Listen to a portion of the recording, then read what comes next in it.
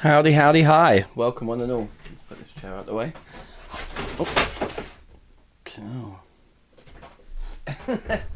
Chaos ensues. 2 seconds. Welcome to the stream.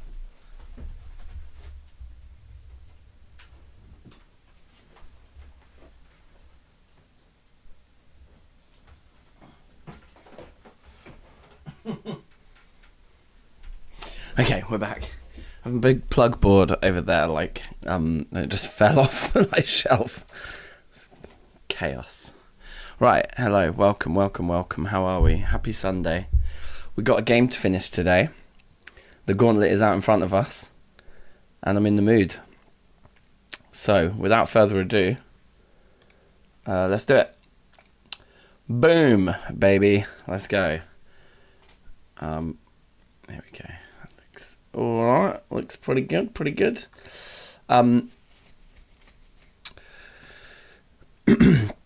all of the kind of like mechanics are in. We've got a bug that I need to fix right now, and then this giant boulder, that's like the only mechanic. Okay, then levels, we've only done the first 6 levels, so we've got loads more to do, but I think they will be faster because we're working out how all these things fit together in these levels, and I think it shouldn't be too long to just bang out the remaining levels now that everything's kind of in place.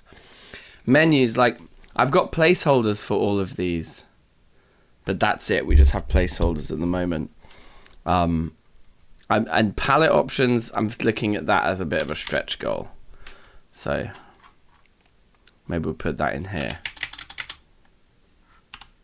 Oh yeah, I wrote a little I'd ordered my favourite Beatles albums the other day to send some friends. I just used this. So if you're wondering what order I think the Beatles albums go in, Abbey Road's the best, Yellow Submarine's the worst, and there they all are.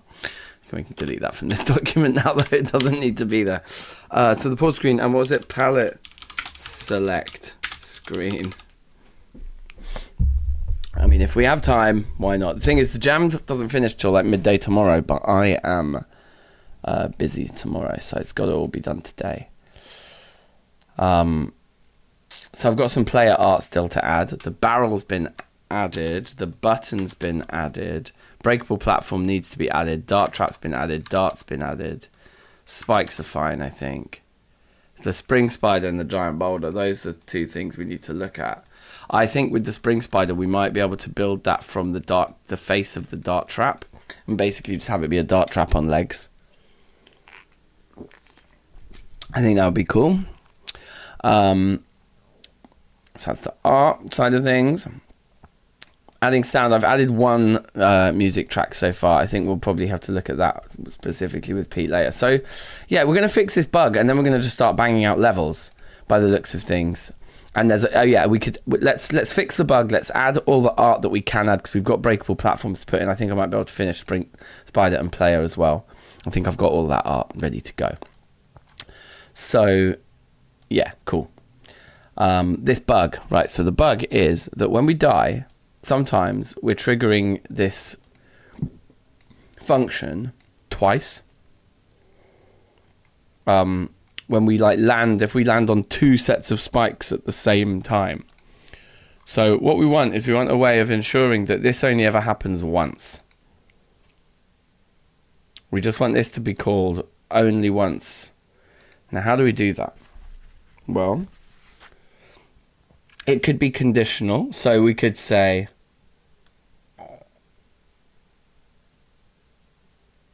like,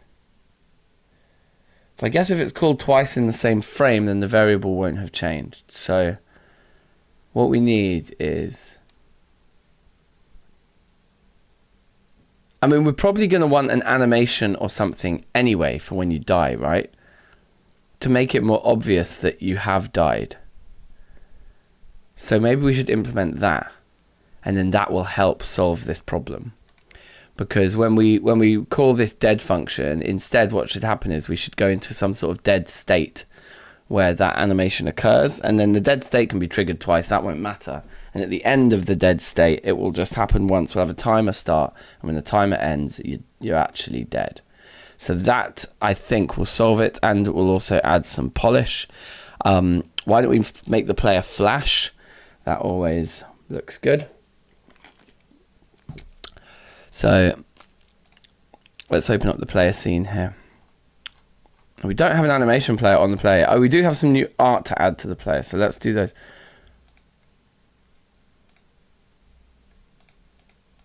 Okay, so crouch and crouch hold. Okay, fine. Fall and hold. Idle, okay. Idle hold.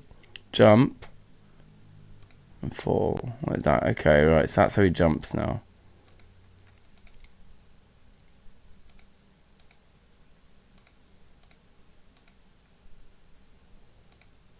Run and run hold. So we've just got jump hold and fall hold that aren't implemented in the code yet, I think is what Pete was saying. So let's do that. So it's going to be easy to do.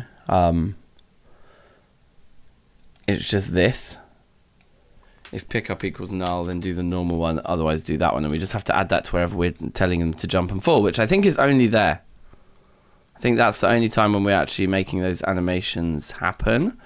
Correct. Enter level complete, that's fine, because he's never going to be holding the idle at level complete. So yeah, so it's just replacing that with jump and jump hold. I'm replacing this with fall and fall hold. Okay. So that deals with that. That's the player art now. Done. Okay. And then, oh, Minus. Hello, hello. How are you? Big up yourself. Welcome. Let's now put an animation player on the player. We'll call it death or damage. We'll call it damage animation, and we can put that with damage cooldown probably next to the hitbox. And we're going to make a couple of animations here. Then we'll make one called hit, not jit. Rename hit, and we'll make another one called dead. Okay. And they'll both be basically the same, but dead will probably have some sort of function call at the end of it. And all we're going to do, when we get hit, we are going to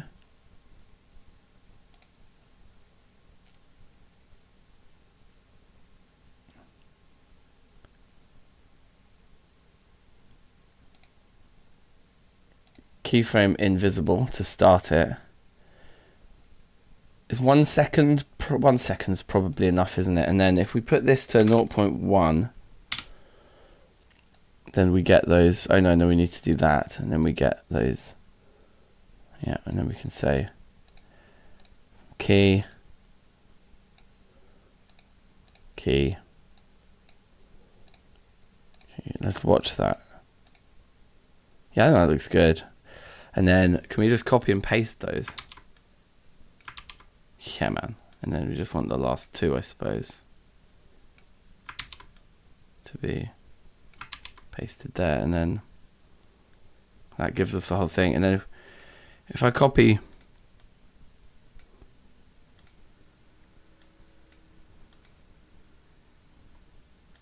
Oh, it looks strange to me. Oh, you only highlight the second half. Okay, well, whatever. That's hit, and then for dead, we'll do the same, except it will be maybe 3 seconds worth of that same thing happening.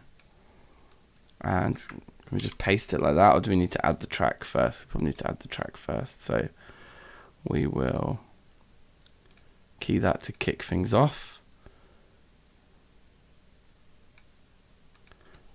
Put that to, oops, 0.1. Key it on, paste, paste, paste. Get rid of that and get rid of that. That's way too long.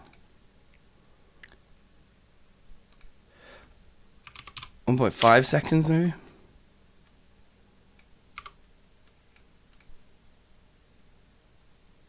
Cool. I'm fine with that. And then the dead one will have the function call at the end of it, which we should write a function for.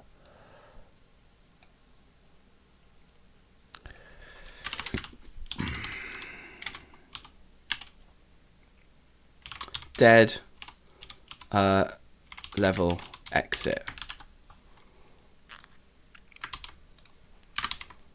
Oh, that needs one of those. That can go, oops, in there. And then this, we're gonna say dead equals true, probably. So we probably don't need a whole function. So actually, yeah, what we could do is, let's just do this. Say dead equals true, or dead equals true. We'll make that just be dead. And we'll have the function call in here. Call method on the player, and the method will be dead. Okay, and then so that's going to do that.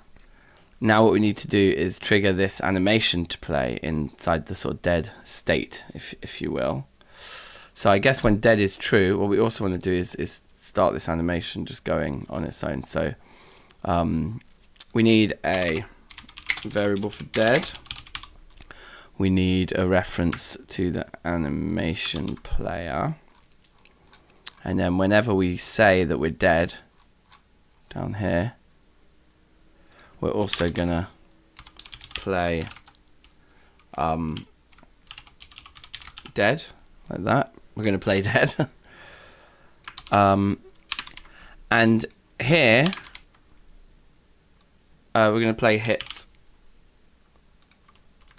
So it will just flash for a second, and the damage cooldown is also a second. So while you're flashing, that's while you're invincible. So that will work lovely. We could get rid of the damage cooldown timer now and just use the animation to trigger it. It would be slick, but never mind. Okay.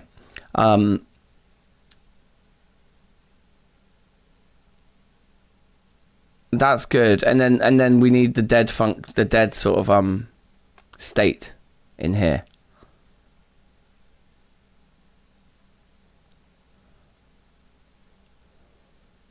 So if it's not level complete, then you're doing all these things. Else you're gonna have gravity. If it is level complete, you're still gonna have gravity. And then when it's exit level, then you run away, right? So I think all of this can only happen if you're not dead.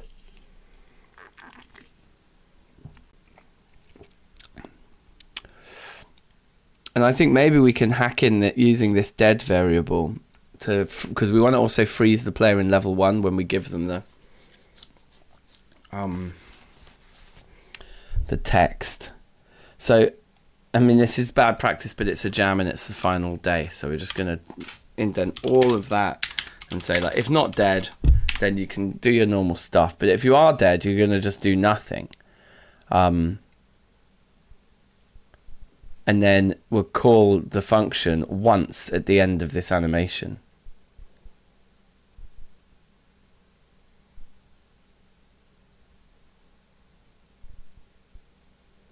Function named dead has the same name as a variable.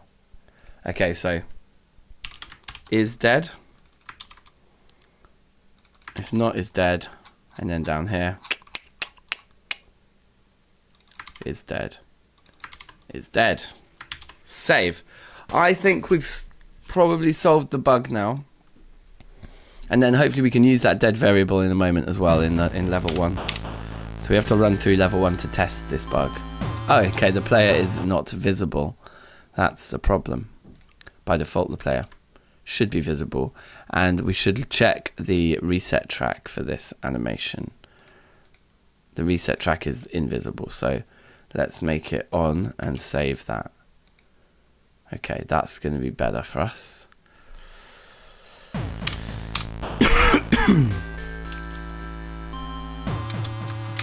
See, look, you can run around while this text is there, which we don't want. I never properly finished implementing that.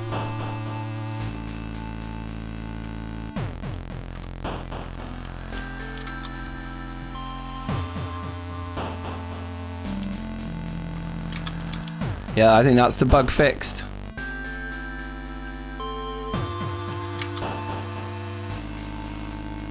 And that'll be fine with a nice sound effect there. That will be good. Okay, cool. So that's one thing solved.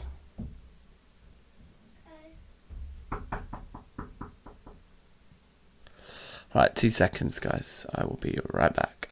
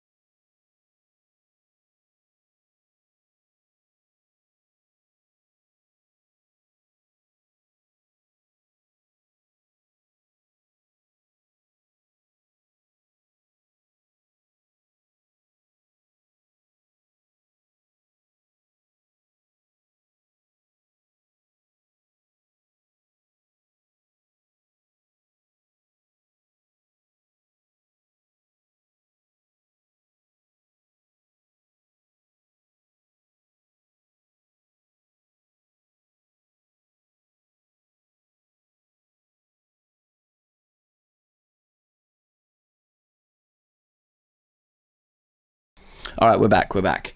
As my son has been playing the Switch this morning and it's run out of battery, so he needed the technological genius that I am to come and plug it in. All right, so let's get back to this. So we've got this dead state for the player now, and I think we can probably hack into level 1 some control over that state, because the state itself doesn't trigger anything. All it does is deactivate the player, which is like perfect. And the thing that actually triggers the sort of death sequence is the animation that we set up off playing in tandem with setting the variable. So the separation of these two things is excellent for us, because now we can just set this variable and it just basically pauses the player, right? Which is perfect. So that's exactly what we want in level 1. So let's look at level 1. It has the intro text, which is its own little level 1 specific situation here. And this script controls that. At the moment, it's on a timer. And I think Pete also pointed out that a timer isn't ideal. It'd be better for the player to be able to skip through the text. So I'm just going to delete the timer entirely, which should leave this function kind of lost.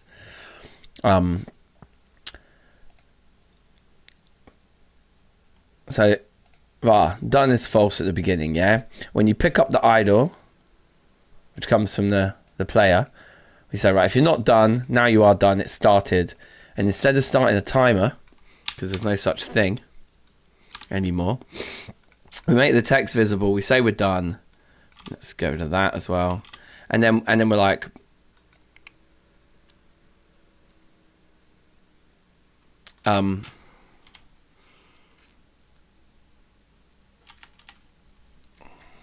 what's the way to do this?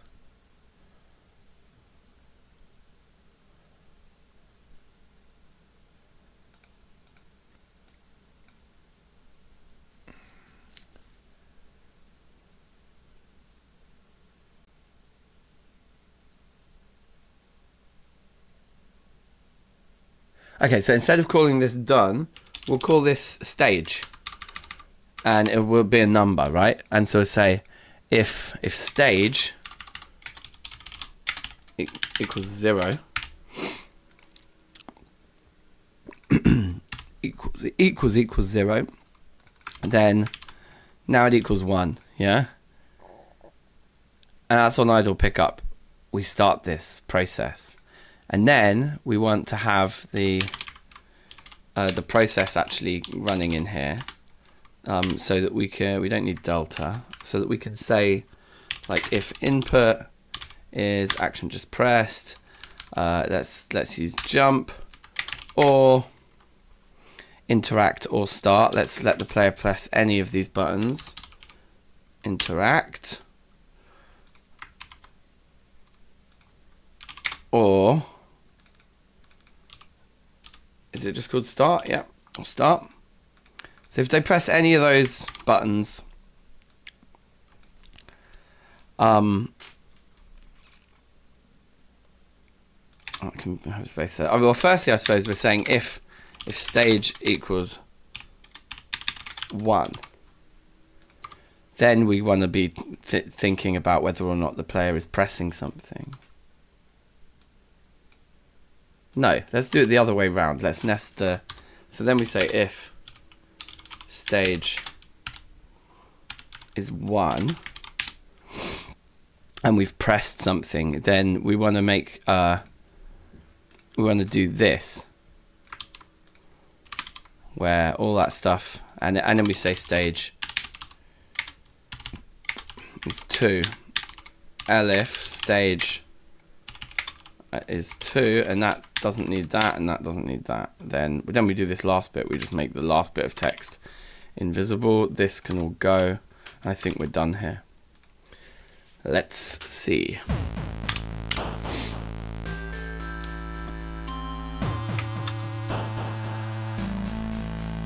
No, it doesn't work, because that's the first bit of text. And also, we're still moving. Oh yeah, we never actually made the... Okay, hold on a second.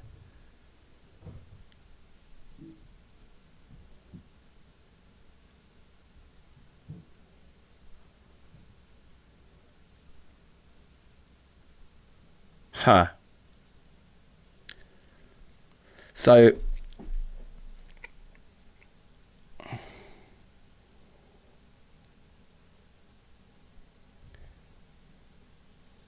Maybe we should, if we don't let the player press interact, I think that will solve that, because I think it was because interact is the button that you're pressing to trigger the whole thing. And to be fair, that's kind of cool. It would be cool to make the player has to jump to get up here, so they know the jump key already. This idol has caused me nothing but bad luck ever since I got it. Time to put it back where it came from and be rid of this curse. Nice. Okay, so that works now. But we need to freeze the player too. So if stage equals 0, do all that, and then also player dot is dead. It's true. We just like kill the player temporarily, and then at the end here we'll turn that back to false, and that will like reawaken the player then.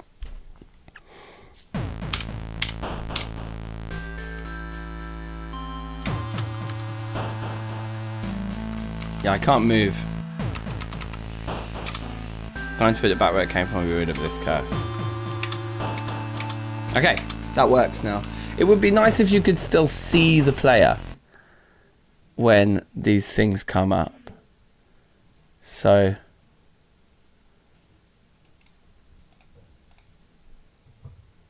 I'm going to keep working on this intro text just for a second, because I've got a bit of an idea to make it look a little bit sweeter, I think. So if we just make these visible, they're right in the middle of the screen, which is okay. But you know what would be cool would be if they were just a little bit higher than the middle. Like, let's go there, and let's go there. Okay, and then I'm going to get rid of the outlines on them.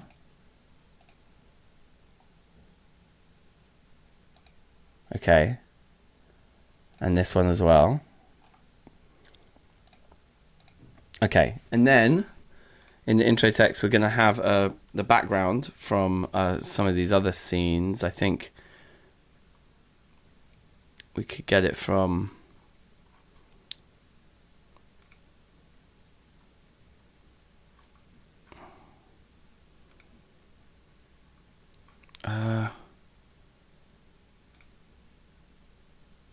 game levels. Why is it not in there? Is it in menus? I must put it in menus. Splash screen.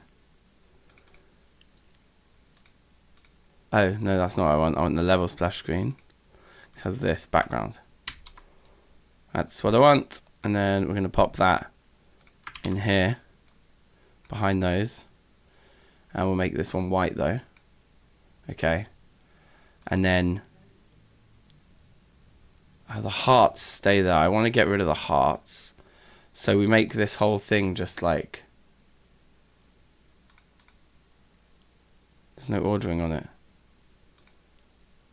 Okay, well, we'll make the Z index of all of this stuff like 15. It's weird you can't put a Z index onto the... Oh, look, these are still just being drawn over the top anyway. This isn't helping. We actually have to hide them in code. Okay. Okay, well, we'll do that. That's fine. I want to do this. I want to do this properly. So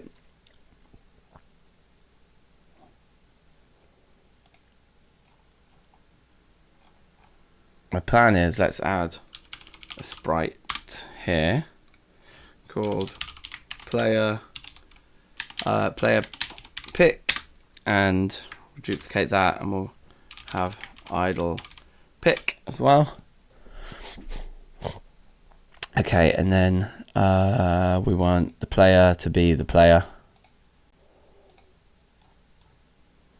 This is a lot of polish we're adding here, but I want the very beginning of the game to be really slick, right? Like, that's exactly what we definitely want. Player new Pete. This is the one we want.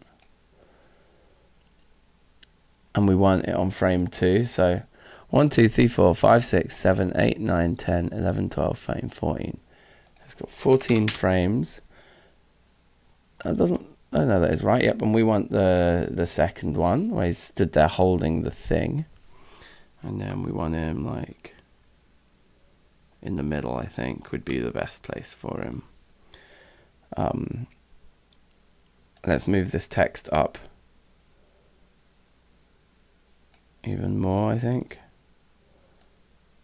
like that, and then the idle pick is going to have idle on it, and then move that to the correct spot there.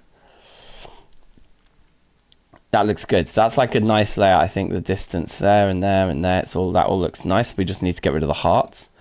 And so now in the intro text script, we've got a few more things to worry about. We've got the background, the player pick, and the idle pick. And we want to,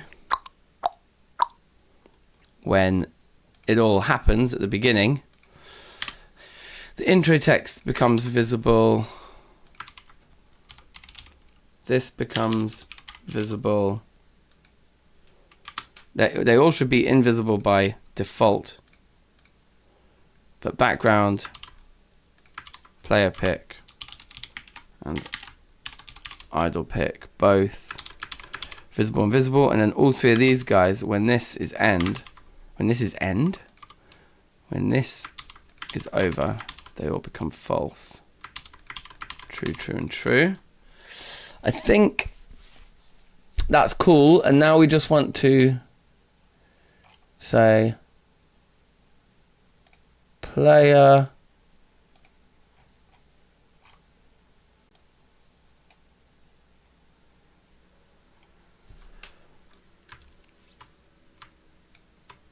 .gui.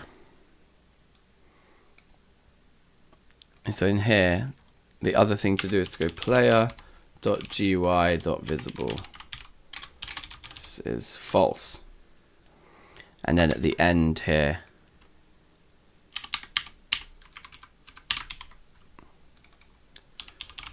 make it visible again. Okay, this should look cool. I think this will be cool now.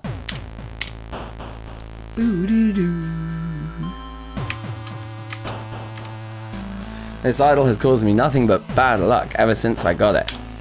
Time to put it back where it came from and be rid of this curse. And there we are.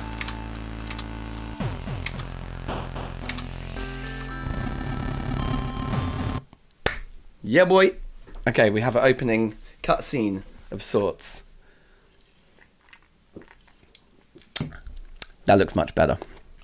Now, we can probably get rid of the player one. The level splash screen can go. And we've got to design some levels. Let's bang out some levels. There's also potentially some art in the Discord that I haven't implemented yet. Maybe we should do that first. Oh, right, so we've got these trees. Okay.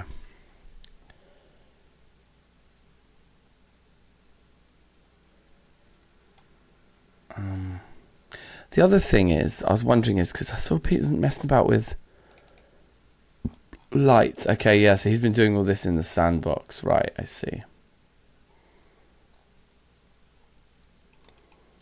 Because this, I want to know what that script, light shaft, that.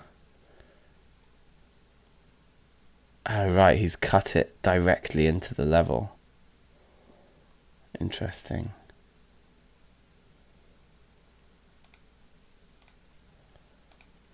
The shade on it.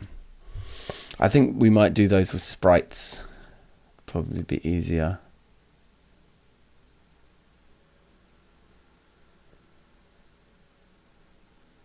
I don't know, maybe not. Maybe manually drawing them in is fine. I would have thought it should go in that light masks back buffer copy. I'm not entirely sure. Anyway, we'll get to that. We need to just design the levels themselves, I think, at this point.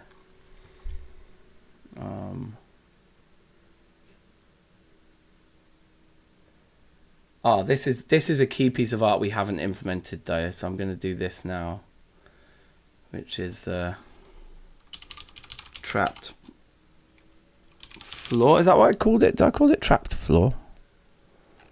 Trapped floor, yeah. Nice.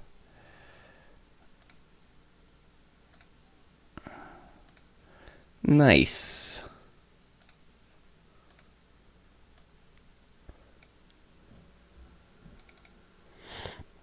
Because yeah, at the moment it's just a black box.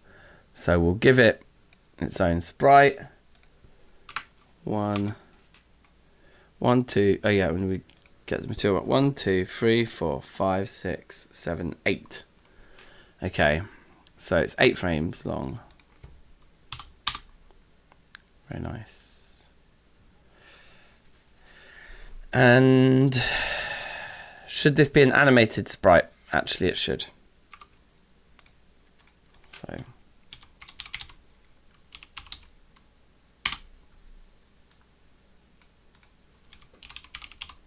call it sprite again, just so that our references don't break. Yeah, I guess default's fine, and then breaking. So for default, elements, trap floor, 8 and 1, first frame, boom, breaking. Is default looping? Yeah, it is, and auto playing, cool. And then this one, breaking, take the lot, add, and press play. Okay, cool. And then the trap timer, 0.4 seconds. So we want that animation to take 0.4 seconds to play. At the moment it's doing 5 frames per second, so it's going to be much slower. 0.4 seconds is fast, you know. But okay, I mean, I tested it. I know it feels pretty good when you're actually playing it. So we've got 8 frames and we want them to last 0.4 seconds, which means that a full second would be like 8 times 2.5, right? Like 16, like 20. So I think we want 20 FPS for this animation. We just got to test it now. So save that. We come into the level where those pieces are, which I think is this one here, level 4. You can just test the level as is. Okay, cool. I mean, they definitely look sus, right? They look like you're supposed to fall through them. The shading is appropriate there. That looks great. Oh yeah, okay, but I'm an idiot because I didn't actually trigger the animation playing, so that's obviously what we need to do. So trap timer start, sprite.play breaking. Cool. Now let's try. Oh nope, that's just loading that scene. I want that scene to be loaded. Very good. That was kind of perfect. It looked like it sort of double triggered the animation, so it might be worth saying like there's some kind of state. Because do you think if I keep running back and forth, can I keep re-triggering them and they'll never break? It felt a bit like there was something going on there, didn't it? There needs to be like a state change here, like breaking. And then we just say like if not breaking, then you can start the process of breaking. And when you do start that process, set breaking to true. So now that'll only trigger once. That should be better. It's still a bit glitchy, huh? So what that probably actually is it means that like the animation, instead of so instead of having a timer on them, what if just the animation player, when the animation finishes, because this is looping. Oh, let's just turn looping off. That's easily the simplest fix. It'll just hang on the last frame until it destroys itself. Whoops. We can just test that level directly.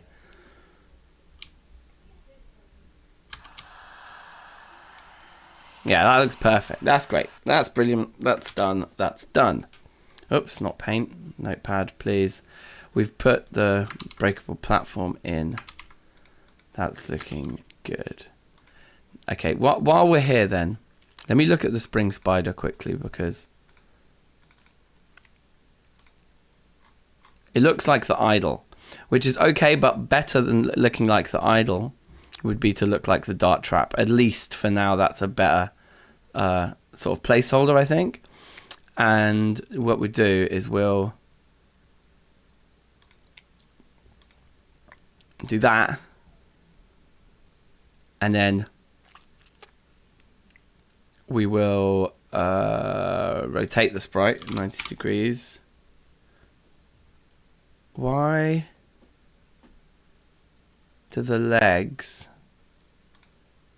go in front of it? I kind of want the legs to be behind it, like that. That's better. And then what would be cool would be to like make it open its eyes when... I mean, I guess we're going to want to change how it looks, but cool guy. Full stop. Full stop. Straight back at you. Welcome. How are you? Happy Sunday. Let's like make it so that it does change frame. So, because then in the long run, if we do make a new face for this guy, he can have 2 frames, one with eyes open and shut. So what we'll say is like, it's all about the unlucky, isn't it? So make decision, yeah. But ultimately, we're always going to be tracking here. So when you pick up sprite.frame equals number 1, and when the idle's put back down, you go back to frame 0, which is the default, and that should work. Okay, right. So let's not mark that as done though, actually, because I do think because they have a different gameplay function, which is their bouncy, you can jump off their heads. They do need to look different to the dart trap in the long run, but that's just a minor sort of improvement to the temporary art that we have in there. All right. Well, I think without further ado now, it's time to build some levels, but should we just play the game through up to the end of level 6 now and just get some feels? I can turn the music down just a bit, which might be better for the stream, and also just to show off the menus that are all here. They're nothing fancy, but they work. Right, now here we go. This idler's caused me nothing but bad luck ever since I got it. Time to put it back where it came from and be rid of this curse. So that's, we're hitting the theme, early doors. The way the music stopped just then as the door opened was like perfect timing. Oh, look, the spikes appear when the idol is in your hands. Looks like we need to jump.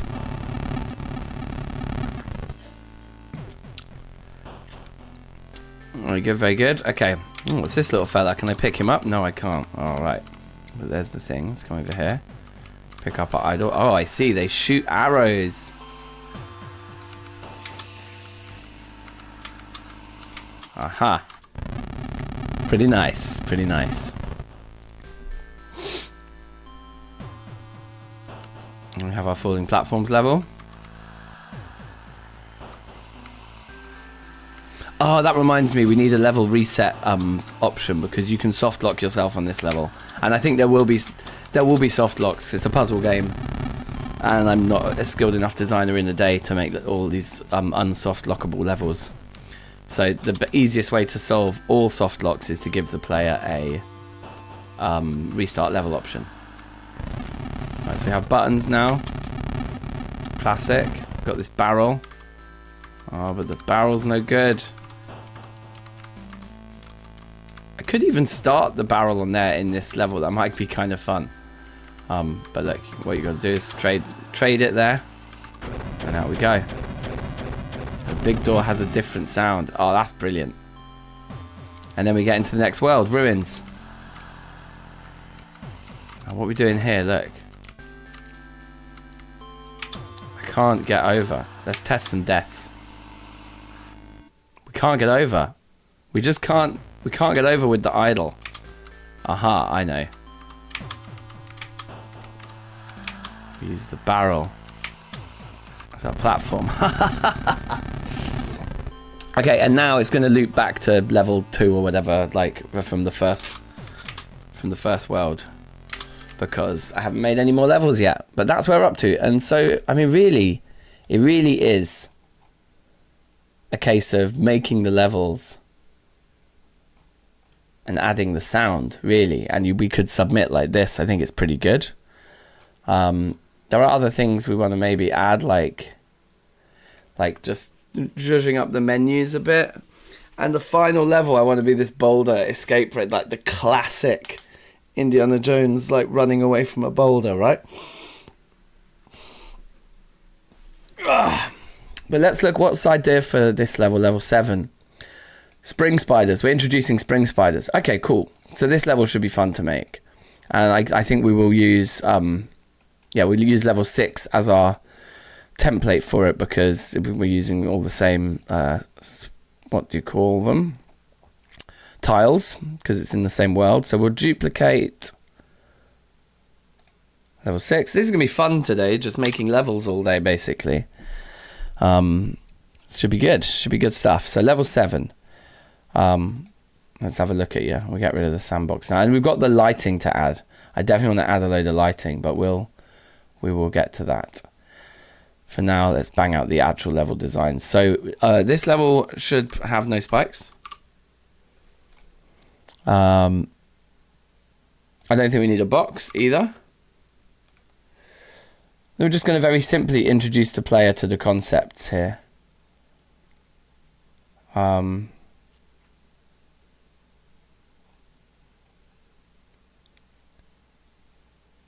the best way will be with some lower terrain, right? So this is going to be a level where there's a bit of a climb, I think. So let's lay out the layout of the level first. So I think we want this one, isn't it? Yeah, for this world. So I'm probably gonna, let's get blocks out going. I'm gonna do that, and I'm gonna do that, and then we're gonna come all the way down here as well. Let's make this level be a real climb.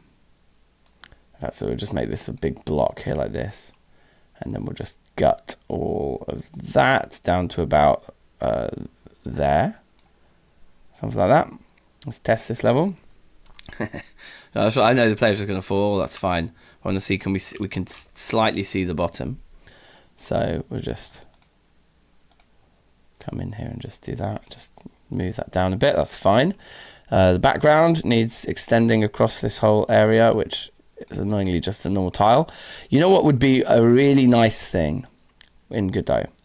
Would be for the tile maps system to more fluidly, like it needs to save that this, when I highlight this tile map, I want to be in tiling mode, and then with this one I want it to default to terrains. Do you know what I mean? Because it doesn't really, it doesn't work. Also this, I really don't like this, so we're not using it at the moment, and I think we're going to replace that with something else later down the line. So for now we'll just do this. The player can be down here. The idle, I think, will be somewhere halfway up. Okay, and we're going to put some floating platforms. But let's just start by getting the spider in.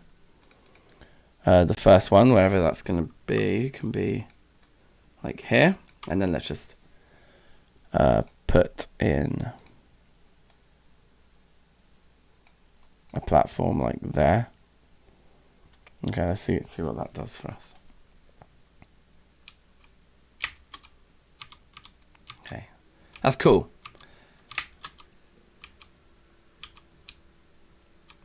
So it needs to be a bit lower.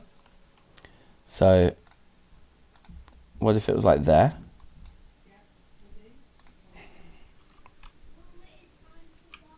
You can also see the platform now, which is nice. Yeah, I think that's kind of just about right for the first time we introduce it. Let's pop that right in the middle there. And let's give this guy a friend over here. And then we can jump up too, so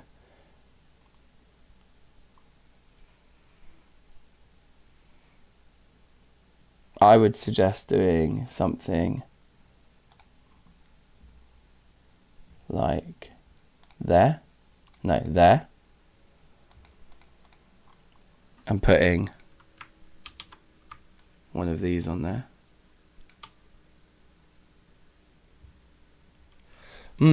No. Let's do it like that. Reason being,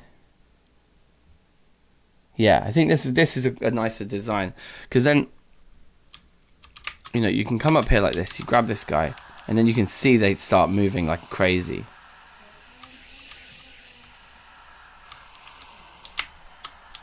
That's quite hard. It crashes when we try to die, when I just load the level as one like instance like that.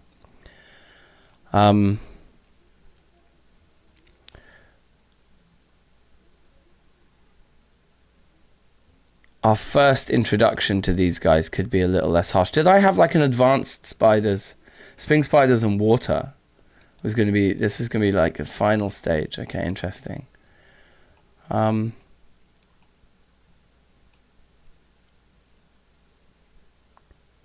Okay, how about this? Let's use this guy somewhere else, and let's put these in like that.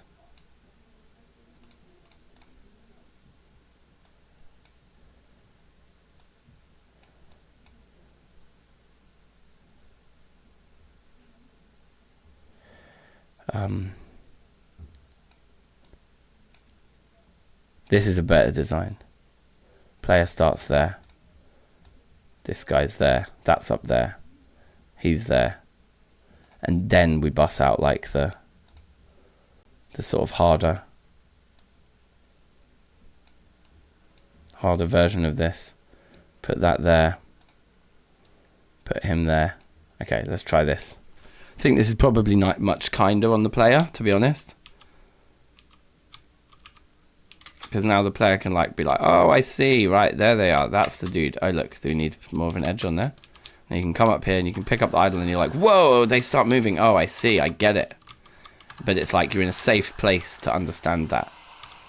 And then, that's really tricky. Skill issue. Try again, okay? That's hard, that's hard. Did I just close the whole of Godot? No, reopen yourself, mate.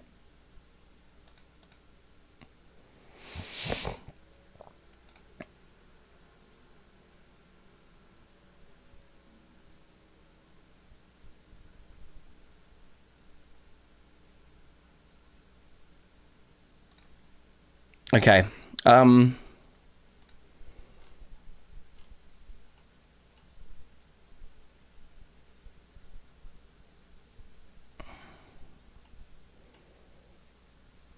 I mean, this is going to be something that we're going to probably want to do in much later levels. This is really hard.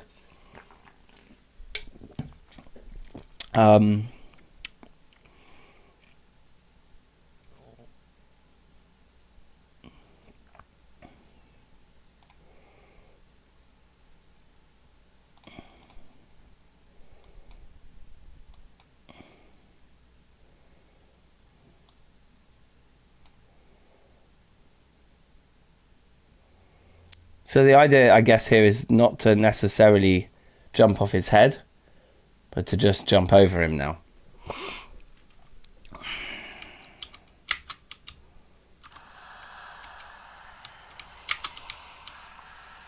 But it's hard to jump over because of the ceiling above you.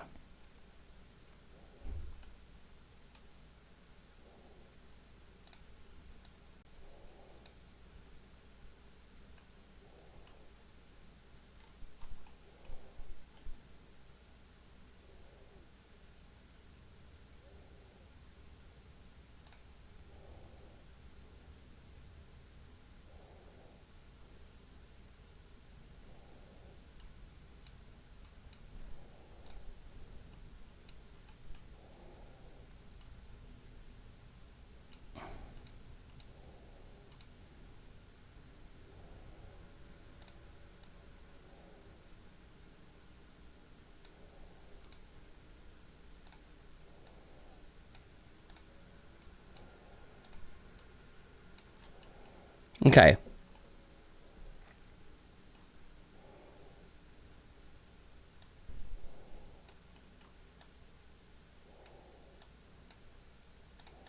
fill that in, can't I? Nice.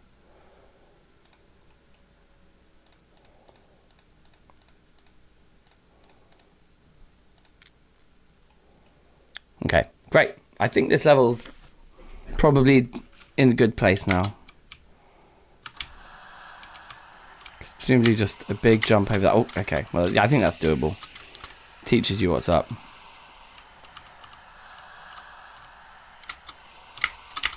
That's hard though, because we can't really. Yeah, okay, that doesn't work.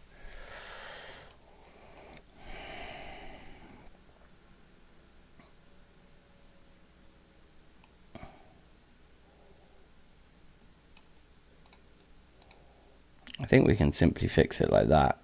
It feels a bit harsh because there isn't really enough room up here.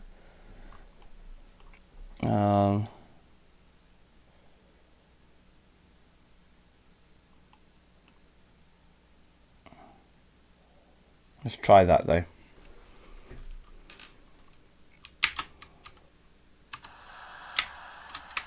Okay, yeah, you can just make that jump like that. That's good.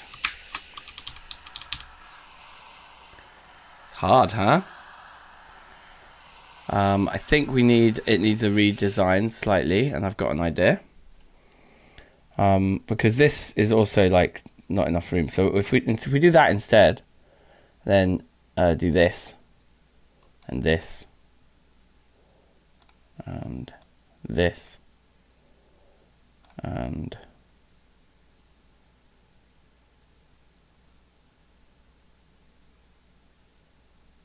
something like that. I think there.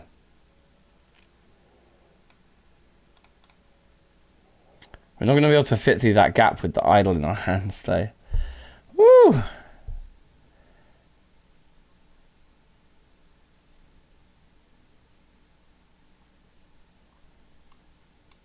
Okay, think about this some more. If that's like there, with this guy on,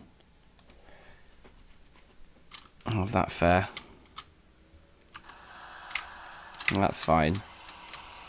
Oh yeah, but then we can't get up. We have to crouch and jump like that, but that's probably quite hard to expect the player to work that out for themselves. And you just die instantly as well when they touch you. It's pretty harsh.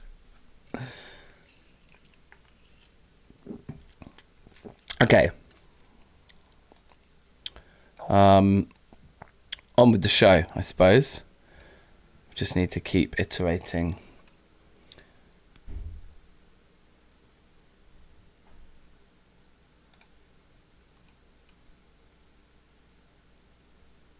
Why don't we do it there? Oops. Like that instead. And then just do some regular platforming. Just something like that. Make the platform longer so you can time the jump onto it. Yeah. So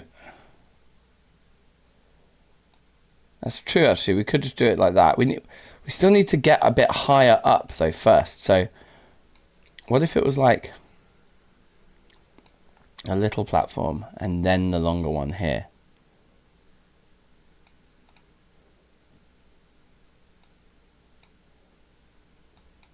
Something like that.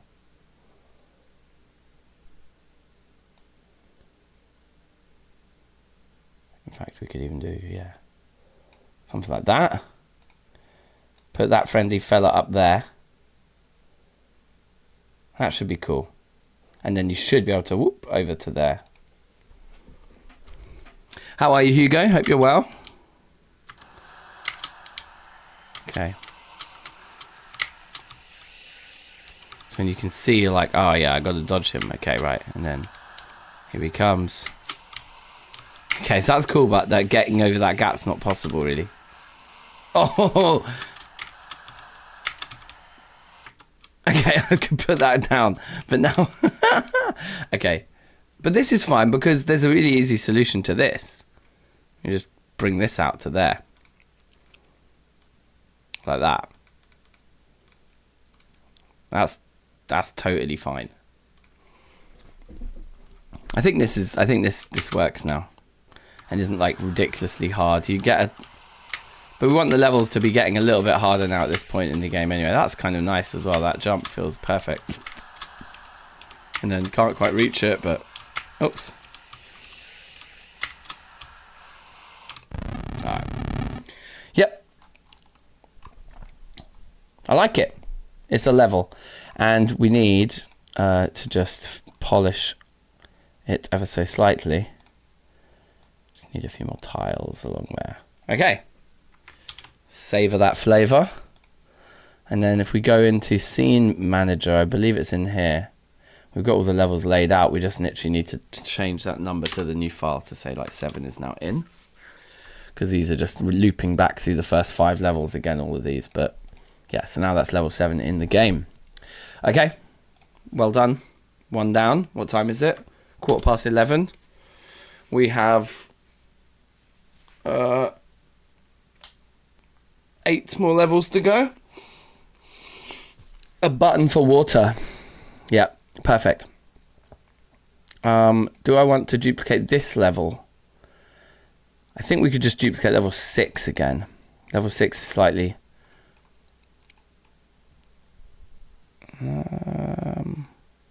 let's do level 7. It's bigger in it. No, we'll do level 6. We'll do level 6 because it's more on one level, which is what we want. Level 8. Okay. Open it up. Get rid of the spikes. But we're going to keep the barrel because we want to put the barrel on a button and we want some sort of water level puzzle here. So I think we want to make the level a bit longer. But it doesn't necessarily need to be much deeper. Maybe slightly, but we can... If I just come back here and do something like that, I think that will be fine. And then we'll take these back into terrain mode. Ugh. Also, looking at this, I bet we'll be able to see the edge of that. So we need to do this on level 6 there. Because, yeah, we've got wider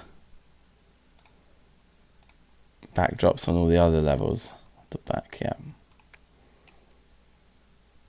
Okay. Where was I?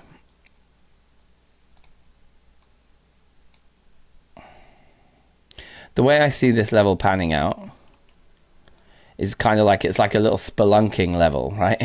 So, you're going to want to come out. Scrap, how are you? Welcome. Good evening. So if we like do something like this, whoop, and then there'll be water here. So we're going to have like, okay, I want the pen. We're going to have like a cave like this. And the water level is going to be like up here somewhere. So you have to go underwater and come up, and then that's not going to work. So instead you're going to need to, somehow put the barrel on the button. So what we'll do is we'll start the player over here, and we'll just give them the idle straight away in this puzzle. That's not a problem, I don't think. We want to give them the idle so that they work out that they actually can't get down through the water with it, and then they have to come up and explore elsewhere. And maybe that's where we'll put like some other area behind them up here with the barrel and the button or something. I don't know. But also the button we want.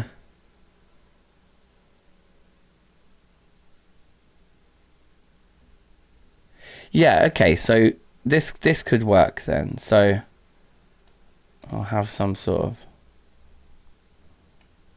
secret area up here. And we'll put the barrel in there. Okay. The player's not going to be able to get up there. How do we do that? We just have to do like that. Okay. And then in the water we'll have the button. So we need a button. Button. And the button can go down. In fact, maybe it should be more like up here, because I think it's going to be clearer for the player what's going on. So, and we'll do, but we will keep it like a staircase still. And then we need our water. So the water tiles, I don't think it matters what tile actually we put in, but we want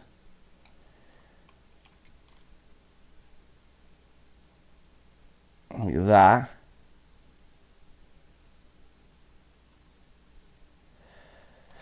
Which is going to look cool, but actually what we need for any levels where the water level changes. So look, can we do this?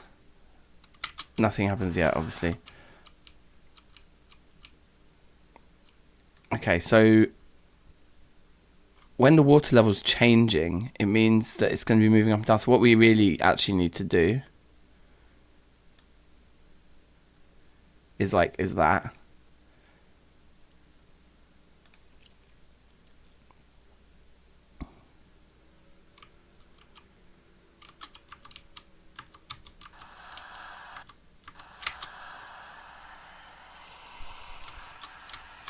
Okay, I think it might be the perfect size. It's like just impossible enough. Oh, you can just make it through. So it needs to be like just a little bit longer. And the shimmer also goes on top of the water like this. And then we want to, in this thing, we want to say like when you are... We want it to go down 3 tiles, so not 32, but 48, and 48 in the positive direction, so it will move downwards. Rob, how you doing? Geezer. We are blasting through the levels, man. This is getting exciting now. I can feel it like coming together. So then this button wants the water to be its connection. And now when you put something on the button, we should see the water level drop. Let's see.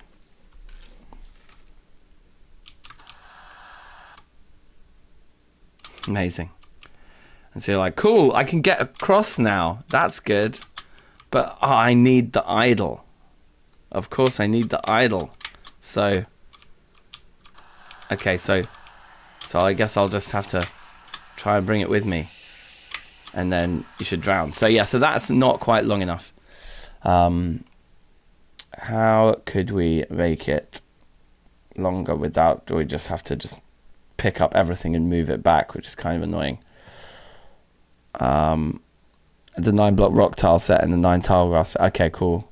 Yeah, I need to tile set of those to get all the other pieces, because it's like these corners, these inside corners and stuff. Like this one, for example, is an interesting tile because it's got space there and space there. On the top left and the bottom right, it's got space, but then these ones all need connections.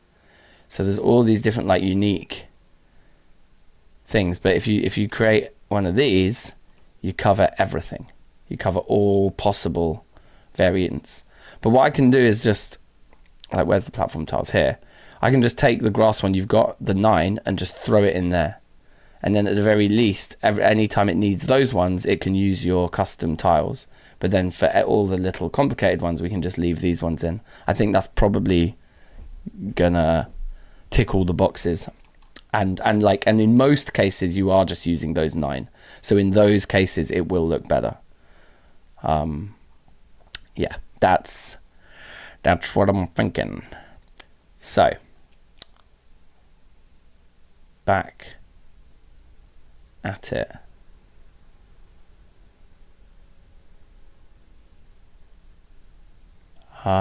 We needed to make this longer, so come in here, and move all this back a bit, like that, like that, like that,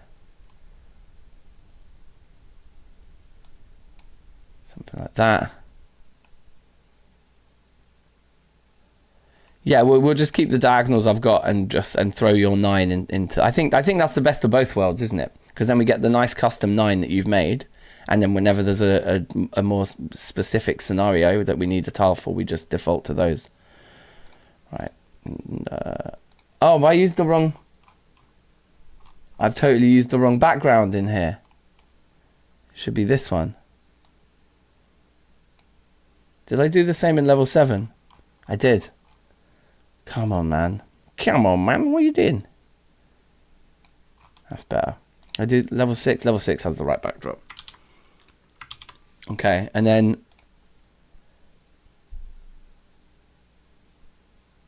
the backgrounds. Yeah, okay. I'll look into those as well.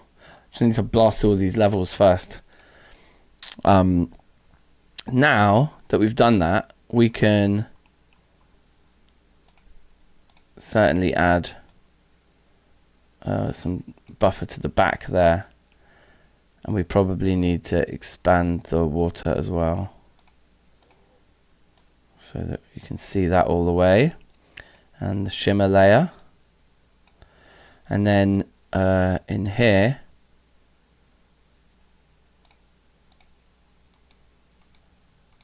let's move this back quite a way.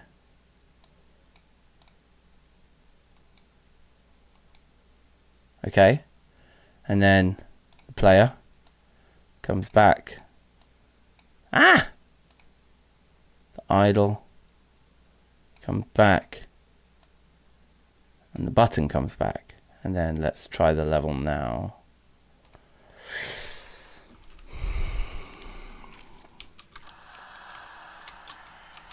So you can't take the idle up there as well, which is also interesting. But then you're like, oh, there's a barrel, I see. Because now, I'm pretty sure... I mean, there's just no way that we're gonna be able to get through there. Perfect. So I think this is going great, because you can see that, but then the player's gonna have to be like, look, what's up here, and find this barrel, which they don't have room to pick up. Oh, it's good to test these things, isn't it? Every now and again. Test your creations. Alright, pop that there.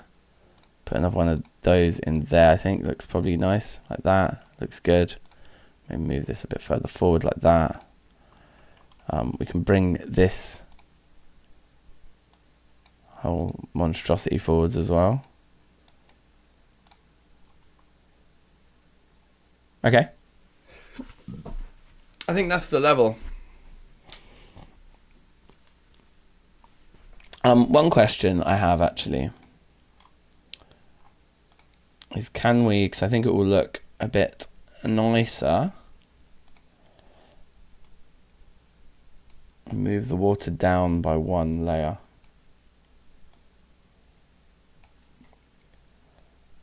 And then instead of it going 48, we'll make it go 32 pixels down. And then let's test that level. Could we make water slow you down? Could do, actually. The question I have is, with it up, can we jump for air? No, you can't. Yeah, okay, cool. I think this works, and I think it just looks a bit prettier with the water level just a bit below the starting platform there. And it's obvious what's happening, that you're moving the water level with the button. And so people are going to be like, oh yeah, instinctively do that and start exploring. I mean, the other thing is the barrel could be here. So then you have to go get the barrel, bring it back. But we've kind of done that with some of the other button puzzles already with the door. So I think it's kind of nice if it's up here. Oh, there's still a challenge there. You have to do something like that. Okay, that's kind of cool. And then there's actually a bit more to it than this, because you're like, how do I... You have to swap them over. We have to be on the right side of it. So it's actually kind of complicated. You have to like come here, pick up the barrel, or pick up the idol, put it there, Do that. Right, calm down. Okay, yeah. I think it's cool. I think it gets people thinking about the space they're in. And people might find the hack of crouching and creeping around, and that's cool too. So yeah, this is good. And then it crashes, but that's fine. I'd say that's level 8 done for now. I just want to blast through them because then I can do a build. Oh, Pete, safe, you're here. How's it going? If you slow down in water, it should only happen if you're holding the idle. Good point. For now, I'm going to leave it, and I'm going to focus on knocking out more levels because the mechanics kind of work. We can tweak them and stuff if we have time. But I think the mechanics work at the moment. That level feels like it makes sense. And we've still got... We just crossed the halfway mark for levels making. But we've done 2 already this morning in an hour or something. So that's good. You're good. Good. We've got loads of people watching on YouTube today as well. But I'm streaming to both YouTube and Twitch. So if you hear me talking about something in the chat that you can't see, that's why we're on both platforms. But loads of people watching on YouTube today. So shout outs to everyone there. Hello. Happy Sunday. And everyone on Twitch as well. Shout outs to you too. Now, darts, push barrels. This is going to be a fun one to design. And then these ones, all of these later levels, I've got a really clear idea of what they're going to be as well, which is quite nice. Particularly like this one. I'm like, yeah, barrels on top of dart traps. That one's a cool idea as well.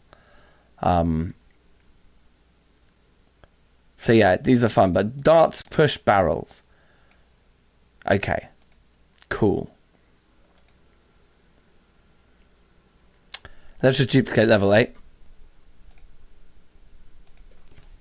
9. Okay. Open it up. Smash that like button, yo. Okay. What up? It's your boy. Bringing you another YouTube video. Today we're going to be eating crisps or something. Or we're going to be reacting to someone else eating crisps. Content, baby. Right, no, today we're going to be making video games, so let's do it. Now this level, the idea with this one is that the dart traps can push barrels off of an edge or something, right? So we need to create a scenario where the player has to appreciate that they need to trigger a button remotely.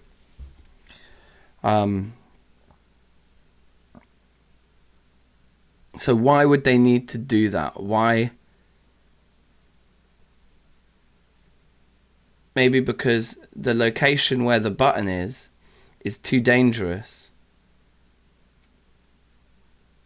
to go while you're holding the idle.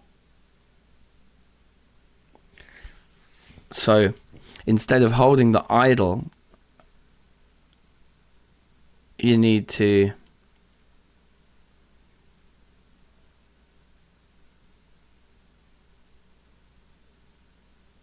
place the idle, like drop it off an edge or something, or put it on a shelf.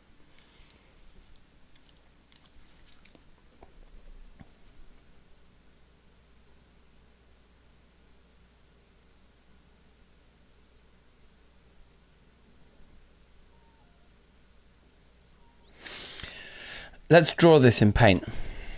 So what if you have a crawl space, like the player's in a room and you're like standing here, but then like up here is like a crawl space that's too small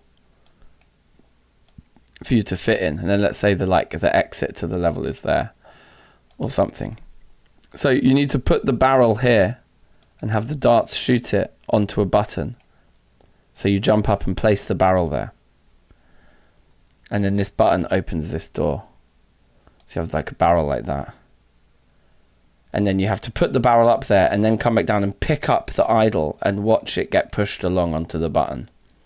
That's the clearest way to teach the player, like, and to get them to have that aha moment of like, oh, I can't reach the button, but I can send a barrel. I can send a barrel there.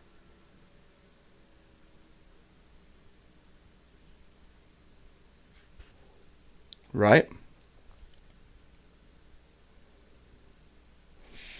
I think this is the play.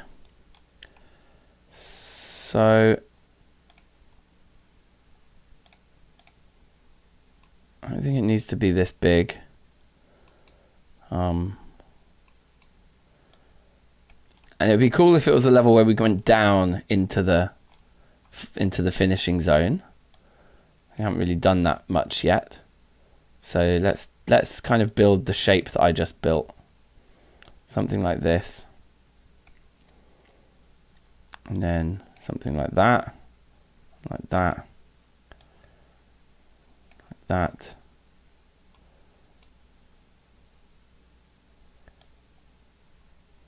You know, I guess it needs to be exactly like this. Well, no, it needs to be 3 tall.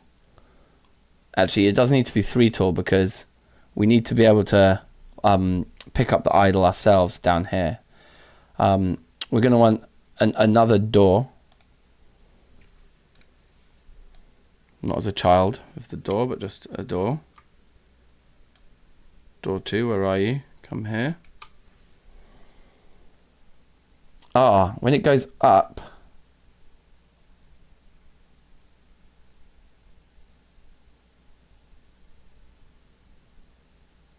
it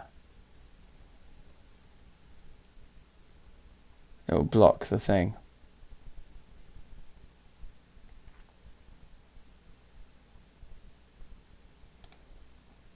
The other thing is you sort of want a hole kind of like there, I suppose. It needs to sort of look like that with the button in. It doesn't really matter if you see the door go up and through the background though, to be fair. I don't think that matters.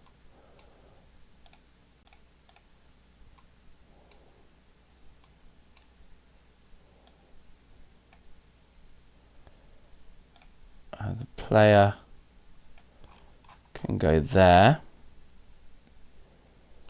The barrel can go there. The idol also needs to be with you. And the button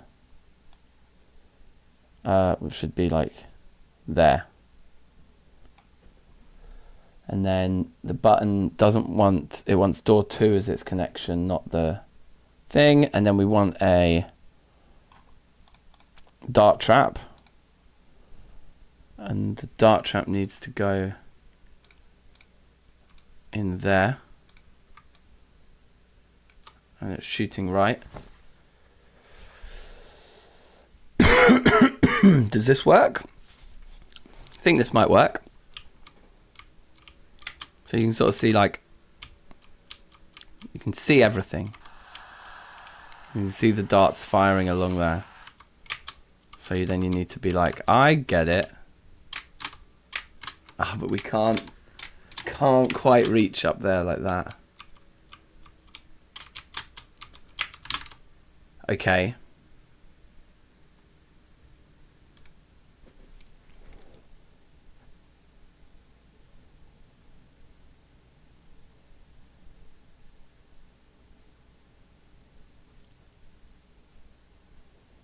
Let's redesign back here a little bit. Let's give ourselves a little bit more space for the player to work with. Like that. Just there. And bring in one of our friends, the spring spider.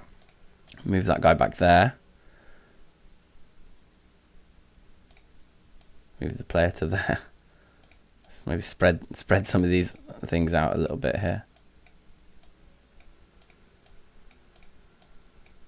That looks good.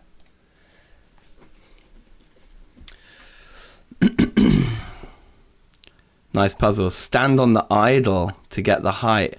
Ah, yeah. Stand on the idol is the one. Maybe that's more clever. Yeah, I think let's go with stand on the idle. I still want to give the player more space, but it keeps the...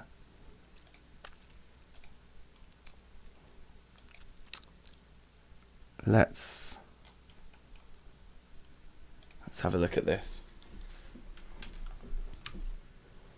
Okay, so then, like, I really want to put that up there.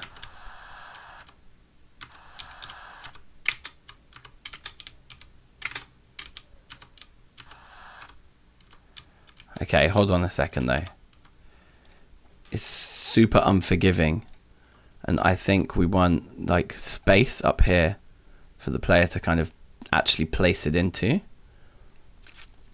So maybe, yeah, in fact that's fine. And then let's just give a bit of a buffer up there so that the player doesn't see the edge.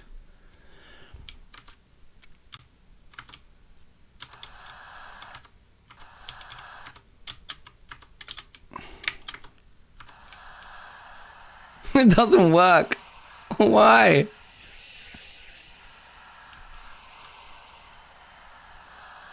Why?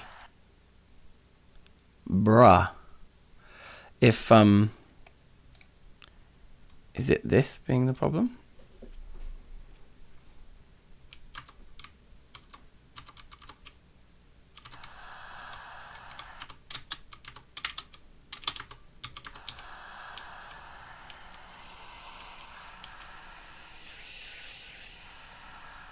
Oh, come on, man.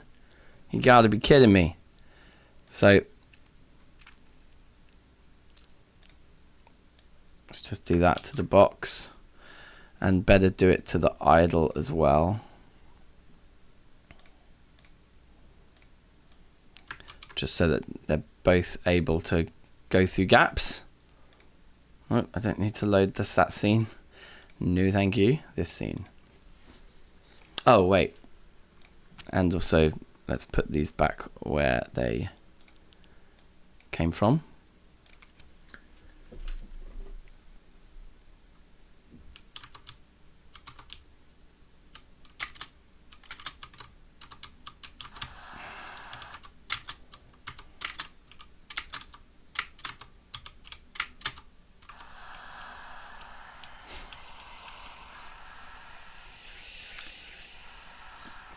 Come on, please work.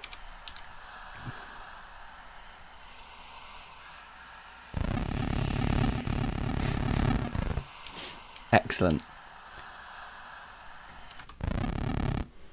Also, just like easy soft lock there to just like drop off the edge. We should put something down here, some sort of additional content or challenge or something. Maybe we just put one of the spider dudes. And then that's kind of unfair. You drop down and you probably... Okay, what we'll do is we'll do this. We'll put those there. And then we will put a spider dude in.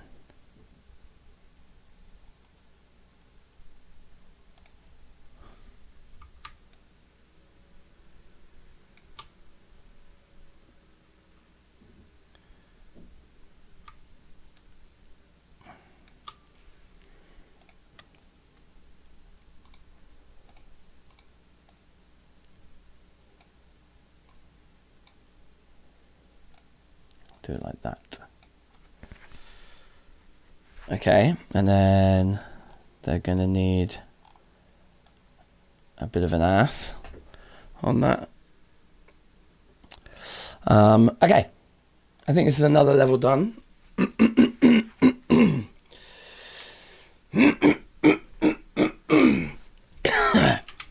Man.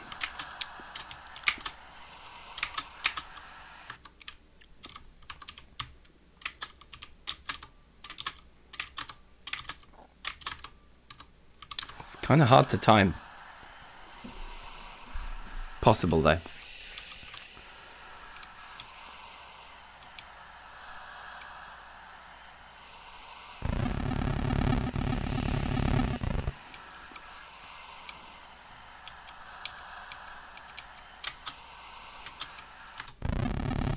Cool.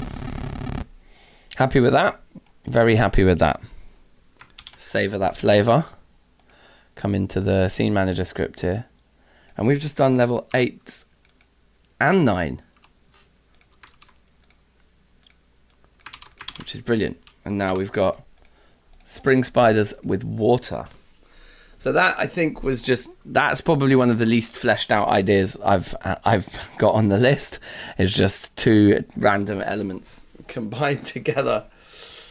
I suppose the thing that immediately springs to mind is that what we want to do is you need to jump on the spring spiders while underwater in order to get air.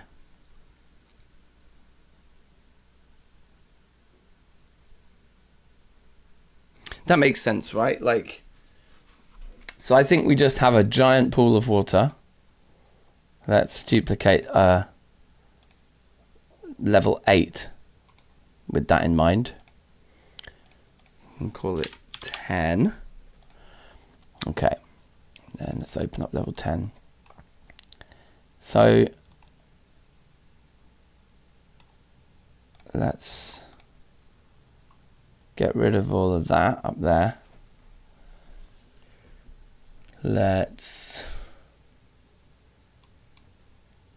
Starting like that doesn't seem bad. If you can get all the levels built in some fashion before you go out, we can spend the whole night refining and making them pretty. Yeah, exactly. I'm going to nip out like about 4 o'clock was my plan to go and watch the football with my kids and that in the pub, and then I'll be back, like, you know, to put them to bed and whatnot, and then log back on in the evening. But yeah, if all the levels are built by the time I go out, you guys in the evening, between sort of 4 and 9 o'clock or whatever, 4 and 8 o'clock, can just be testing the crap out of them, and yeah, and also making them look pretty or whatever. So yeah, that all sounds good. We need to put in the epic door, so this door can go. As can the exit mask, or did I use the exit mask in level 5 still? Yeah, I still did use the exit mask. Okay, so we'll keep the exit mask there, and we just shove in the other. So if I just sort of get rid of all of that for now, and move the plinth out the way, and then epic door. Get you just nestled in nicely there.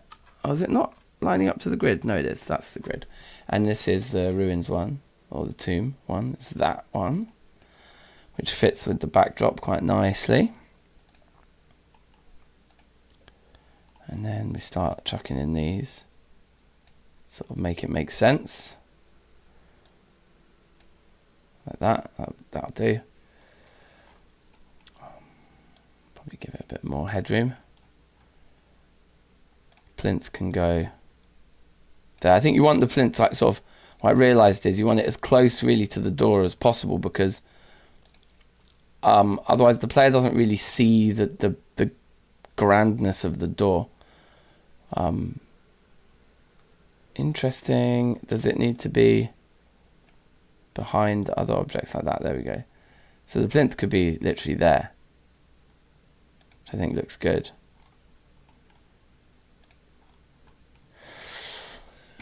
Okay, and then the water is really annoying because it's hard to see what's going on, but the button is affecting the water level at this point. Now, I don't know if we need that.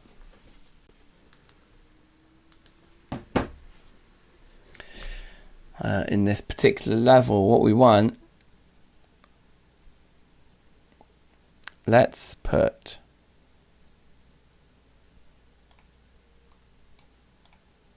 this down another layer like that, and then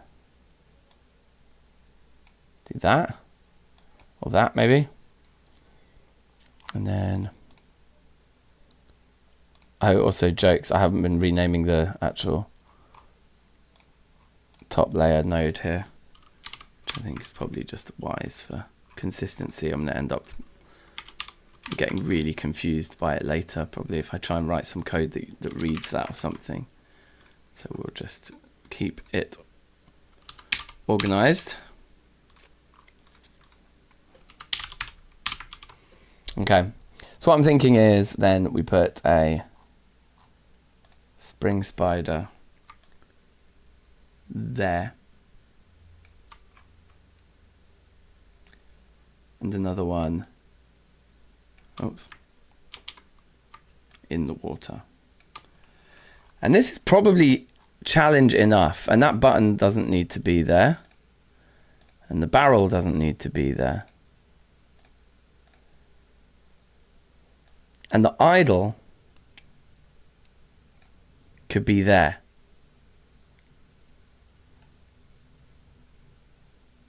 I think this is going to be quite a challenging level.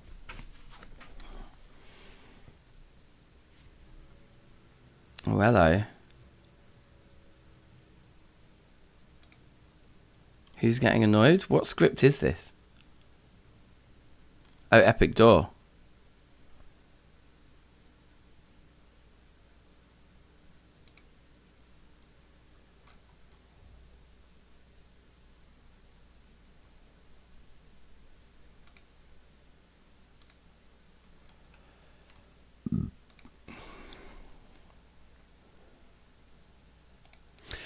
Invalid assignment of property or key frame, value of int on object of type nil. So front is a nil object.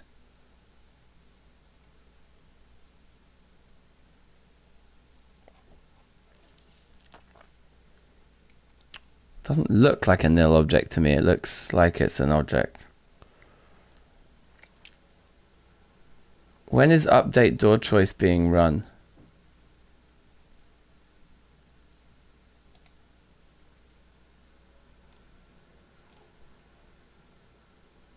When you're ready.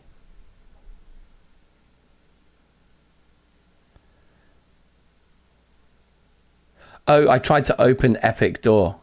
Aha. I think instead of opening... No.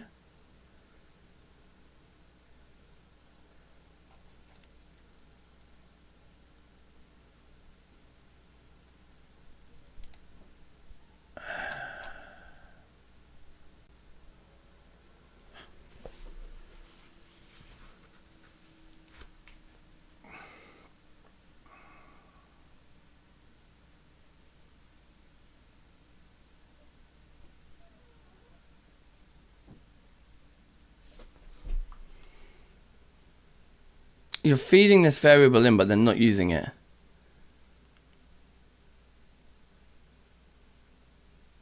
There's the variable anyway. So we just match it. So it doesn't need to be sent there. I don't think that's causing it though.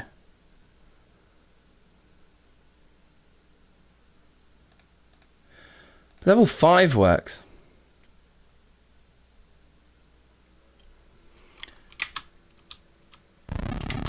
With the other door.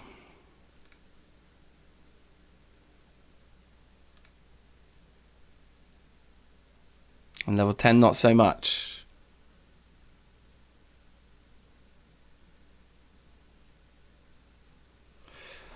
Okay, is it this bit of code? Does this setter like happen? Wait, what am I doing? It's just I think we need to actually print that string, not just say yo.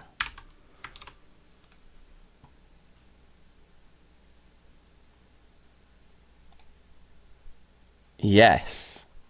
So that's interesting because that makes me think that this is the problem.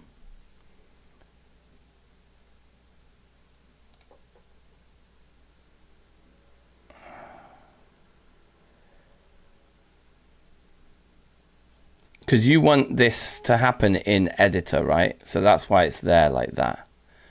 But ultimately, we don't need it because it's being called when ready. And that's what we want. We want it to be called when ready. But right now, it's being called before the object is ready. That must be it. Because in the editor, it can do this because everything's loaded. But then, like, because this isn't its default value, I guess,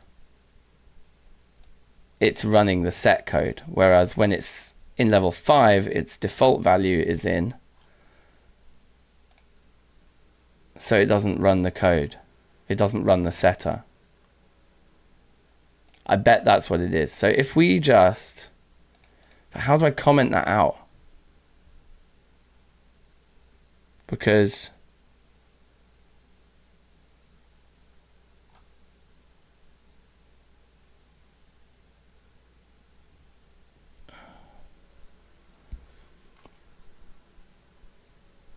so if I just comment this out,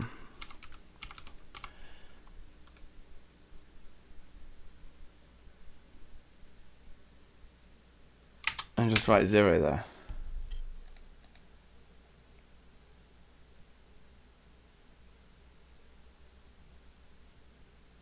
Why? Just like that. Now if we run level 10. Cool. And the question is though, is it still, does it look like its old self?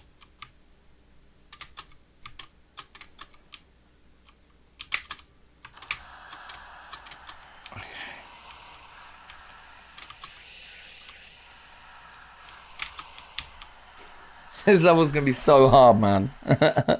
That's like gonna be really difficult to get all the way through there.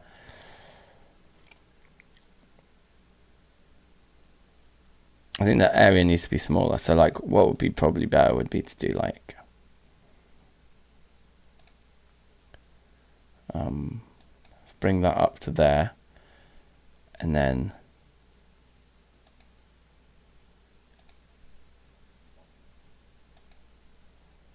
do something like that.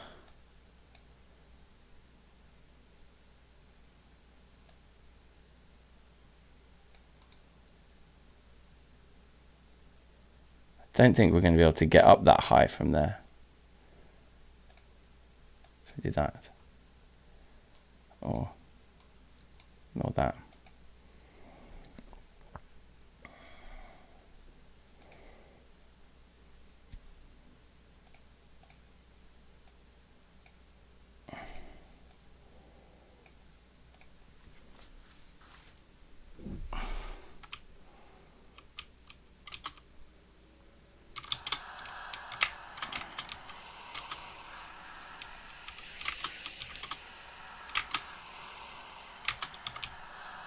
Okay.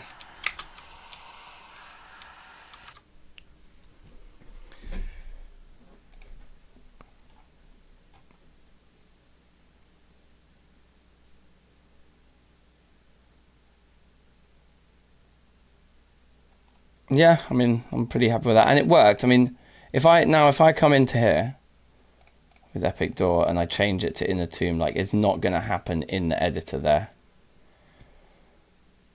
But what we can do is just come into the script and just uncomment it, let it make it happen in the editor, and then recomment it back out again. So yeah, what works in the editor doesn't work for running the game, I guess, is the thing. Like this is fine as a tool, but we don't want it running. We don't want that setter running in the game.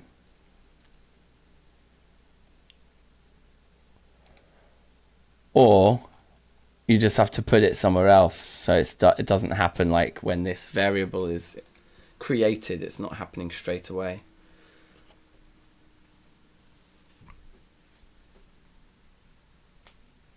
Can you do if it's in editor? How do I do that? I mean, it doesn't matter. It's working. Let's just say that's good. So that's level 10. Boom. Ruins World and Jungle World both done. Oh, baby. With one more world to go. I'm just going to go grab a drink and then we will crack right on.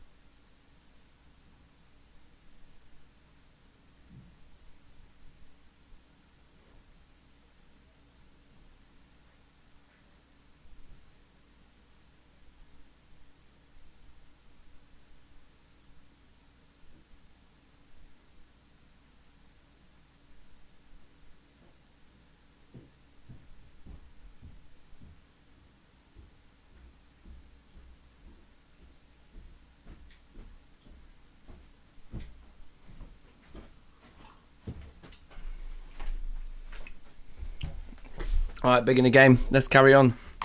I'm living the true parent lifestyle. Living the dream here. And eating some leftover pasta and pesto that I found in the fridge. This is it. This is what it becomes. The meals are just what they don't eat.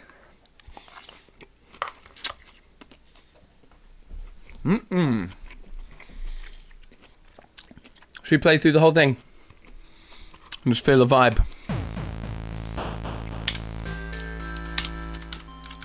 Turn the music down just a bit for the purposes of streaming.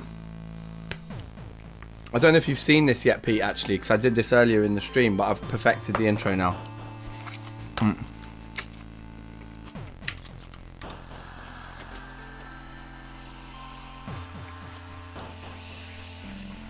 Pretty, huh? And you can't move, can't do anything. You have to press start or jump. Time to put it back where it came from, get rid of it, and you press start or jump again, and then you're in. Very clear. I'm holding the idle with that nice screenshot there. Little jump, and the game begins.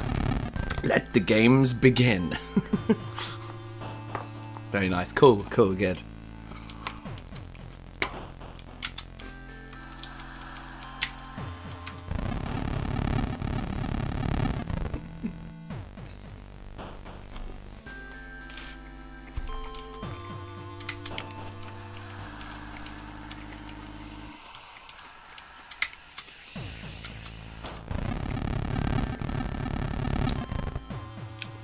The door sounds are wicked, yeah.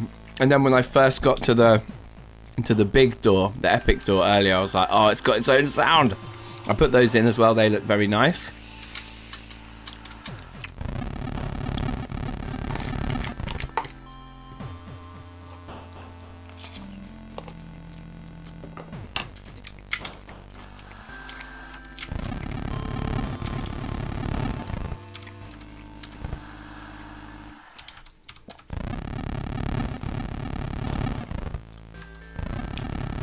Yeah, that sounds wicked.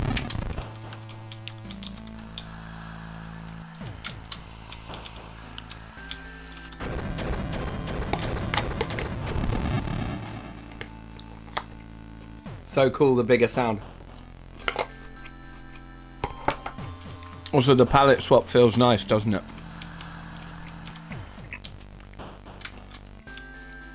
Oh yeah, and just to prove that the bug is fixed now. And we have a little death flashing as well, which was part of fixing the bug. And just adding some more logic into the player so that when you die, it doesn't just trigger the death thing. It triggers that animation. And then at the end, the animation triggers once and once only the death sequence. So you can't get that two spikes glitch anymore.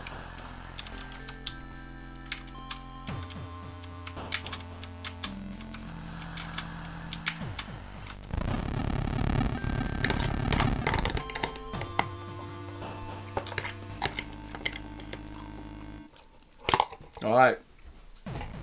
That's one set of leftovers eaten. There's another set of leftovers in the fridge which I'll eat later. Although actually, I also have these. This is not sponsored, but these are the best crisps. What is it? Thai Sweet Chicken McCoy's. Top score on the crisps front for those guys. Right. Now I've got this level here we made earlier.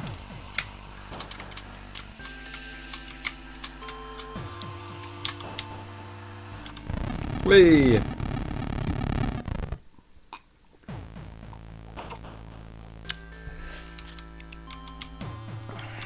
What's this one again? Oh yeah. Come and get the barrel. And then you have a little bit of jiggery pokery to do here. I think the best way is to move this here, so look. Oh yeah, that guy can go over the edge there.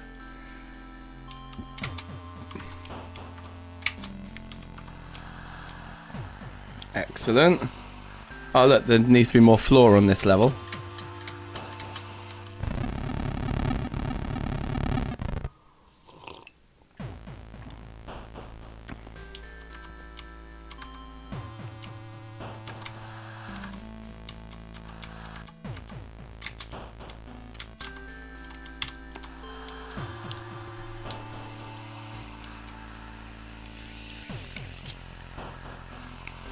Pretty good, pretty good.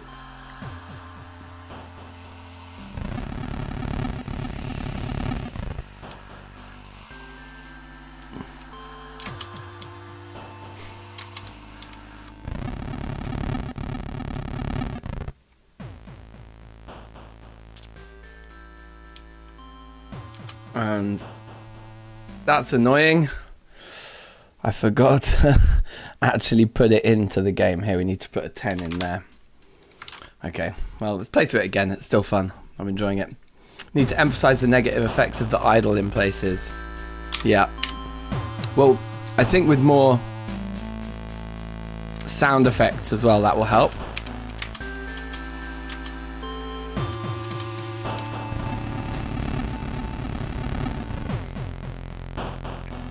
Because you'll hear everything wake up when you pick up the idle. Like those spikes go ding, and then shing, or whatever. Will help to kind of punctuate picking up and putting down the idle in different scenarios. The water might, when the water level changes, have like a whoosh, whoosh. When these guys fire, they can be like, and you'll hear all the, and like the arrows hitting things. Should help.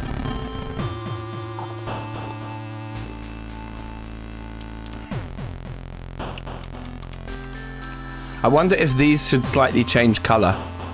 Like they should look weaker. When you pick it up, they should go like they crack. And then when you put it down, they uncrack.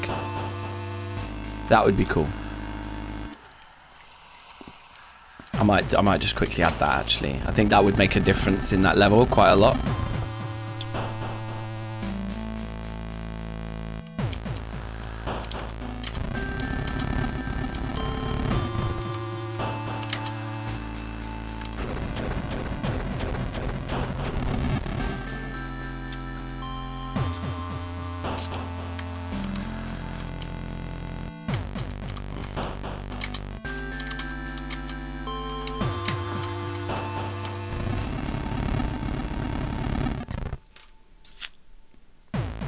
The way the music stopped perfectly for that was great.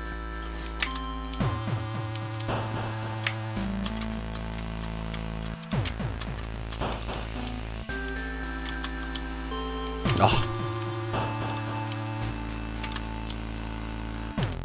I want to make the ceiling a bit higher there, so that you don't bash off it.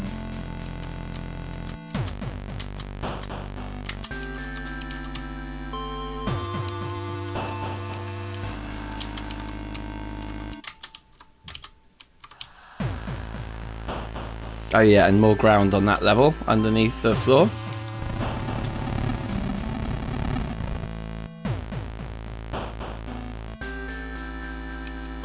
I think the floor needs a black outline along the top of it as well, actually. Right, what am I doing here? Oh yeah, I remember.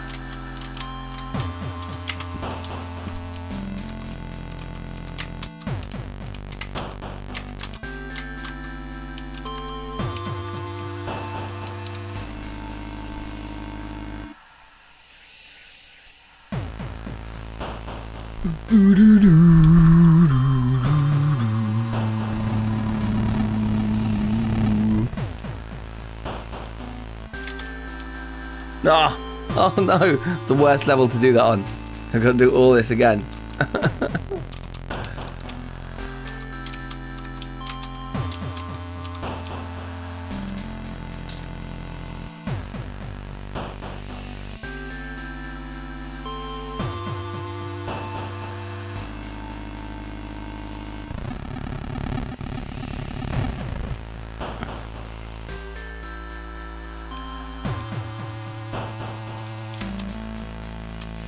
Yay! Quite pleased with the dude. Yeah, no, the handlebar moustache looks great. Yeah, I'm feeling it. I'm feeling it. Okay. Get some air back here. Alright, let's go. Woo!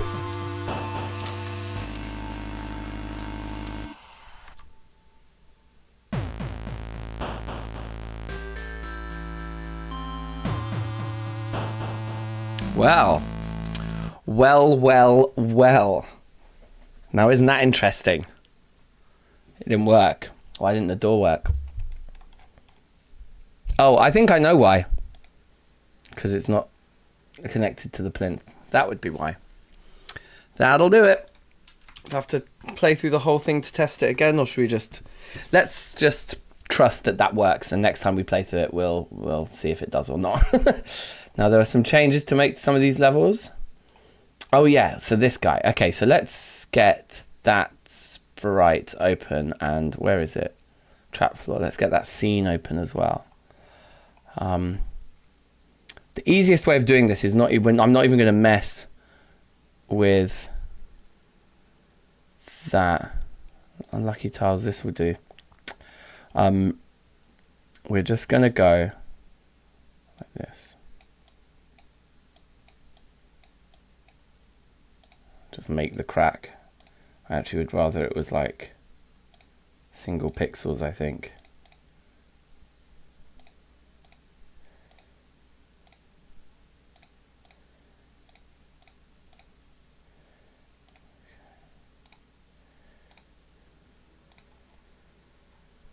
Not the worst, is it?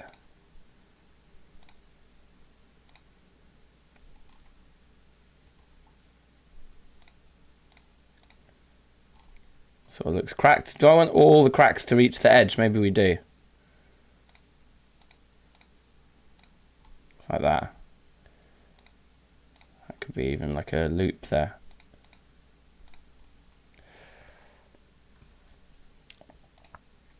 Just get rid of that. And that, I think, maybe.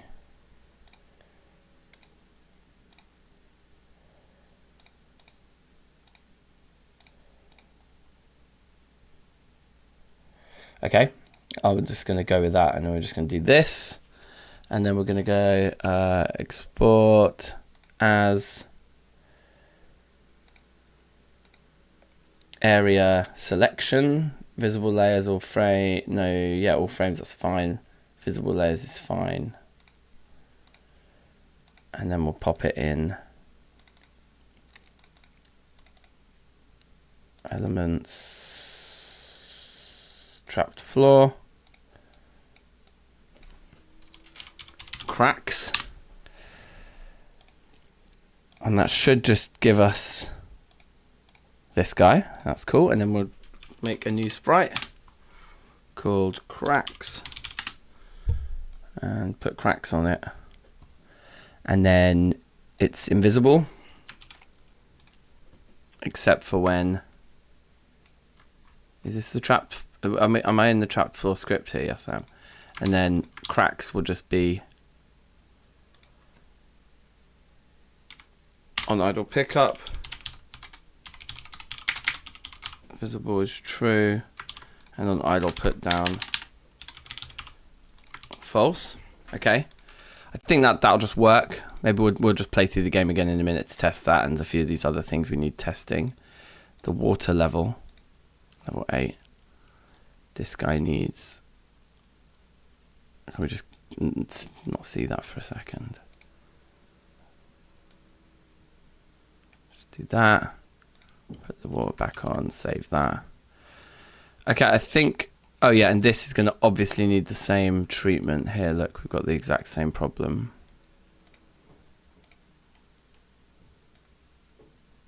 So we'll just do that. Save that as well. All right, let's play through it all again. It's fun. It's fun to play through.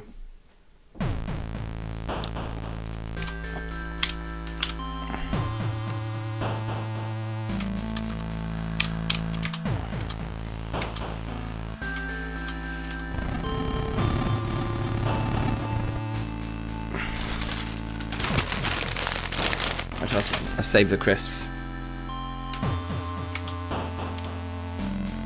The energy boost.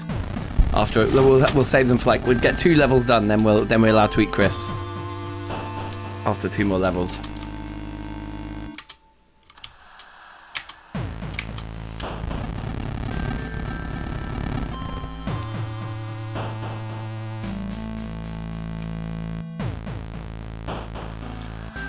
And they should make a sound at that point. Amazing. Love it.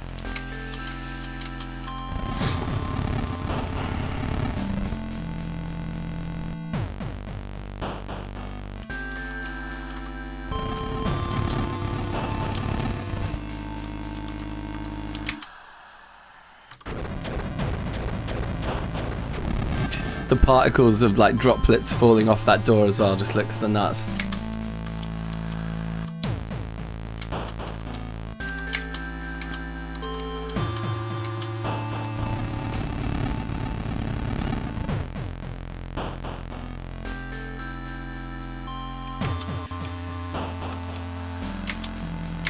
Oh, savage.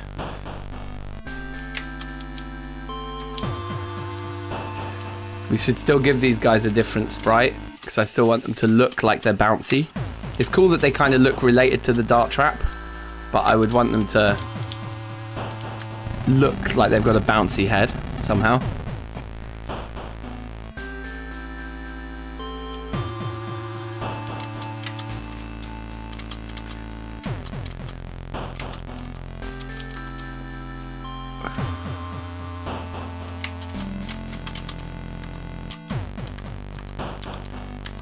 Ooh. Oh, I can't pick it up because I'm standing on the... Of course, that makes sense.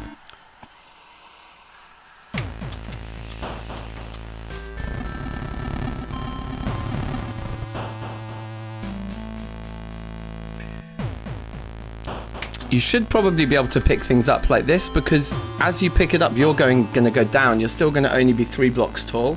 I think we should change that so that you can pick things up when you're standing on top of them.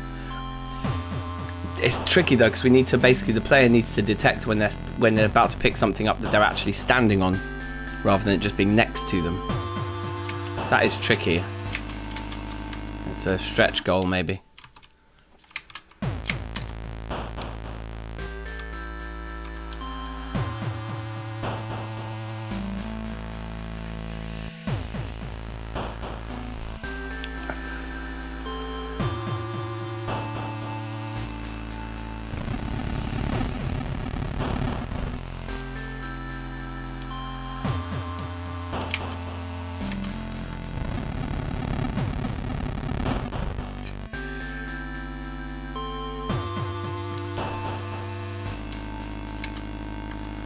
Oh, we can't see the water. I made the water invisible.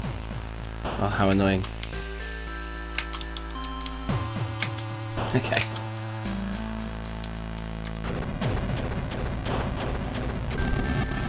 But the door works.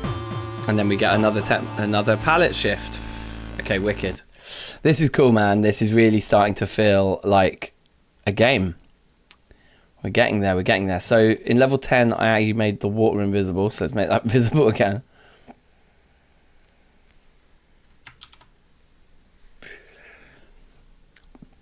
And then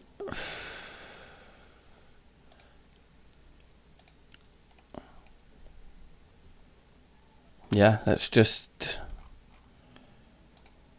duplicate level 2 and call it level 11.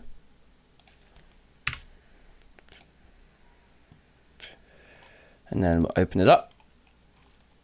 And then we will probably delete pretty much everything.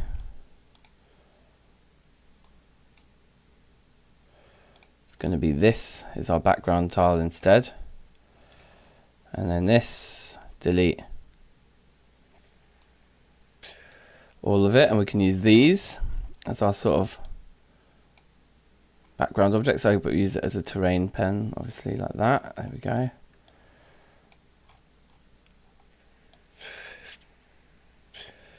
We'll get rid of these spikes for now.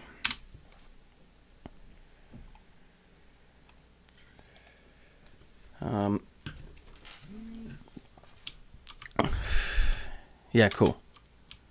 It's going to be fine.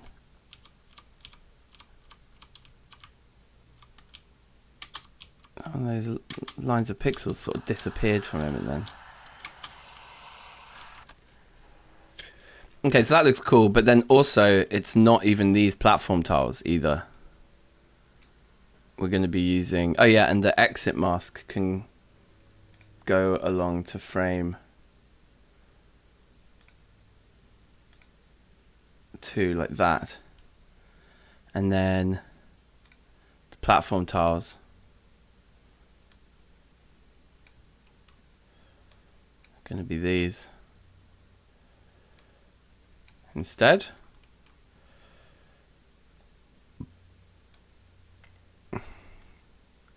Which will look pretty cool, I think. I think this third stage is going to look very nice. Let's just do that for now and just have a look at it without a color scheme even on it.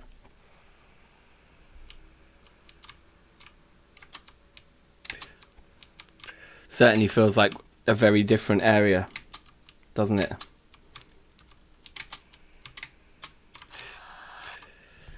Brilliant. Okay, cool. Now we need to actually make the levels, and some of these levels are going to be obviously the most challenging of them all now. So let's have a look at what our thing was. Barrel on top of dart traps. Barrels on top of dart traps. So I think in this one we should have a room full of barrels, and then like an impossible kind of area where darts are shooting out of the ground.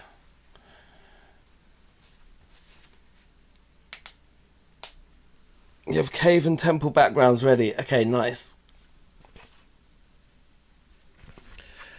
I'm going to keep blasting through the levels for now, but I foresee, I mean, I'm not leaving the house till 4 o'clock, and it's like we've got 3.5 hours. I foresee building these 5 levels taking a couple of hours, and then probably still having an hour to put in some more art and stuff. Take my shoes off. Get comfortable. I can imagine what this level needs to look like right now. I've got it in my head. So we're going to build it out. It's going to be pretty... I want to sort of scale up the levels now. So let's... Yeah, I like that that's 1 block lower. But then I don't want the ceiling to be too high, actually. I think something like this looks good, and then let's move the plinth a little bit further away from the door just to give that area like nice aesthetics. I think that looks nicer. The player can come like all the way over here somewhere. So here's the plan, is that we're going to have the idol also over here with the player. Actually, they'll probably be up on this block. Let's just draw that now.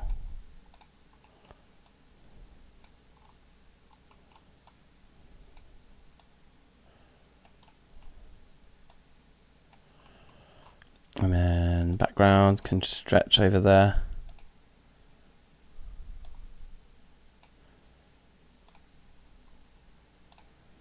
Do a few more of these. Some stripes. In fact, you know what would look cool is if it was in stripes. Because of the design I've got in mind for this level, let's do it in stripes of 3 like that. And based on parallax, how that would line up with everything around it. Let's have a look at what that looks like.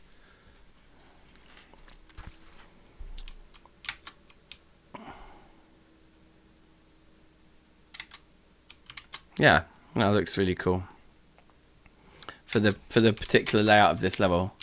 Also, the fact that these have this white outline on them is really nice.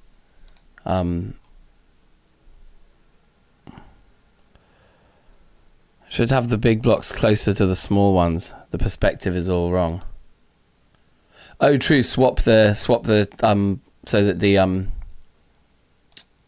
larger blocks are in the foreground.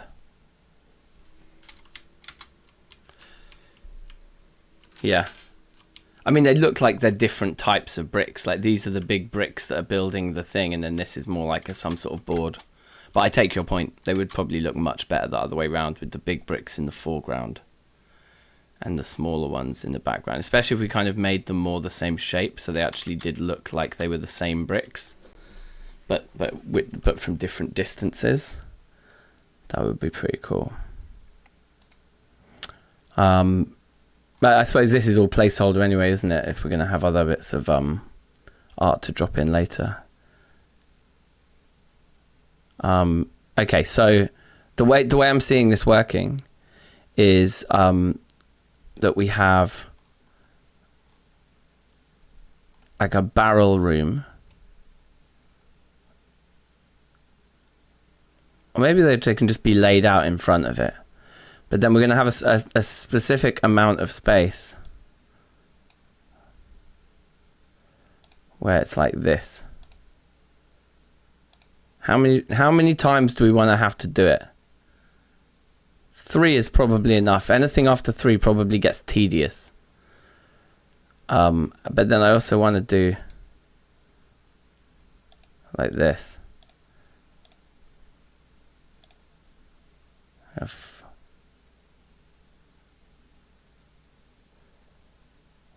Have those like that.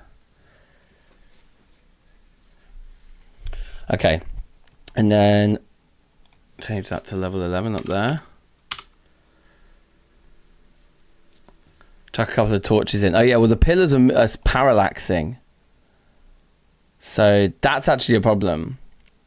Because the torches can't really go on anything because all of our backgrounds are parallaxing. We need a layer of backgrounds that don't move at all. We could just turn that back to 1 for certain levels where we want torches, I guess. Or just duplicate it, just have another BG tiles that isn't in a parallax layer.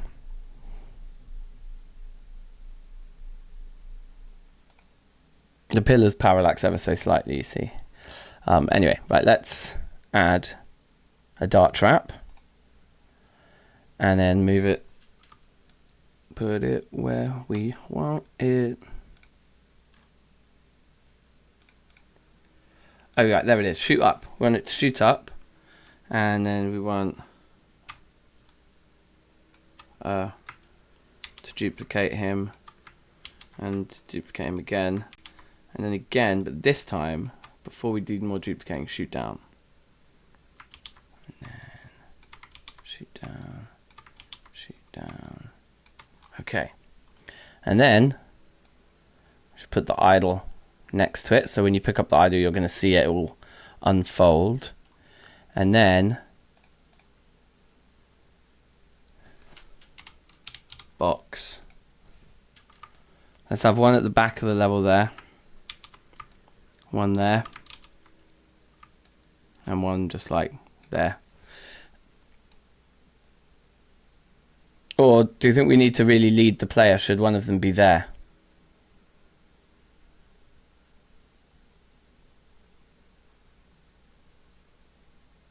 Also, I didn't set the frequency of the dart trap, so we may have to have that every second at the moment, which might not be long enough. Let's see. See if we can just sneak through. Oh, the torches can parallax. Oh, you're a genius. Why didn't I even... Yeah, that's very stupid of me. Of course, we'll just put the torches into the parallax layer. Of course we will. Yeah, I mean, I don't think you can run through that. It's too far, right? And they're too frequent. Like, there's no way you're getting through all of those. So I think this level design just totally works. Feels like a good way to get into the actual temple proper as well, like being so trap heavy. So of course what we need to do is take it piece by piece. Let's pop you there. Let's pop you there. Let's see if it's actually doable with the solution that I intended, because I'm not even sure if this is possible, because it's still being shot every second. Oh yeah, but you've got the idol on your head as well. Okay, of course. It forces you to crouch. That looks wicked.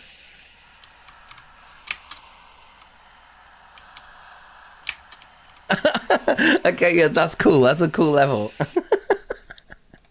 I rate that. I think that's fun.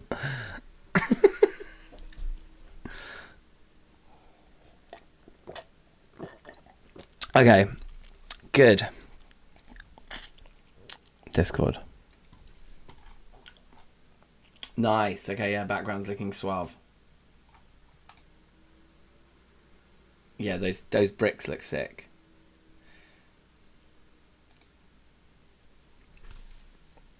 Okay, cool. We'll get to adding those definitely.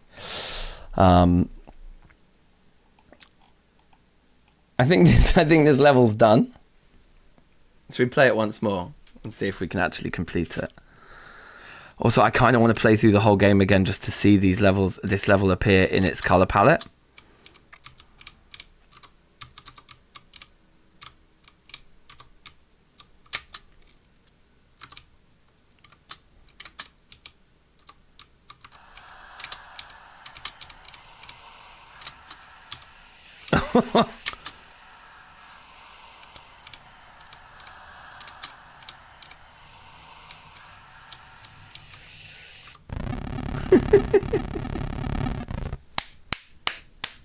That level's sick. Okay, cool. Man, we're getting through them. And you know what? This one here, Dart Powered Barrel on Spikes, that one's going to only take me 15 minutes. I know exactly how that one's going to work. I love the box and the dart trap. It becomes a spring mechanism.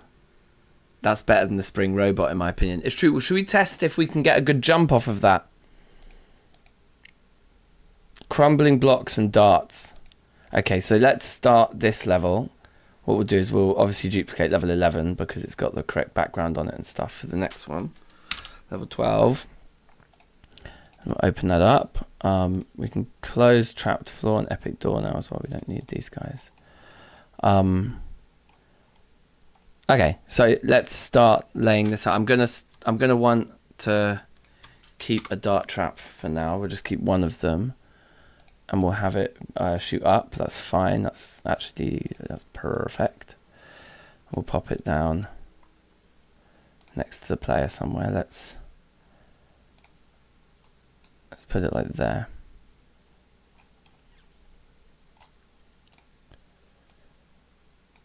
And then with the platform tiles, how high can we get like a jump going?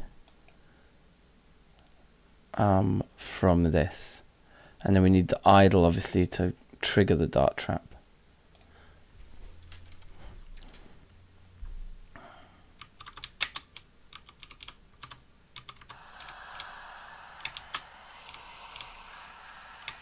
Yeah, oh yeah, we can get a big old jump off of that. This is like Gravity Boy.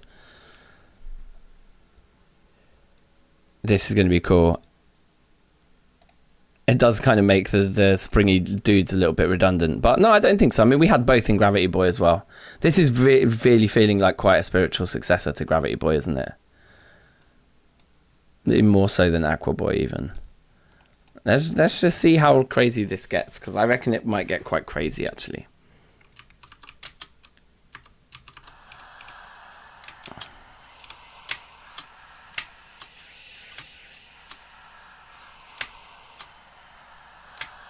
Yeah. Yeah, you can get...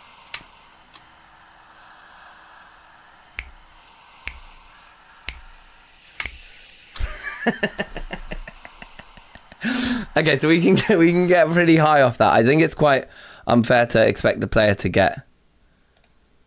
I still think this is probably the right height for this bit, but let's start this level like this. Because I think it follows, doesn't it, from what you did in the last level to think, oh, maybe I can use it to jump up there. But you can get really high.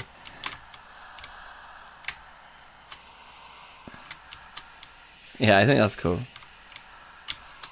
I mean, even just doing that, like most players might just do that.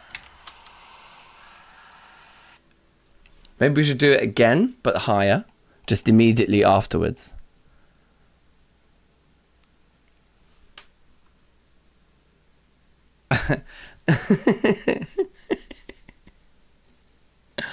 Lucky boy. What do we urgently need art-wise? I don't think there's anything... Where's my list? Oh, the boulder. Oh, and the spring spider. The spring spider dude. Yeah. So, like, at the moment... Where are they? Where's the level with one in? Here. I'm just using the dart trap sprite for its face. But I think ideally, like, a variation on this would be cool. And I think the legs actually are fine. I think we can just leave the legs as they are, personally. But if you wanted to redesign the whole thing, including the legs, and have the legs waddle, that could be pretty cool.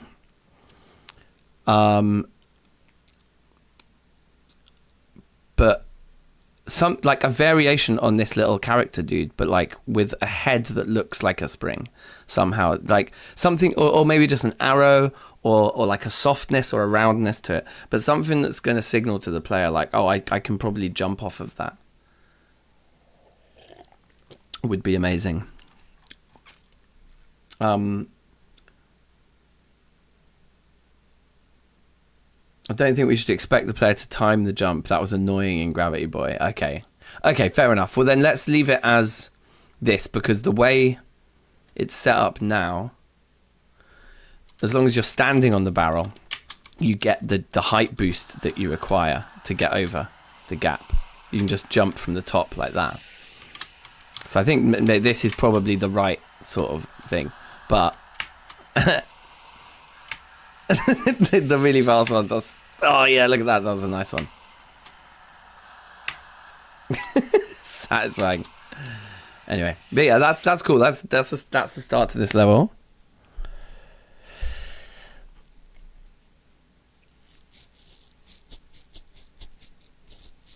How big is Boulder? Good question. Big, I think. Like 3 blocks tall at least, maybe 4. So maybe something between 48 and 64 pixels in diameter. Make it massive, Pete says. So like, okay, well look, like think about it like this. The screen is 144 pixels tall, right? Isn't that right? Are we 160 by 144?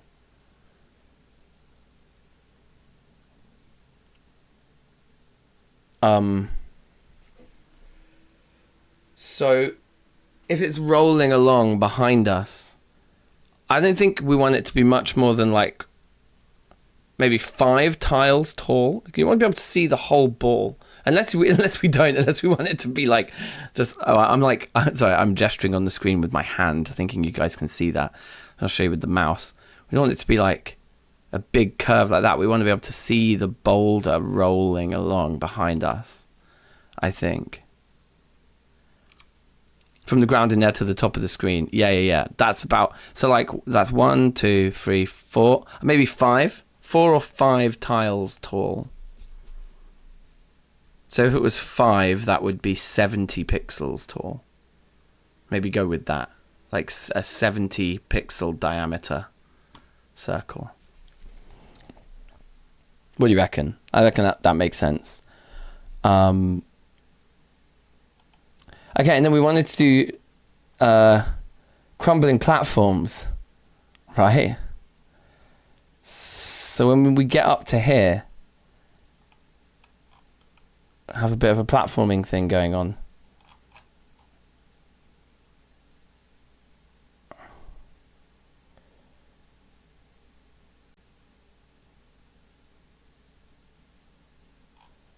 Dark powered barrel on spikes. Yeah, I know. I've got that one. Okay, so here's what we're going to do then. I've got an idea. I've got a plan here.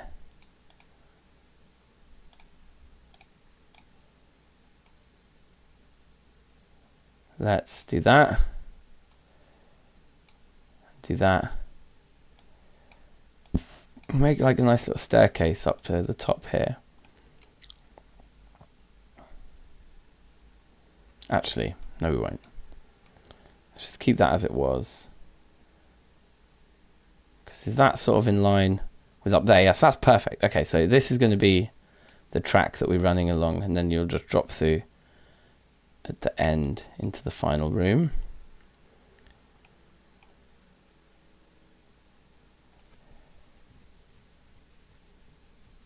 And if you go down here,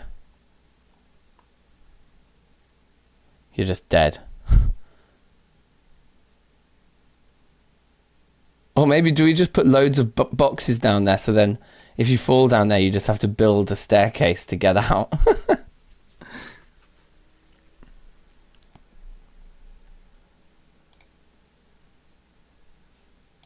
I think if I do this, then I think you can get out of there. You can put 2 barrels there, jump the 2 blocks up, and then jump the 2 blocks up and get out. So let's do that. Let's leave it like that, this level. And then along here, and in here, we'll have some dart traps, firing at different intervals. And because you have to hold the idle up here, that's going to get them going. But they'll need to be at very... They can't be too frequent because the player needs to be able to do this jump as well. Okay, so yeah, this would be cool. This is going to be a fun level, I think. So now we'll duplicate this dart trap, throw it up here and have it shooting left. And then just like that. And then this guy's going to be every 3 seconds. This guy every 4, and this one every 5. We'll try that. In fact, let's make the middle one 6, and then we'll make this one here like 4.5. So slow it down, but the middle one's actually going to be and the one at the top that doesn't hit you is the most common one. But then that one will prevent you from jumping sometimes. Okay, and then we just get the trapped floor. And we're just going to put them got solidly along here.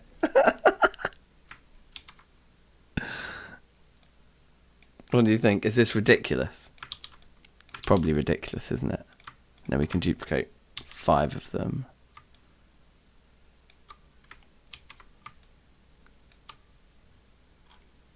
And then just the last 3.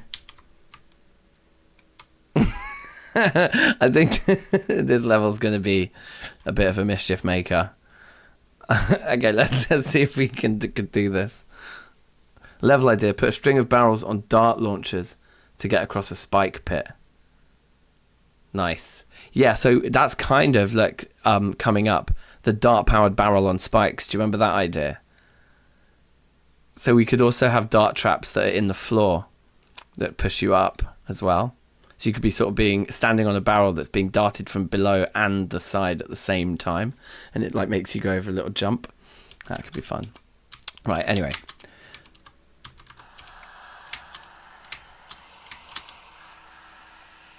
Oh, they all come at once at the beginning.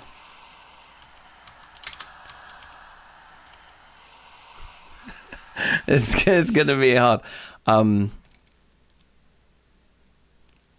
Okay.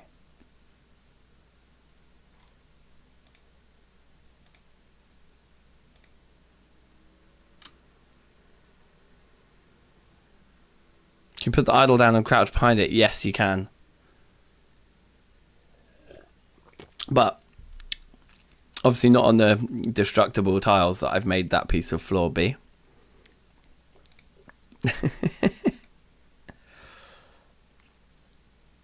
But yeah, this is like the darts finale. Then we have the powered barrel thing, which can be really like platforming. Then we'll have the underwater thing, which would be again about like traversing areas quickly enough to get out with air. And then the boulder escape. So these are all becoming a little bit more like action-y as well. Like more demanding on the player sort of mechanically, right? To like complete. But right now I think this is way too hard with those 3 darts. That's going to be so tricky. So what I would quite like to do is add to the dart trap like a timer. And we'll call it like int timer. And it will just be like a certain amount of offset. So then we'll say export var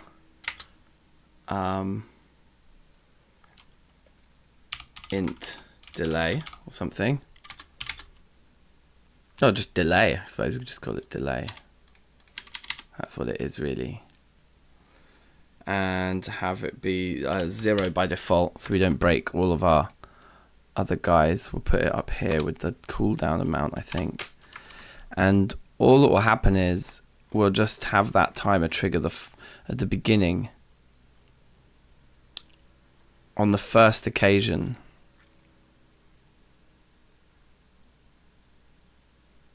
Well, no, I suppose it's every time the idle's picked up, we have that delay before the original this timer actually starts.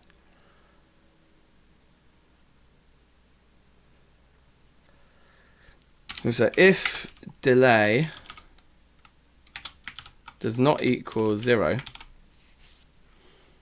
then we'll start the int timer. Oh, yeah, I already did that. I just need the thing. Int timer start using delay as the amount of time. Int time is just a one shot, and when it times out,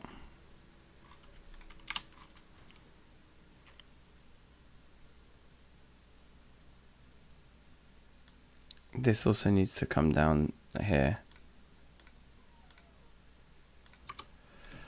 So if the delay does not equal 0, then start the timer.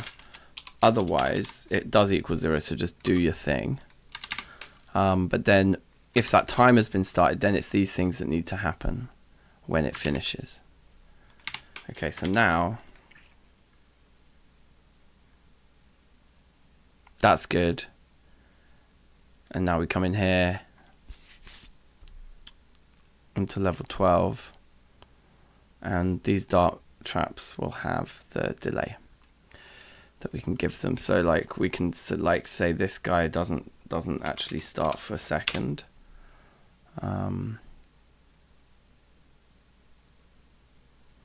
Also, maybe they shouldn't be like, they should all be like awkward numbers that don't like overlap, like prime numbers basically, right? I don't know if, because 4.5, what if it was like 4.1? Then it's never going to ever trigger exactly with, let's make it like 4.7 maybe. They'll just be slightly out of sync with each other. Spring Dude in Discord, all nice.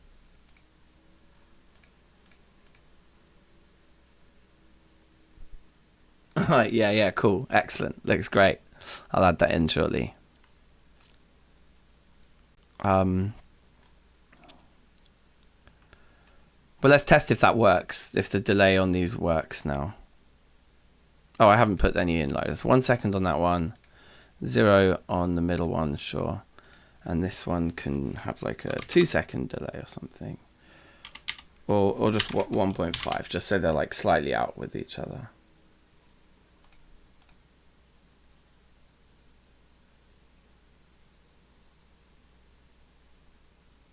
Okay, let's see. They're probably not delayed from one another enough.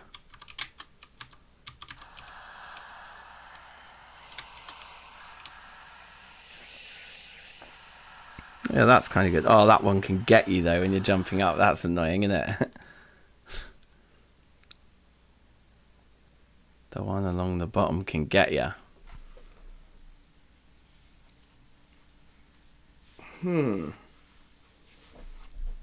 Do we make the dart trap one lower? Maybe we make the dart trap one lower.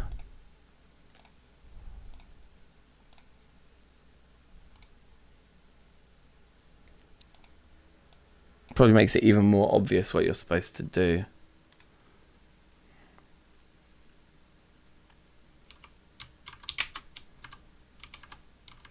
It's annoying though, because then it's hard to get the barrel exactly in the hole. There we go. Oh!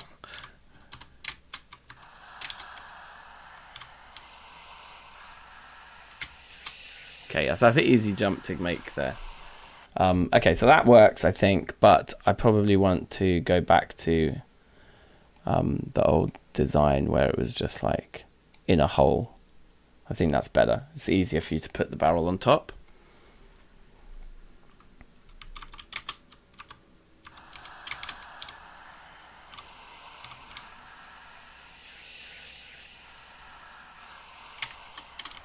Oh, it's not that easy to jump up now. And then you just get hit by that arrow. It's hard. Oops. Alright, let's play the whole game. Screw it. I kind of want to anyway. and then we'll get to play that level in colour.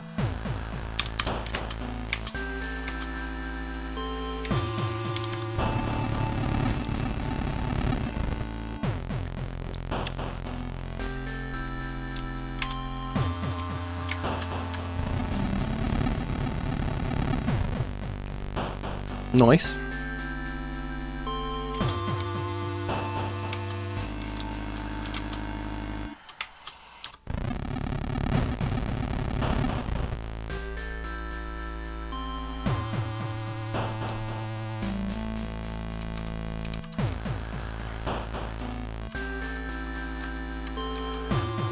Well, the whole level sort of jiggles.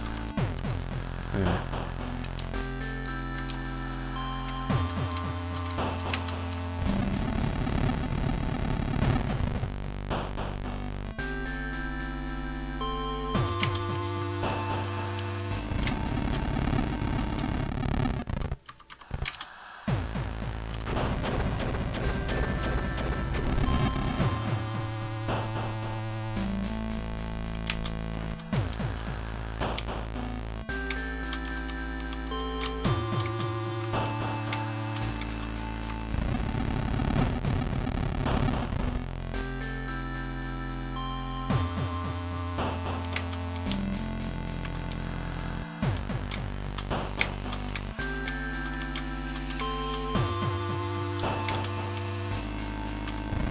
Yeah.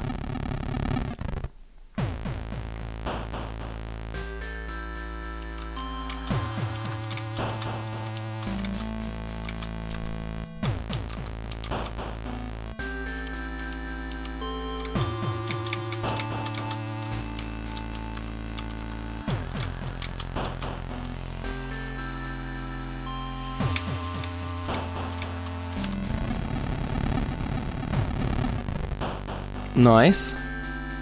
It's feeling like a real game.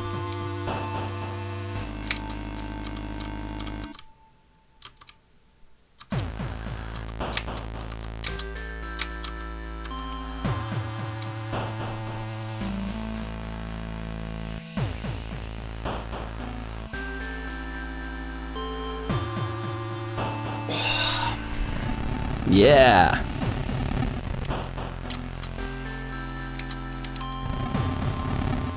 The whispering sound effect is so spooky as well when you pick up the idol. It's great.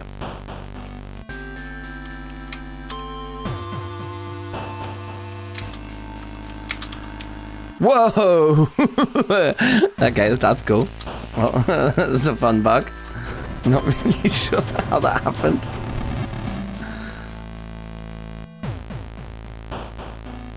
Oh no! Oh, what a schoolboy error. I did that last time, didn't I? Played through the whole thing, but then realised I haven't actually put the new levels into the game yet. Okay. I'm going to have to play through it all again now. Oh well. I'm going to make the music a bit quieter though, so that you can hear my voice. Now it's okay, let's speed run it.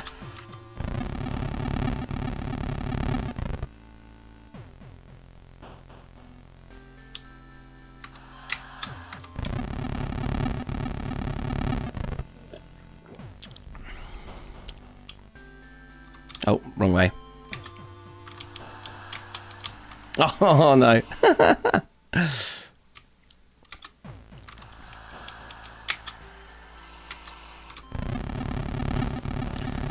Skill issue.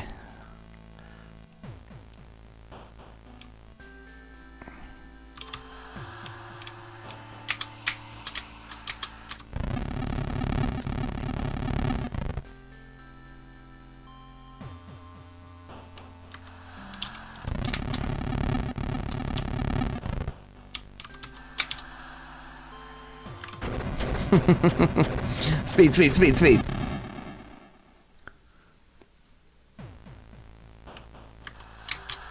That's not right.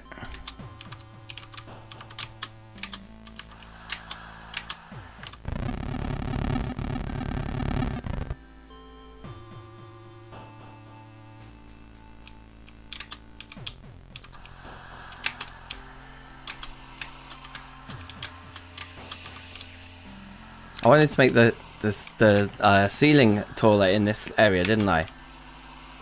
I've got to remember to do that. What level is that one? That's level 7, I guess.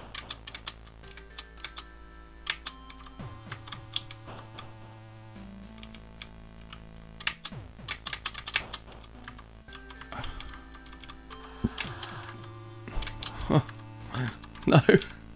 No. Okay, I'm sure people will be able to speedrun it better than that.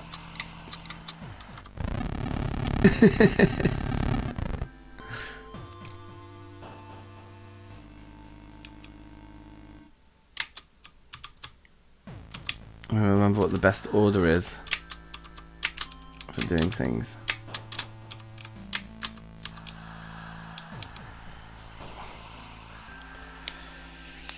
Better palette for the jungle level. Right, yeah. Well, go for it.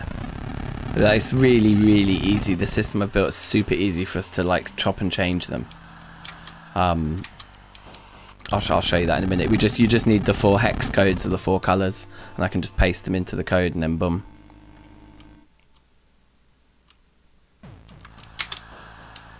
Oof.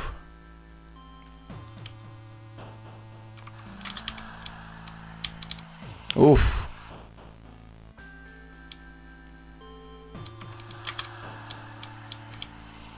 Nice.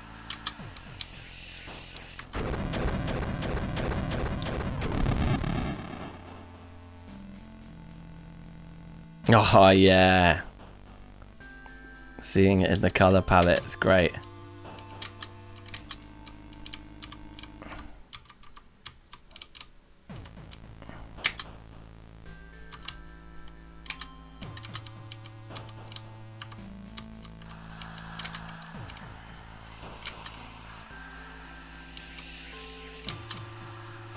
Oh, when you get squished into it, that feels a little unfair. I might have to make it just a block taller,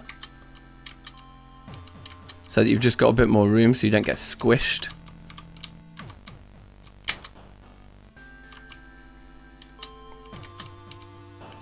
Although if it was a block taller, you wouldn't be able to see them.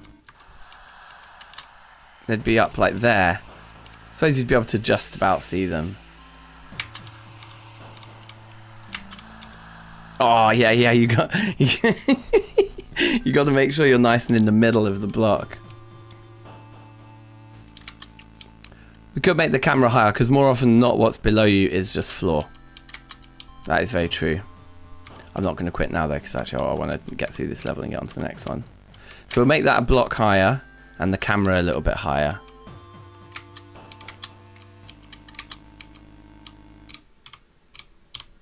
The character's literally bang in the middle. I haven't changed that. Oh, come on.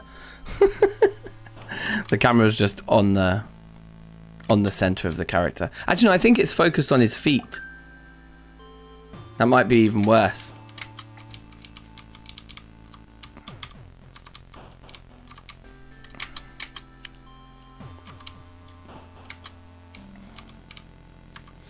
You probably don't need the barrels.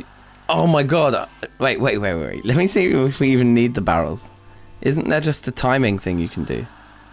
Oh, well, that barrel's in the way.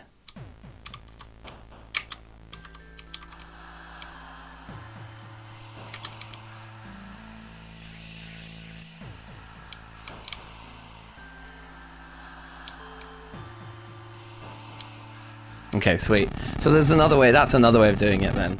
Probably most players will end up doing that, I'm guessing. This level is going to be fucking impossible, I think. I've made it really difficult. I'm going to wait for the...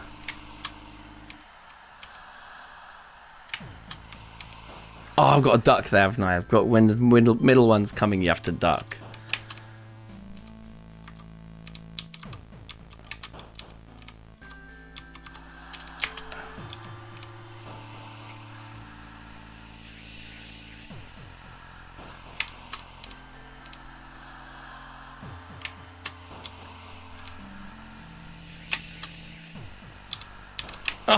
Oh, nearly. Wait, why didn't those ones fall? Oh, because I jumped.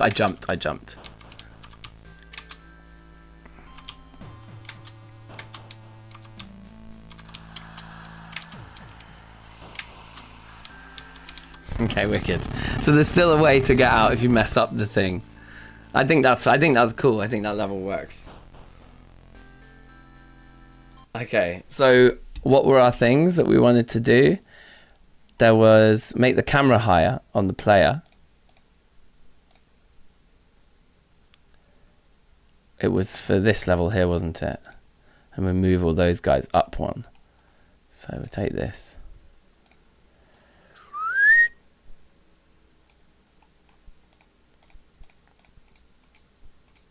Okay.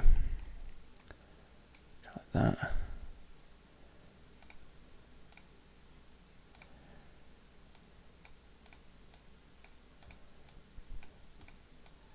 Okay, nice.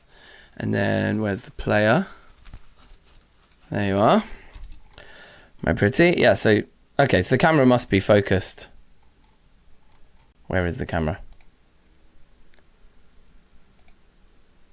-14, yeah, so it's focused there. So we could move it up even higher to sort of like, I don't know, like -60. Okay, 64 is way too much. -32 or something. That looks quite good. Kind of want to play through the game again. But let's just jump into this level and just see how that feels. That is a bit better, isn't it? Having the camera just higher up like that.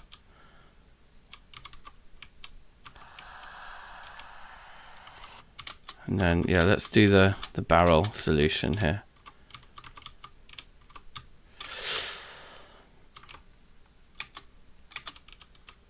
The distance between them will impact the timing as well now, because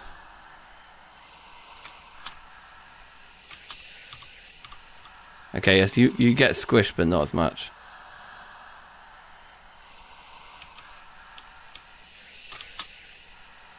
Yeah, it doesn't really push you off the edge anymore. Okay, but you still have to be more skilled than I am.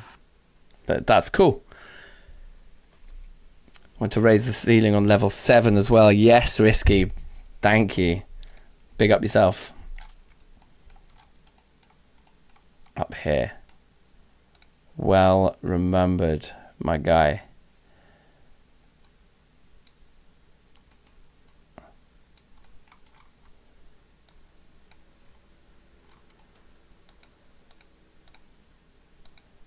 I mean, that's probably, I'm sure that's enough space. But now we've raised the camera a bit as well, so I just want to be wary of that. Okay.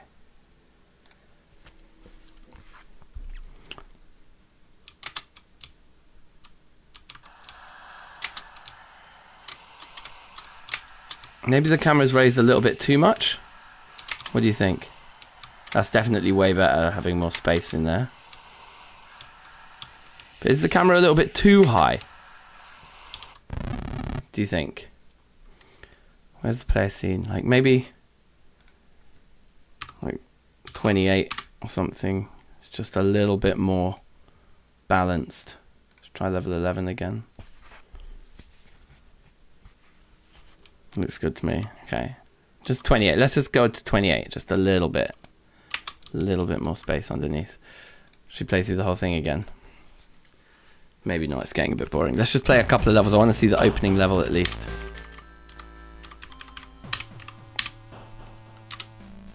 With more room on the camera.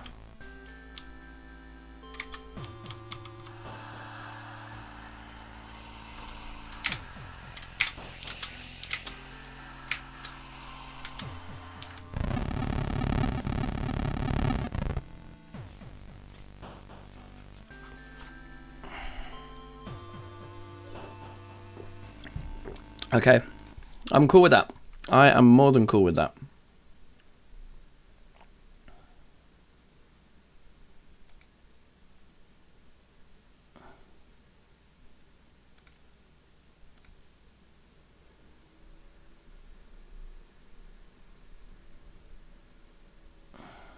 Just catching up on the on the WhatsApp chats from you two.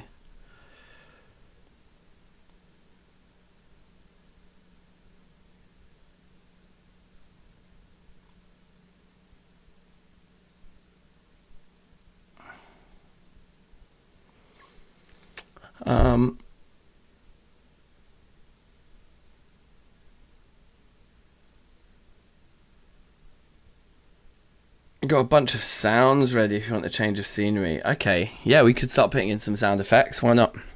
I did say I could eat the crisps after I did 2 more levels, and we've finished 11 and 12. So it's time for crisps.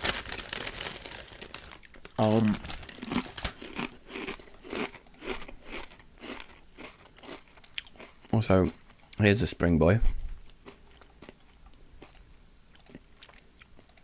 I'm done with the player. Let's put the Spring Boy art in, because that's a key bit of art. Spring Dude.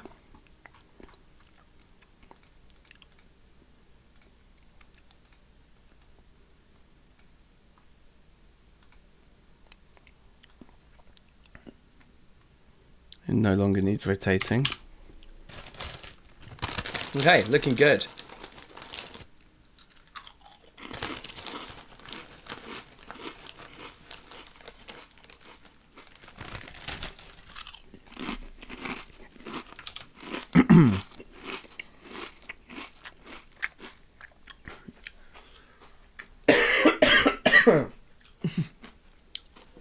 Woo! Those tickled me. Raw, man. You know when, like, something just catches the back of your throat?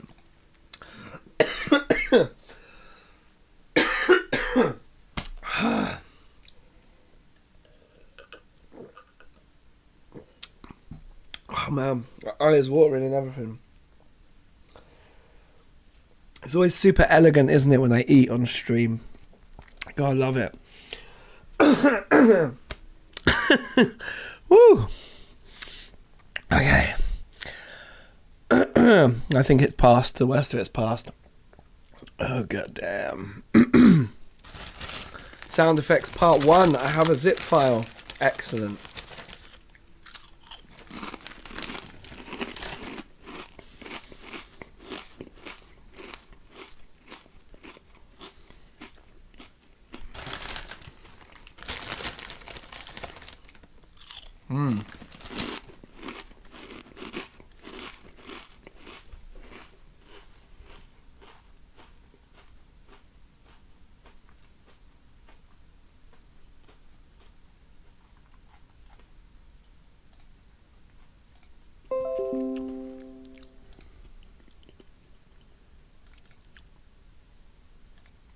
Oh, WinRAR.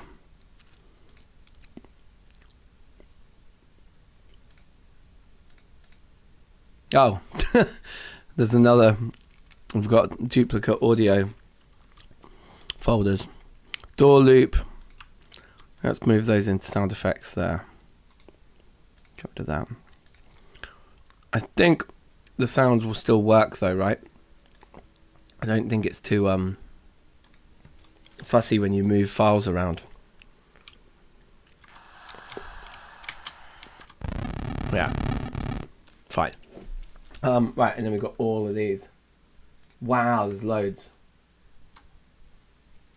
And we've got epic door finished, door open loop, and door loop already.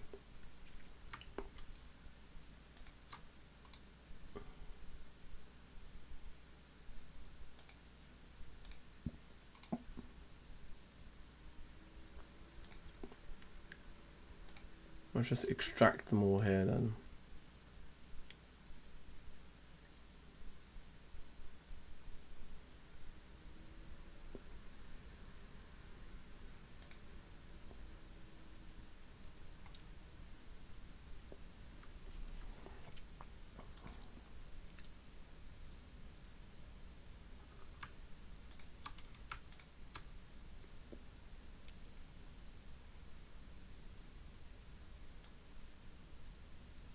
Right, so there they all are. Boom. Okay, that's a big list of sound effects there. Let's get them in. This game's about to come to life.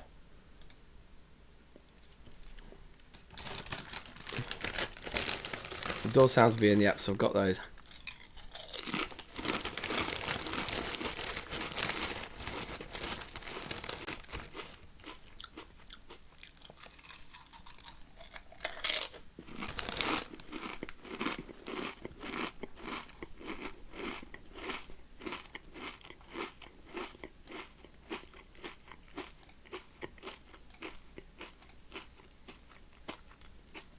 Water up. Nice. Is there a water down? No. I guess we'll just use the same sound for when it goes up and down.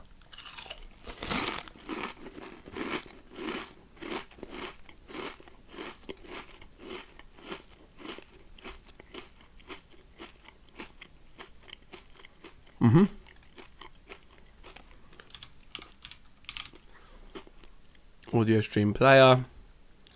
It's a sound effect. Water change. Sound effect. Put that on there.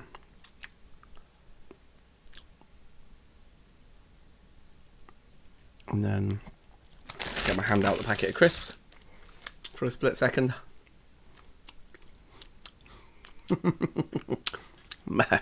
Right, and then grab this guy.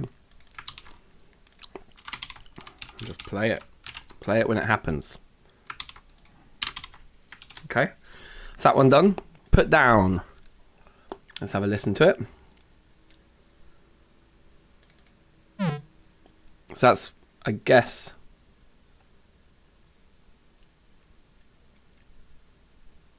do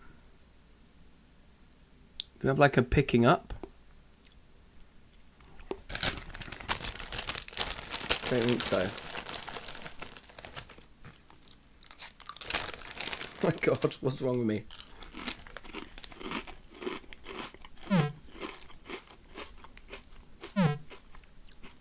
Maybe we should just use that for picking up and putting down.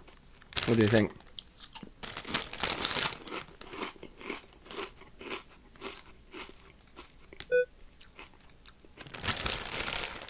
That's the menu pip, but that could also be the sound you pick up something with.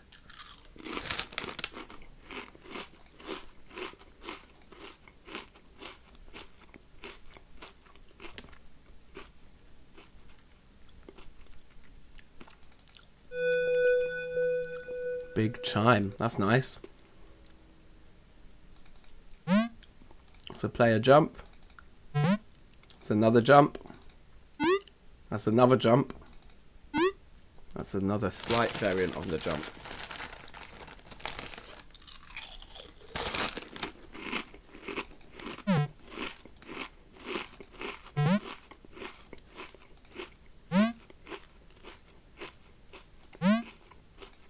Okay.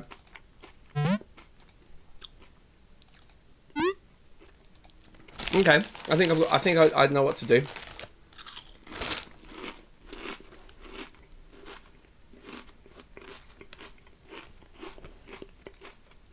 Yeah, I think I've just worked out which jump is the pickup sound. I think it's that, and then to put back down, and then this one's the jump. Yep.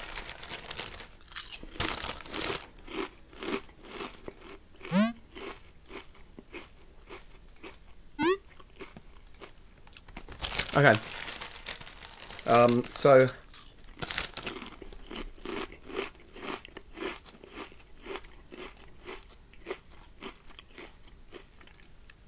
let's get the player out. Idle sound effects already on the player there. The player's going to have a lot of these.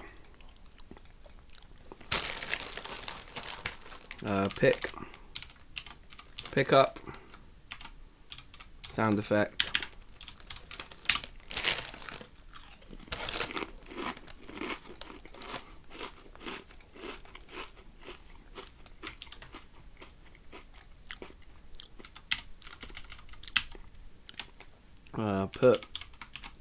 Put down, sound effect, jump. Let's get those three in.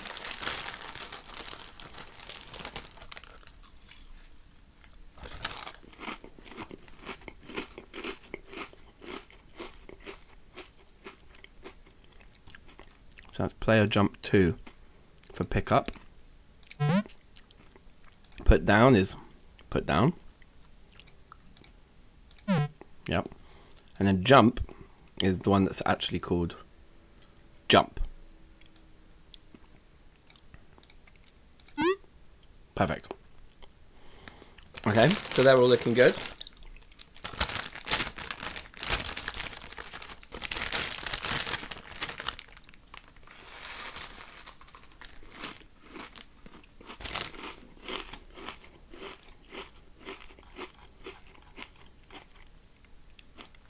The script is enormous. But that's how it goes.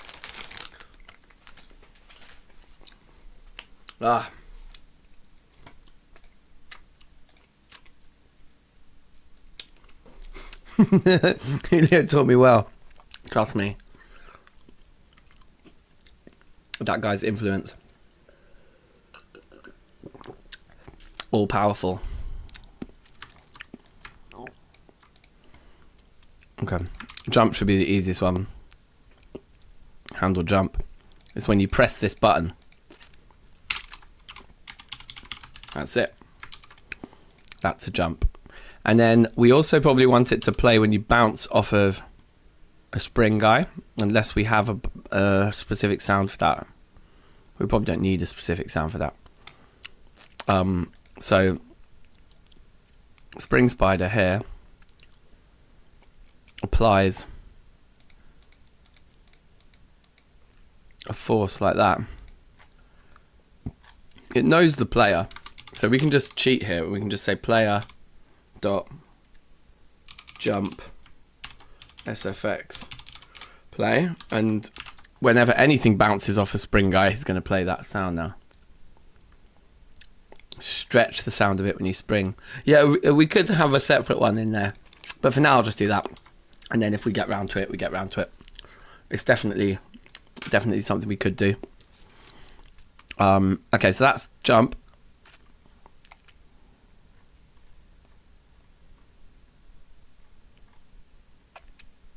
So we could change the pitch scale, but then it would change. I don't know if we can actually just play it slower. Might need a different. But if you want to bang out a different sound, because that's the thing. If I pitch scale it down, then it's going to be like boom. Although maybe that'll be what we want. Anyway, pick up.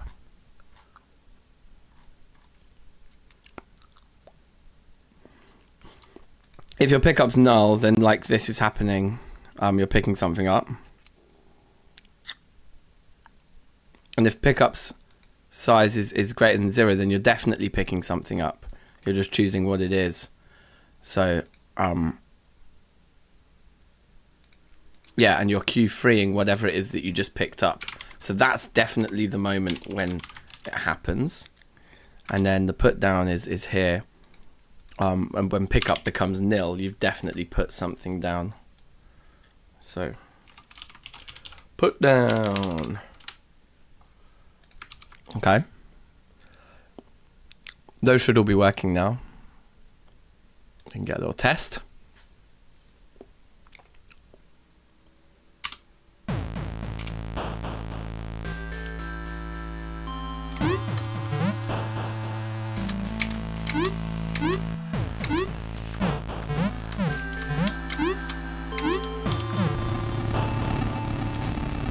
Pretty nice.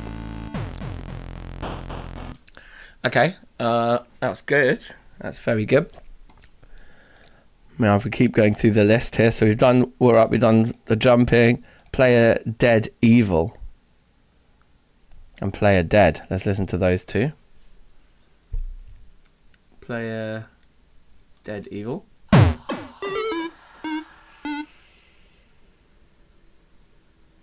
It's pretty nice.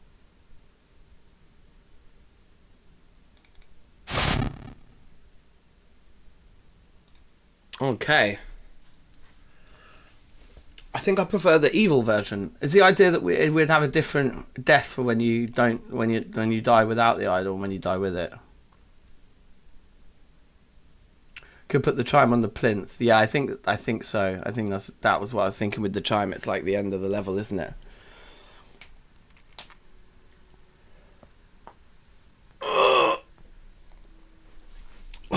Okay. So I just think every time you die, you want it to be that little jingle. The jingle's too fun. Or that could be for when you take damage. Do we have a take damage thing? So we use player dead for maybe taking damage, and player dead evil for when you die, I think. So I mean, we can just duplicate these and just say to you, you're like hit sound effect, and you're dead sound effect, and then hit gets dead, dead gets dead evil. Oh, that's dead evil, that is. And then it's just in down here, isn't it?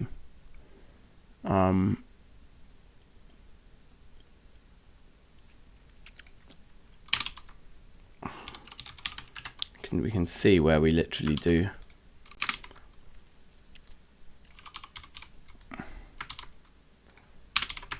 All that, okay, good. That's those in. Names are all over the place. That was the damage, okay. No worries. Menu pip. Menu pip can go into all the menus, which is a bit of a mission because they're all different scenes, but let's do it.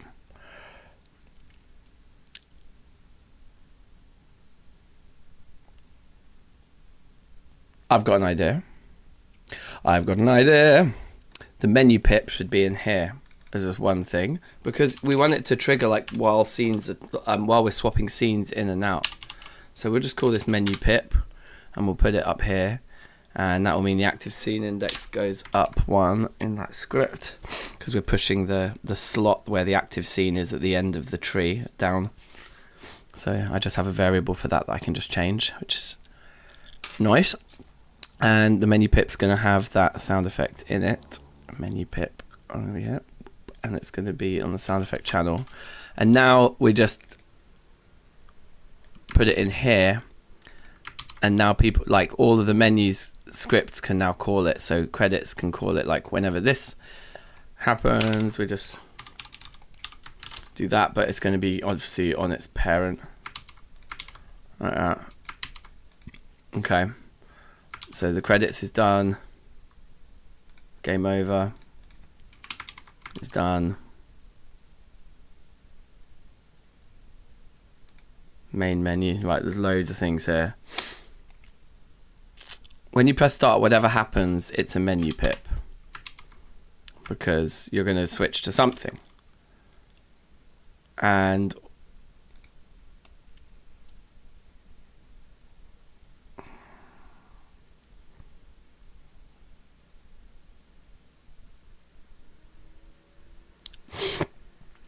this is basically where it doesn't do anything.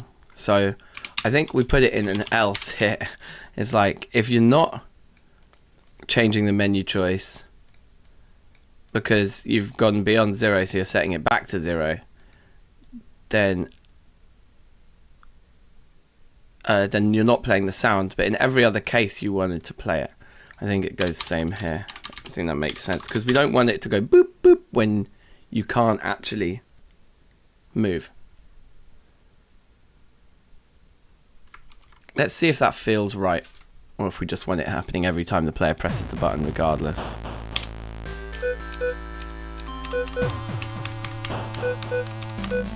Yeah, I think that does feel right. Okay, good. I guess the splash screen, I haven't got there yet, but the main menu's done. That's good. Settings screen here. If you go back to the main menu, make it happen. Why was that like double indented? Shouldn't that be there?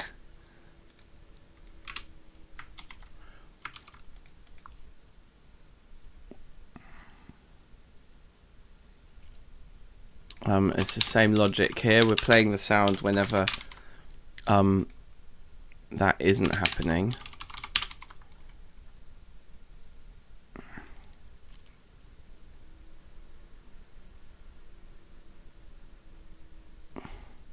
If the menu choice is 0 and the music then in here,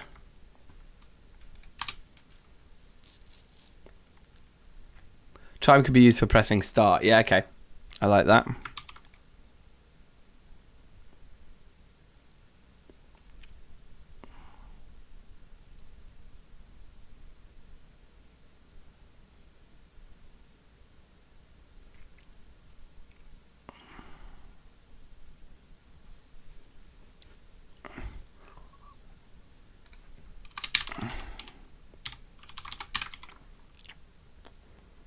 And then the same goes for on the right hand side.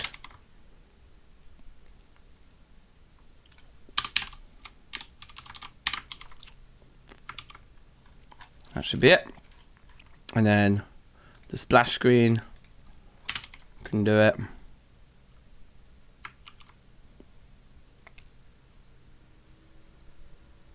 Okay, that looks good. Let's just check all the menus are beeping away then correctly.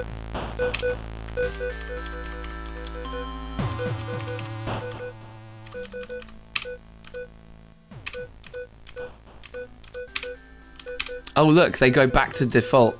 That's not good.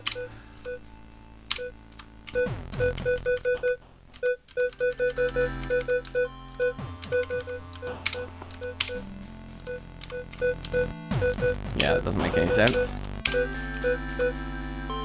Okay, so settings script somewhere.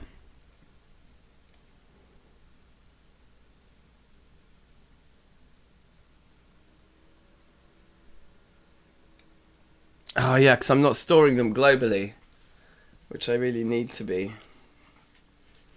That's stupid. Why didn't I think of that? Or like when we're ready, we just need to read what these values are. But no, that seems stupid. Let's just have the scene manager look after those variables instead of the settings screen. So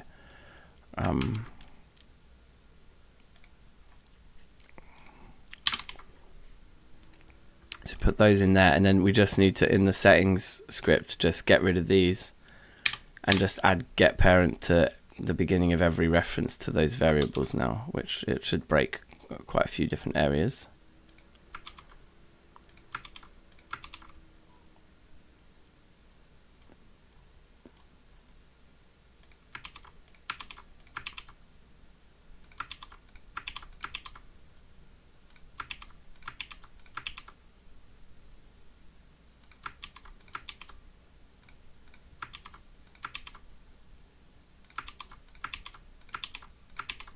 It's so dodgy.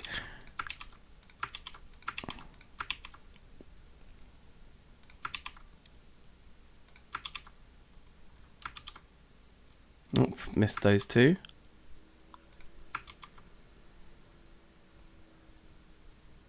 Oh, bollocks, I put them in the wrong place there. Sound effects level label isn't part of the parent.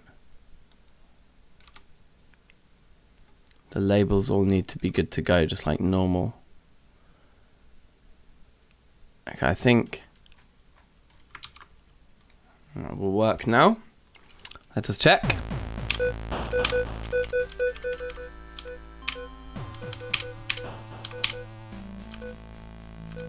Okay, yeah, it worked, but we just need to refresh the display on ready, which is this update label.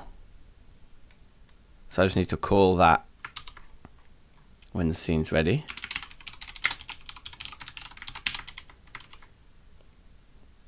That should be it now.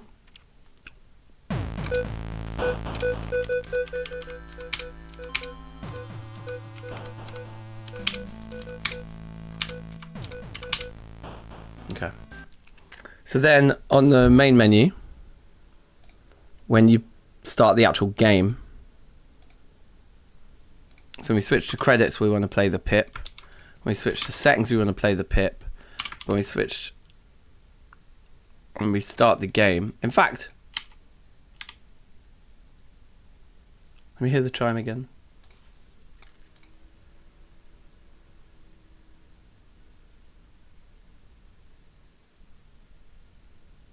Where is it? Why can't I see it? Big chime.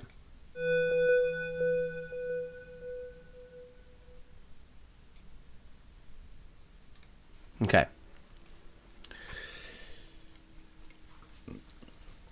I was just wondering, like, do we just put that as the sound of the splash screen? Either way, because it's a long sound, and wherever we want to trigger, I think we're going to have it in the scene manager here, so we'll just call it Big Chime. Big Chime.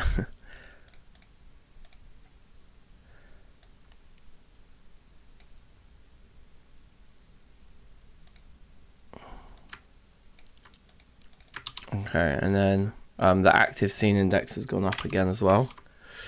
And then the main menu.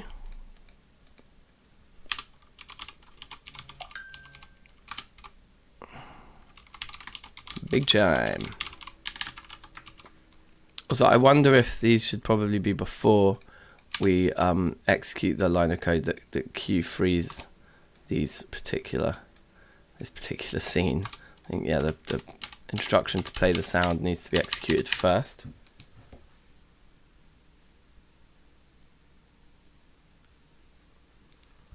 Okay. So there it is now.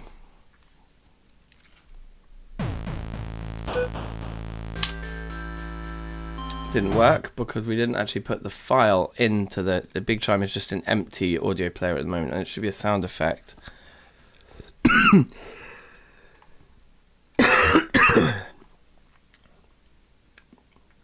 Could use for the splash screen. I think it's probably nicer to have it on the start menu, and then like when you actually put the idle on the plinth.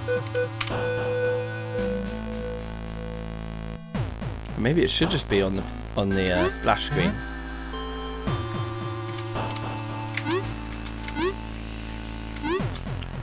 No, do you want it like there, like, or would it be nicer like? Maybe it is nice on the splash because it's shorter, like ding, to then make room for the door opening sound effect would be better for the. Could we use menu pip? Or is that like not really positive enough? No, I don't think so. I think you want something a bit more grand. Do something else for the plinth that's a bit shorter, but like ding, something like that. That'd be sweet. And then we won't play Big Chime here. We're gonna copy that line of code though, and we're gonna put it in level splash screen. Ready. Just bang out the sound effect, and it's always going to play on the splash screen there. That's pretty nice. But yeah, we want it to be a shorter sound, I think, so that it gets out of the way for the door opening sound effects, but just like a bling. Something juicy there. So now that's going to play on every splash screen. That's pretty nice. Right, let's go back through the list in the order we were. So we've done Jump Evil. Wait, Jump Evil. I don't think we've done Jump Evil. I didn't know there were evil jumps.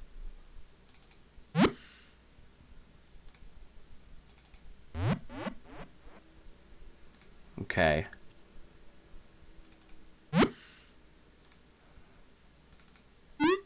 That's our normal jump. The jump doesn't really... I don't know if we need a different sound effect for jumping when you're evil or not. Because it's not like mechanically any different, do you know what I mean? I think I could use those for bouncing off of the... So a normal jump is that.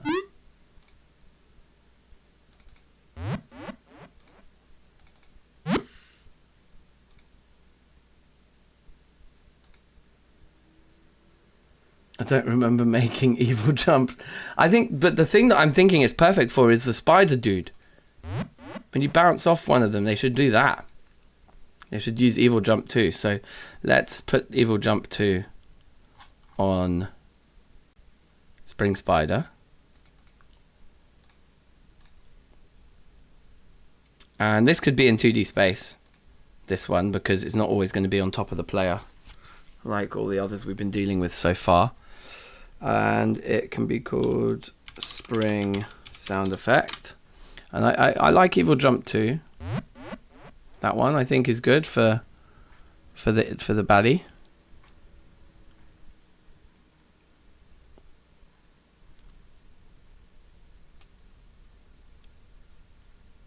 Jump evil 2, I mean. It's a sound effect. And spring spider will play it here.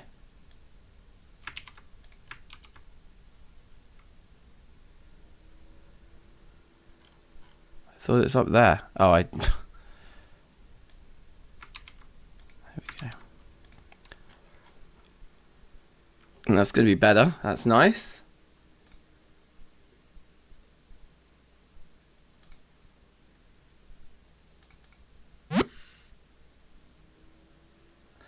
Yeah, that one could be when a dart. Oh, we've got a dart sound effect already, haven't we?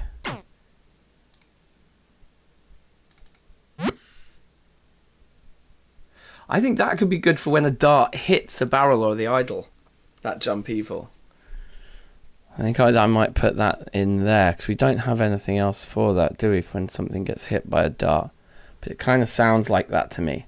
So we'll get the idle scene and the box scene both open, and these can also be in 2D space. Dart hit.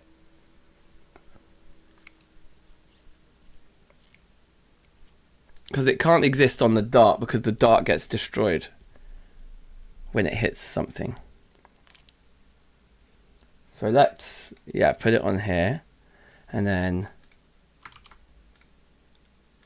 we can put it in there, and it's a sound effect, and it's jump evil.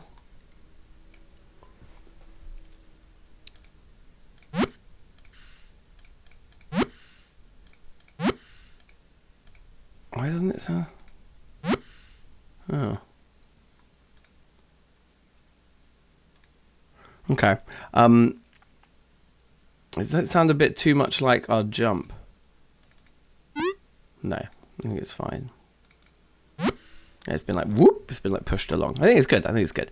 So dart hit will sit there in the script, and then let's copy that node. Okay, I didn't for some reason. It didn't like that. Let's copy and then paste it in there and put it into this script as well. And then the dart, but when it adds that force, it's going to also say body dart hit dot play and then destroy.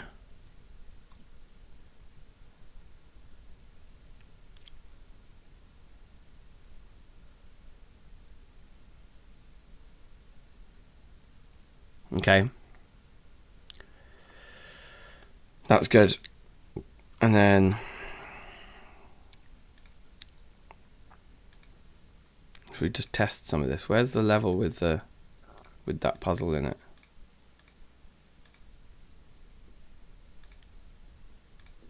Which one is it?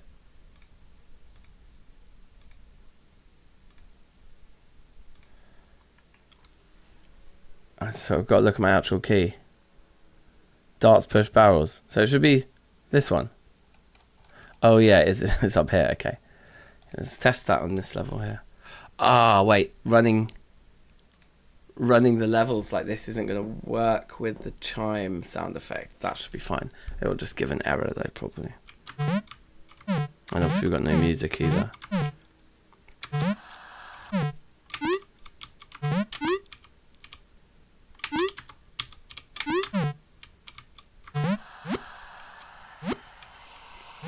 Yeah, it's cool.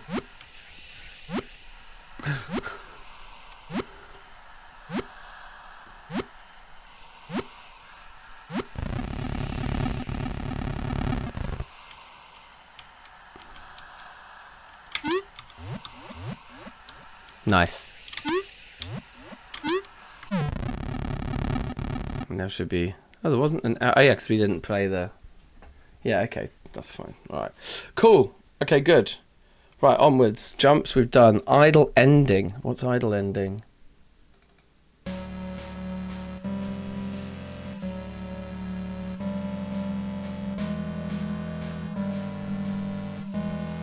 This is cool.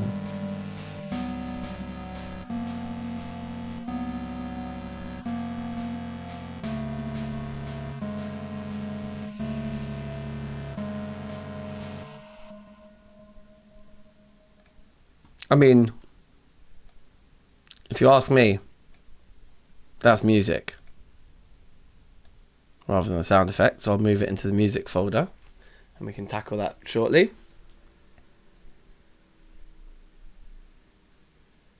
That's music, yeah, for the World 4 story finish. World 4, there's no world, there's 3 worlds.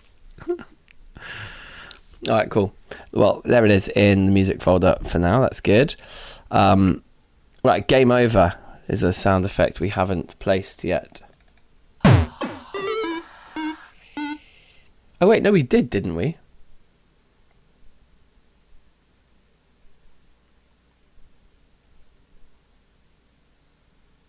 Wait.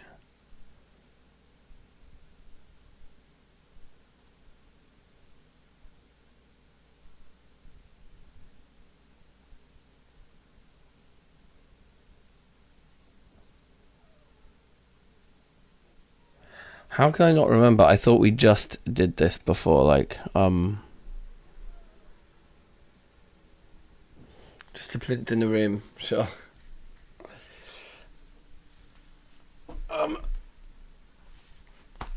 I thought I already...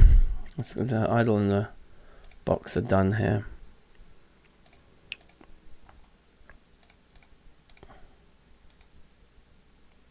Play a dead evil. So is play a dead evil and game over just the same sound?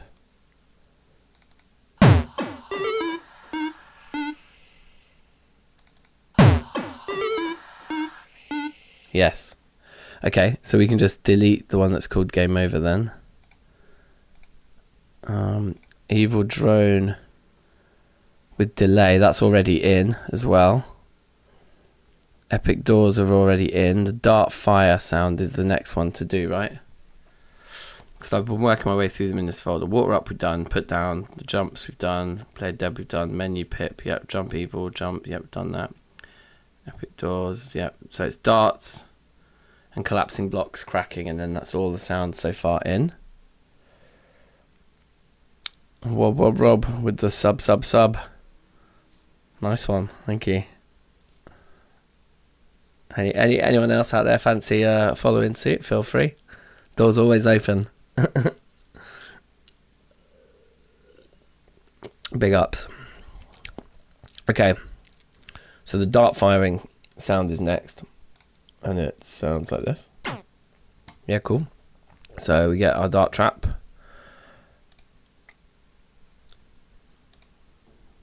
Friendly...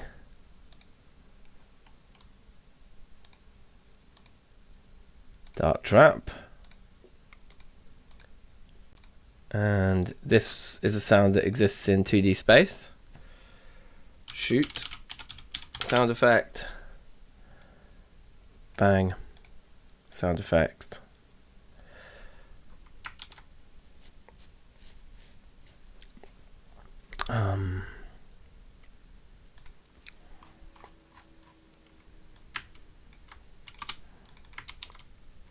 And then let's see. Shoot dart.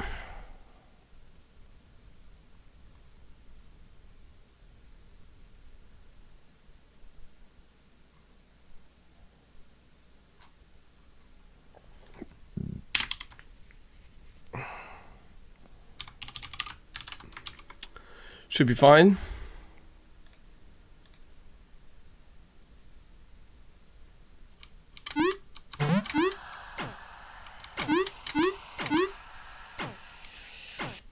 So where's the one with like all the darts in it? This one. Should hear them off screen to the side.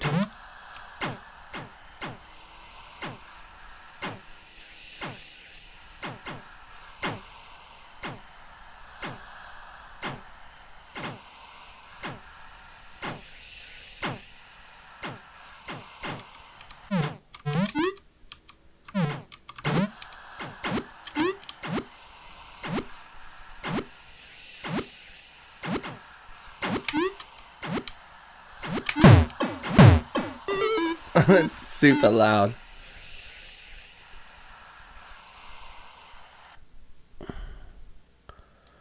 So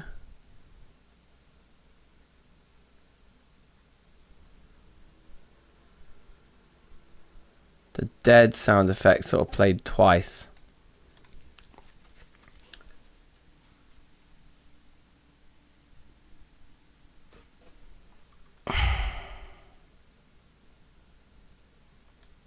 So let's do it like this. Let's play it. If is dead. If not is dead, then play it. Then set is dead to true.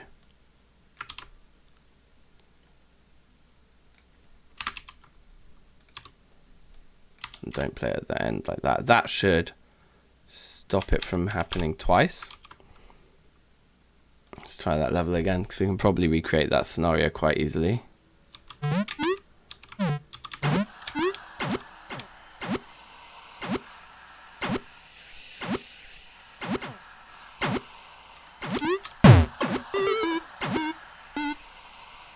Seems fine.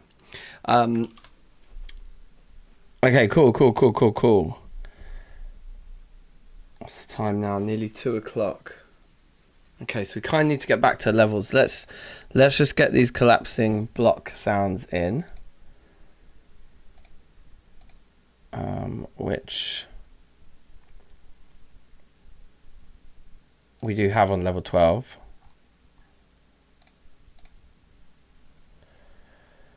Okay, so let's listen to these. So cracking and uncracking.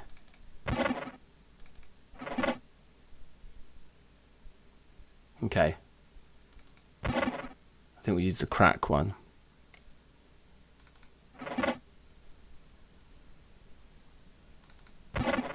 Yeah.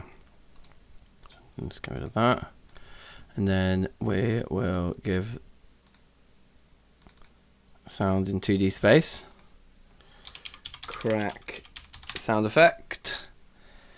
And it will be that sound on the sound effects channel and trapped floor.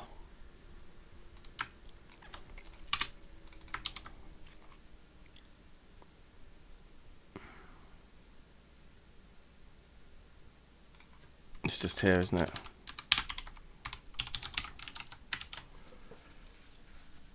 Okay. So I think that's all the sounds from that first batch from you, Pete, they're done. I think you're off in a minute. Yeah, cool, okay. WhatsApped the plinth placement. Oh, nice, okay.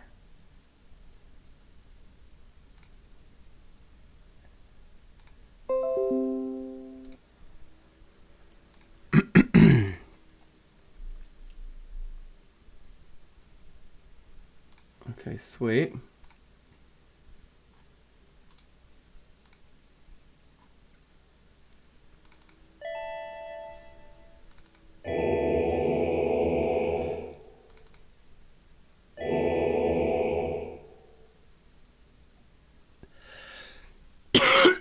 Okay. Okay. I like it.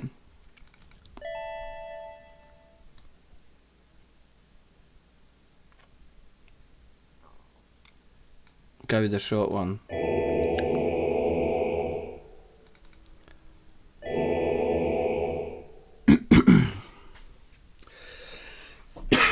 Yeah, I think the short one.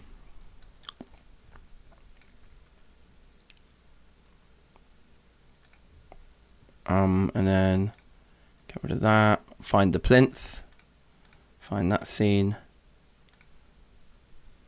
But we'll make this not in, because we're always going to be centered around the piece, so we just want it to be there. Or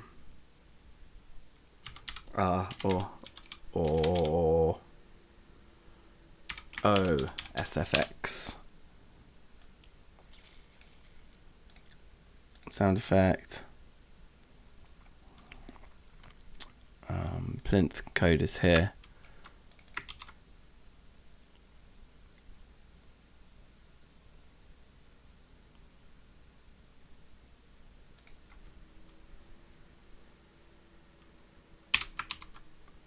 Oh, sound effects. Don't play. Okay, let's play through the game, but just hear and feel all of these sounds happening. Bring the volume down a bit though. Nice.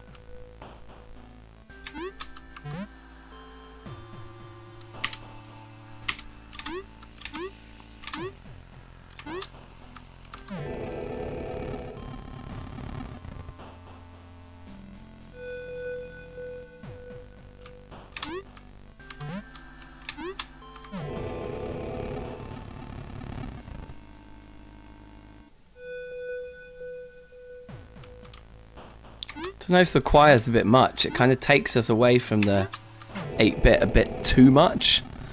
Do you know what I mean? Like the kind of, you know, the bit crushed retro sound.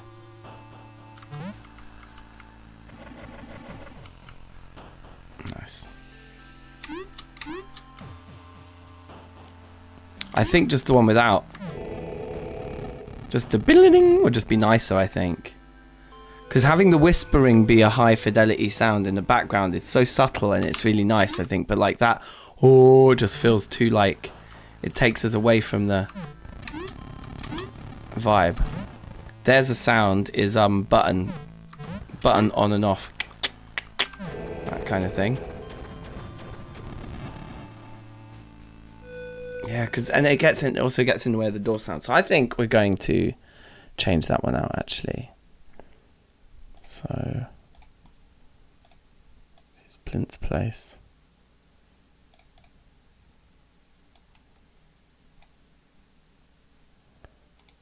And just delete that one. Oh, we're going to have to save the scene first. And then delete it, and it won't be stressing.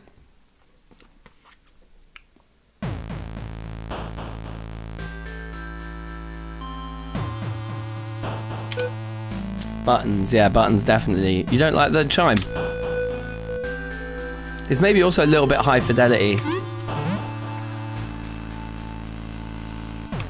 But also the music should stop for those screens, which I think will probably make a bit more sense. Yeah, that's nice.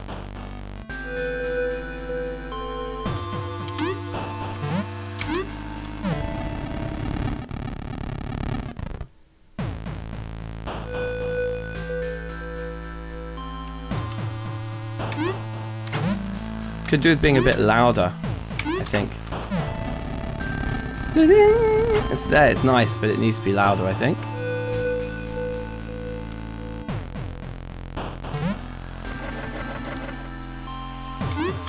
Maybe a splash when you enter and exit the water. That kind of thing. I think buttons on and off, water, enter and exit is like all I can think of.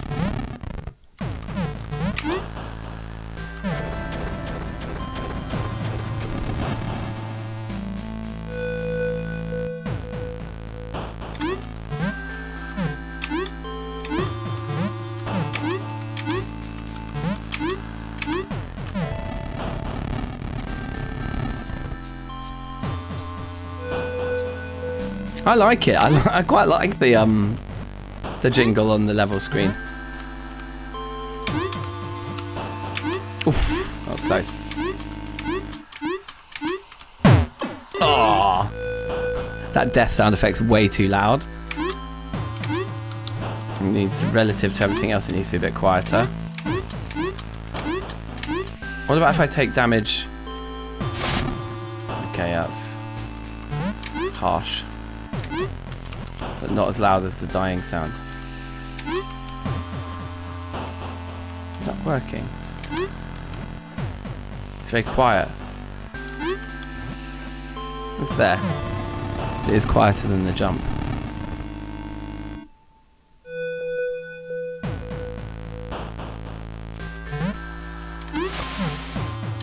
Cool, the water changing levels worked.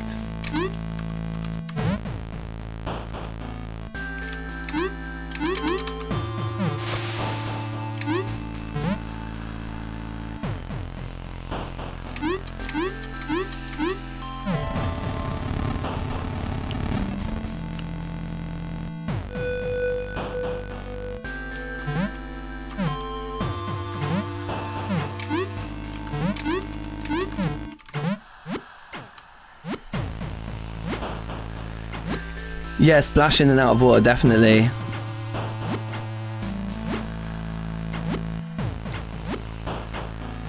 I think we should, yeah, kill the music when you put the thing on the plinth, and then it restarts again when the level starts, so that way the chime on the level select screen is just that.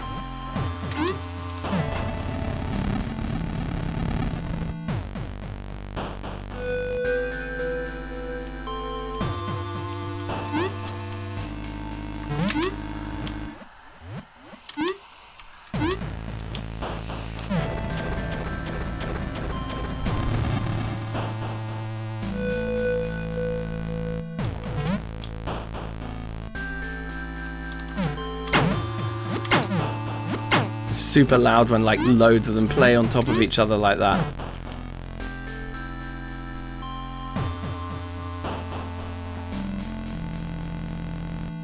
Rubik, how you doing? That's too loud.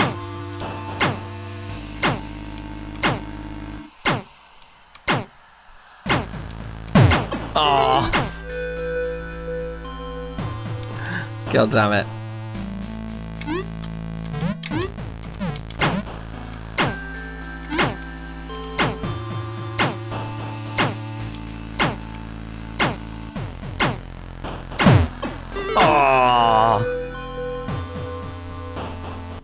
Yeah, I figured it was you, Jason. How are you? Big up yourself.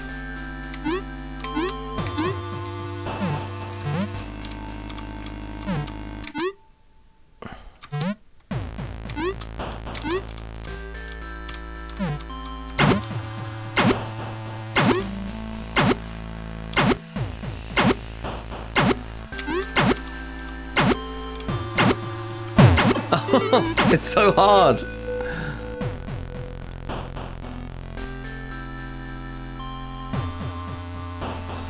Yeah, a master dart sound. Some kind of audio manager.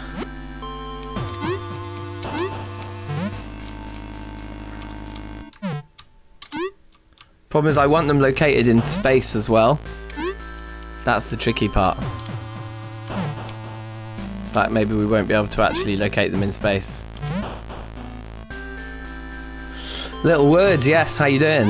Thank you. We're getting there now, aren't we? We're definitely getting there.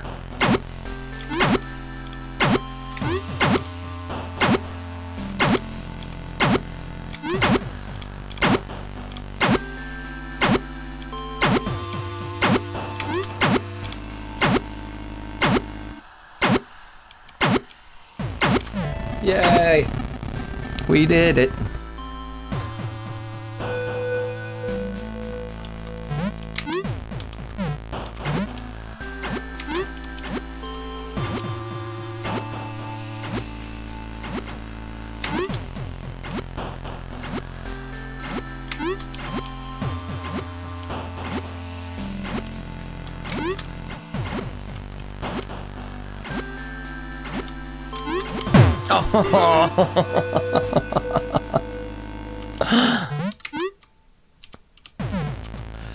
I've been unlucky and not had enough time to participate. You got a job out of it. Tell me more. Whoops.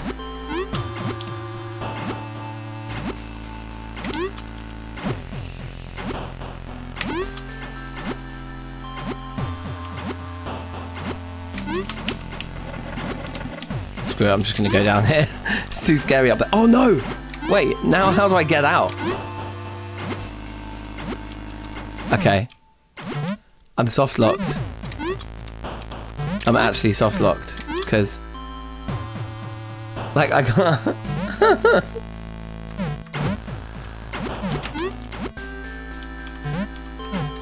Can I get out of this?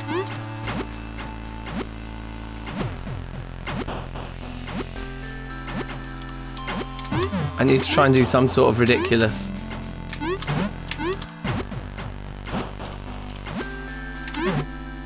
Okay. Can I like pick it up and jump at the same time?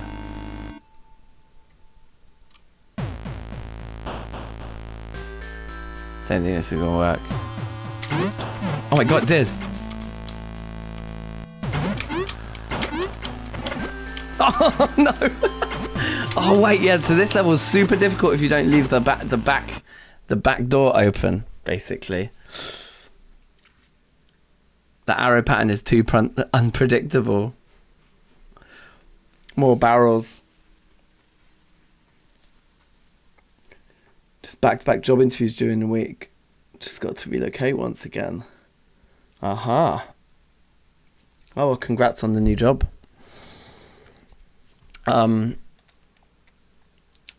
So yeah, the darts are too unpredictable. So at the moment, they all have a different cooldown, but maybe they should all have the same cooldown, but different delays. So like, let's put them to every 5 seconds, all of them.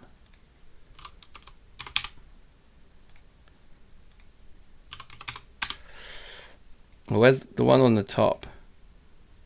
Could be every 2.5.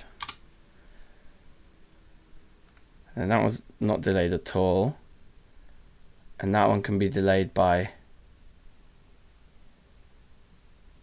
like 4 seconds or something. Let's see what that feels like.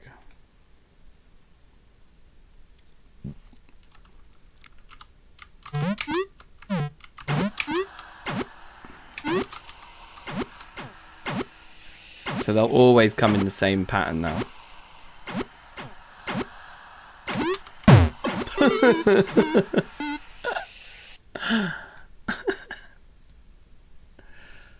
Don't forget the soft lock. I know, yeah.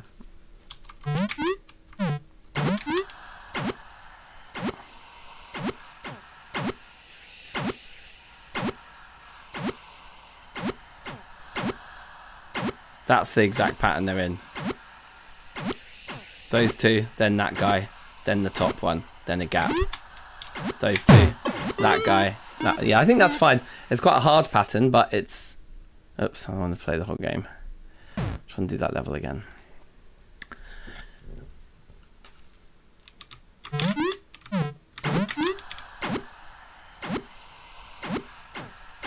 So that guy, and then that guy.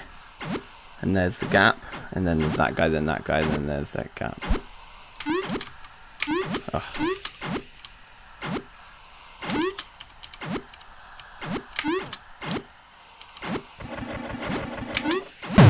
Oh, it's hard.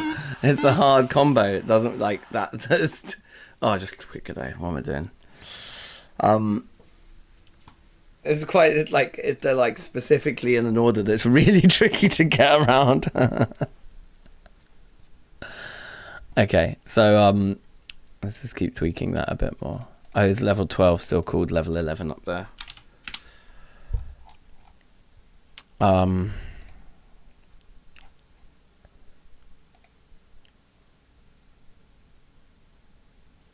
So I think the one at the top being every 2.5 seconds is fine.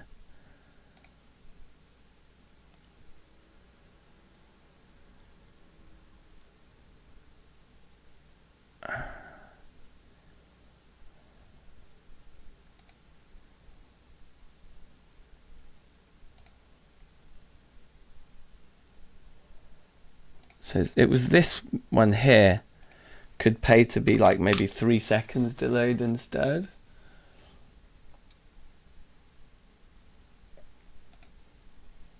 So then it's more clustered with the other low down one. They both come together, or a little closer together.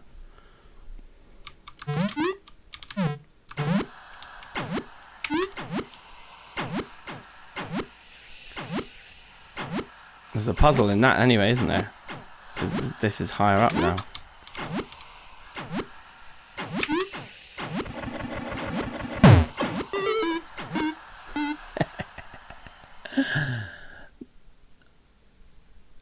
They probably all just need a bit more time between them. They're all too regular and too close together. So the delays are fine. But maybe we should just add like 3 seconds to each of these. So we'll make that one 5.5. And this one 8. And this one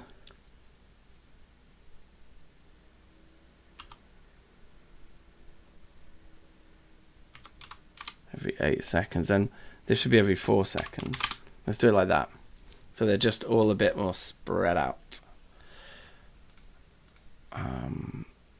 And then the delays as well. So this one, this one can just be on a 0 second delay. Then we have this one like exactly in between. Oh yeah, maybe like that, 3 and then 5 for that. So they're clustered in the middle, and then there's a bit where there just isn't one. No, maybe that's the wrong approach. Maybe it should be like 7 seconds, and that one 3. Then you'll get like the top one with the little one, and then the top 2. But you'll never get like the bottom 2 together.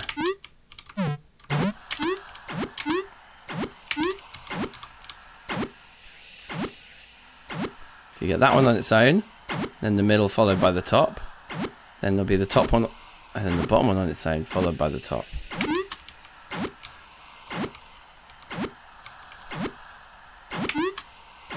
Yeah, they're way more manageable now. You can't. I think you can jump that one because he's only on the second block. We can jump 2 blocks. I think I just mistimed it. Okay.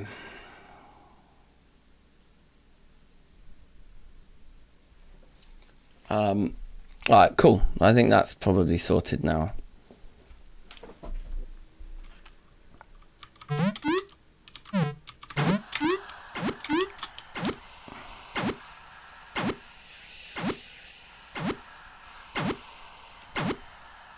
We'll wait for the one on the bottom to come, and then we'll go.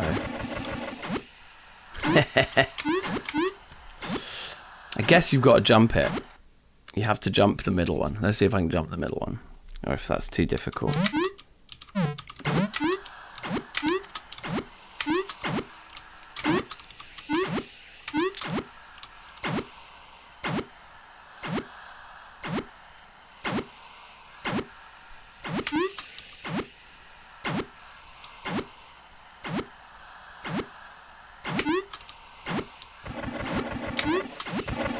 Yay!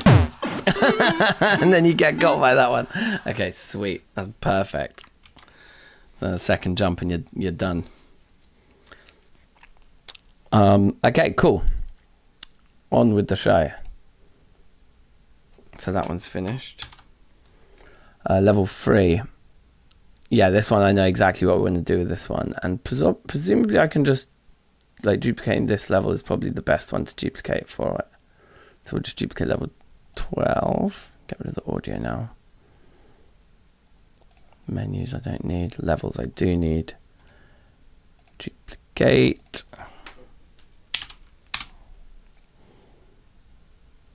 This level will end the game for most players. I don't know. I think it'll be fine. There is a soft lock though, so we do need to give a few more barrels down here.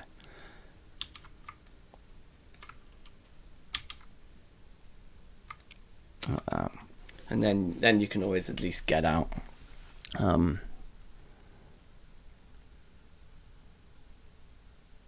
Yeah, I think that's fine. I think most players, it's not like massively challenging to just, like, now that we've spread them out, you just have to, it's just classic running and jumping platforming, isn't it? It's like every Mario game has this in it. question is, are they still too frequent? I don't think so. They're a bit hard to see.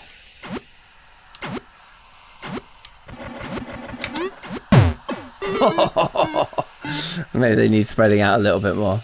Because jumping over that thing and then the high one just immediately after it is jokes.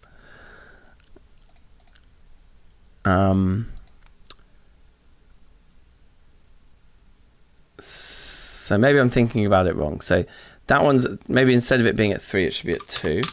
And then this one should be at 6. And then they're like properly, like every 2 seconds there's an arrow. But there's never 2 arrows at once, and they all have, there's never a situation where there's 2 arrows a second apart from each other. They're always 2 seconds apart from each other. So we get the high one, the middle one, the high one again, the low one, the high one, the middle one, the high one, which I just jumped into. I think this is probably the one now. We don't want to get rid of the middle one because we want it to be like, I want them on all 3 levels, right? And the middle one is like the one that's actually challenging to jump over. Oof. So look, so the pattern now is very predictable. I think when the little one comes, you want to run. Jump over that guy. Oh, come on, look at that. Beautiful. I think that's fine. I think people will be able to do that. No, we'll see. we shall find out the hard way. But yeah, I think spacing them out like that's much better now. So it's like there's 2 seconds between every single dart. Unless you pick up and put down the idle like over and over again, then I think you might end up getting different things. But whatever. If people are spamming that, and they can deal with extra darts. Okay, so we made level 13. Let's open it up. And this one, yeah, this is a cool idea. So the dart-powered barrel on spikes idea. This is going to be a fun level. So we don't need all the trapped floors. We don't think we need any of those. The dart traps we're going to need at least like 1 of, but maybe a few more than that. So we'll leave those in for now. The box, we will just want 1 of.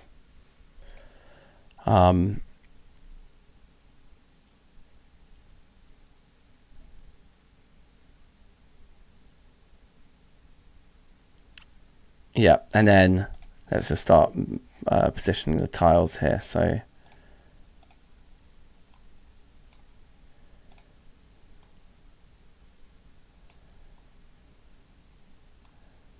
we don't need that either. I think I want this level to be like real long. Oh yeah, and I didn't do a different background in here. Let's do that as well. So like these guys.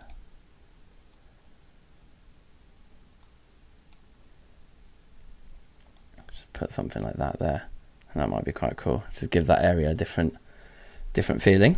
And then maybe it should go up higher. That's cool. Right, and then in here, let's just get rid of all those for now.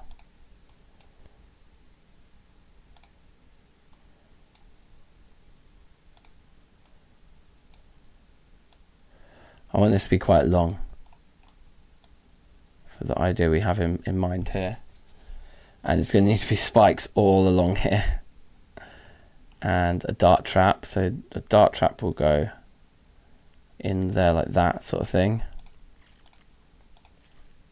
Boop. And the box will go there. I guess let's go a bit further forwards because the player needs some space to actually start in. The player will be up here.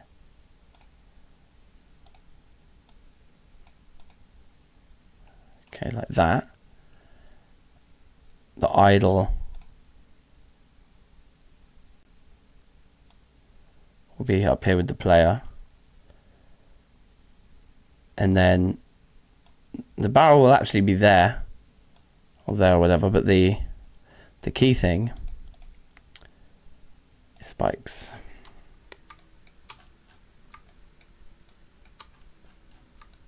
Spikes are going to go there, and there, and there, and there, and there, and there, and I think you get where this is going.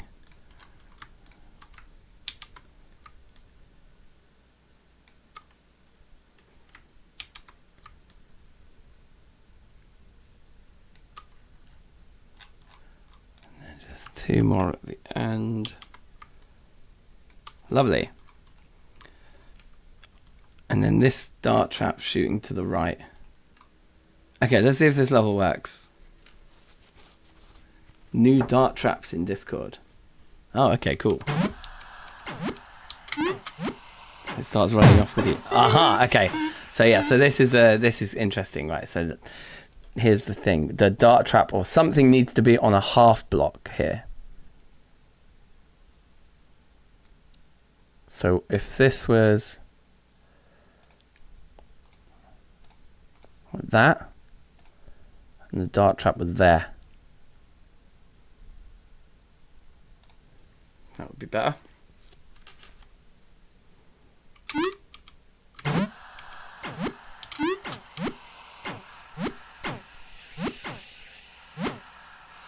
Okay, so you get the crux of this level, and then we're going to have obstacles, things you've got to jump over, and things like that, okay? And things you have to dodge along the way.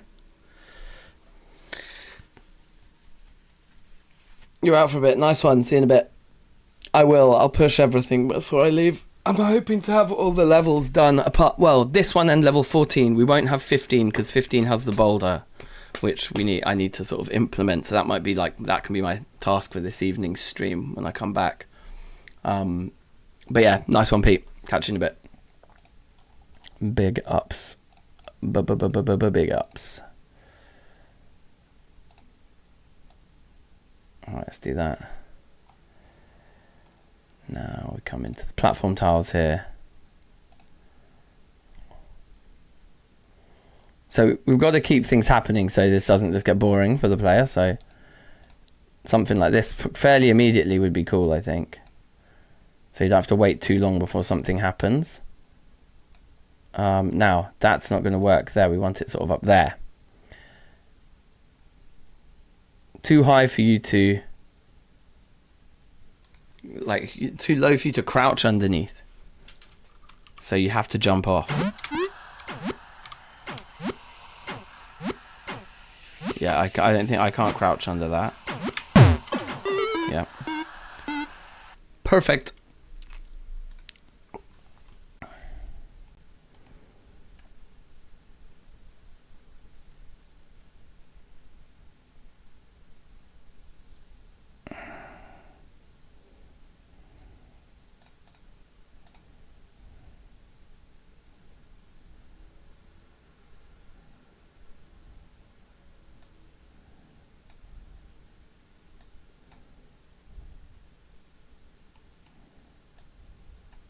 Just make some awkward jumps for the player to get over, to kick things off.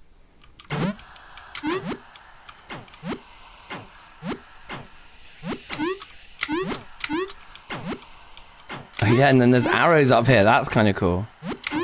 At this height, we just keep those arrows coming along.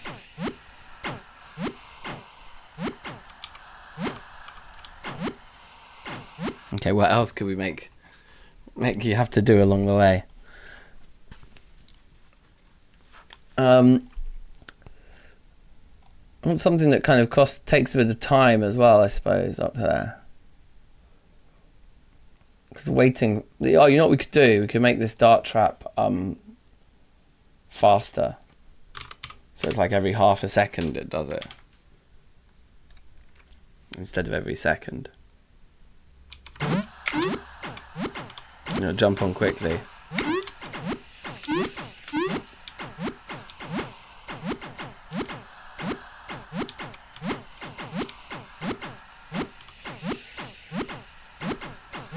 It's maybe slightly too frequent, but like maybe 0.7 is good. Could you have the barrel drop and have another dart trap be faster?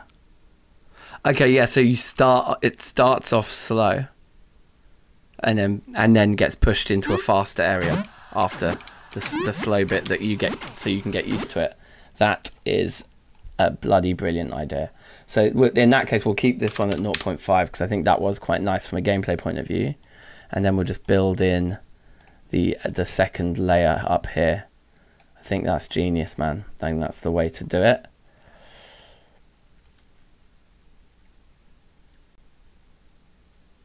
So the spikes on this bit need to be there. Let's do it like just a slow bit like that maybe. And then you'd actually be starting up here.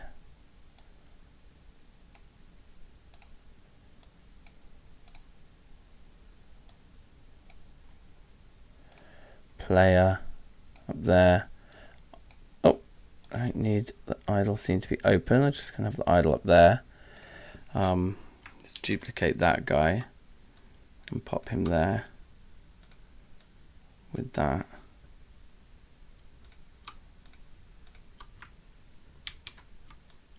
Put those there and have this one be like 1.5, so it's real slow, so you can just properly understand what's going on right at the start here.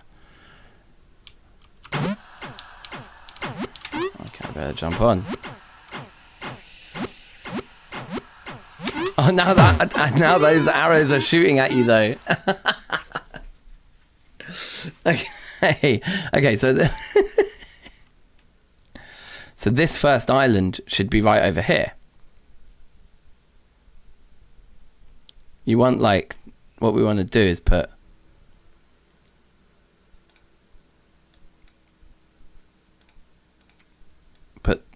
those in there. You know, something like this is the first little island that we have.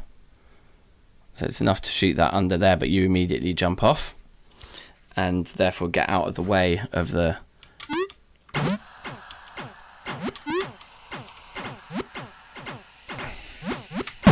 Yeah, so you should jump off before, obviously.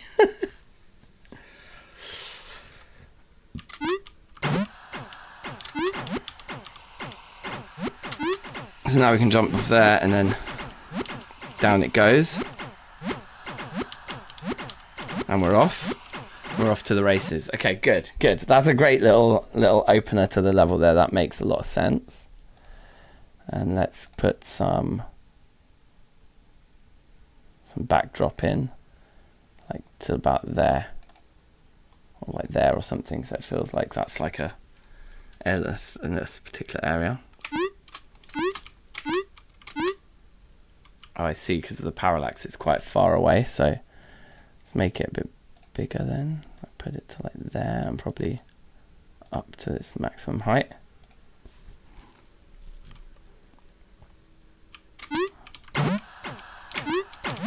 Perfect. You gotta jump off it before it goes down the hole. Come on, man. I learned that lesson a minute ago.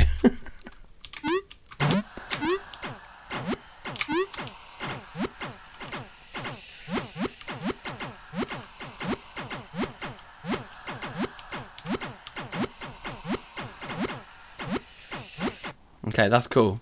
I don't think this needs to be quite as long. Like, it's fine if it's 4, I think. And then you just get on with it. And then we can have some good fun with it, like something like that.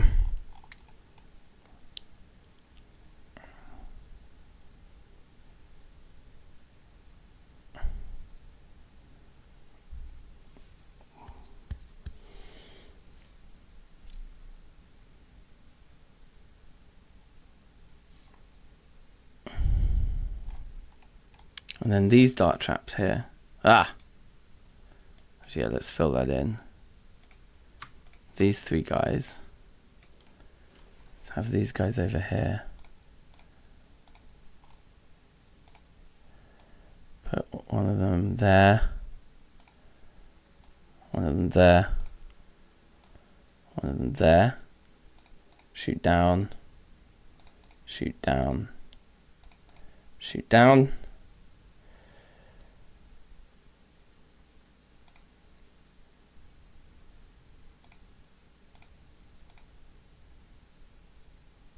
So then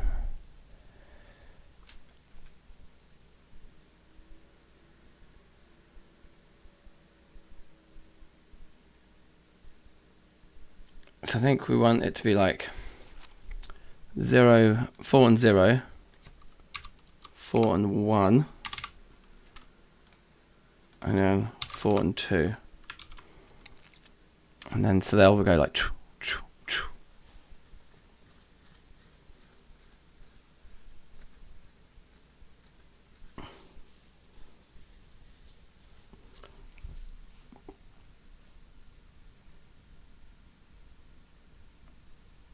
Yeah, okay, that makes sense, Rob. I think that's cool. Like, because what we could have another platform with spikes on, or it doesn't even need to have spikes. Just another platform where you can see. It'll be hard, I think, for the player to do, but I like the concept of the puzzle. So like if it's sort of too high to jump onto, I think that's too high to jump onto. But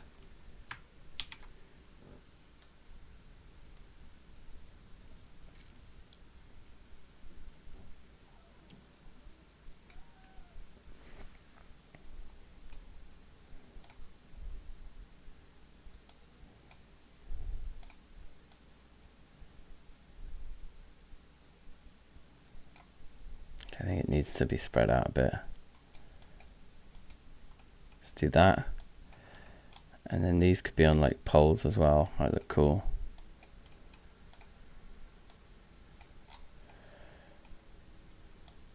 I don't think anyone's ever going to get up there, but in case they do, just top it off.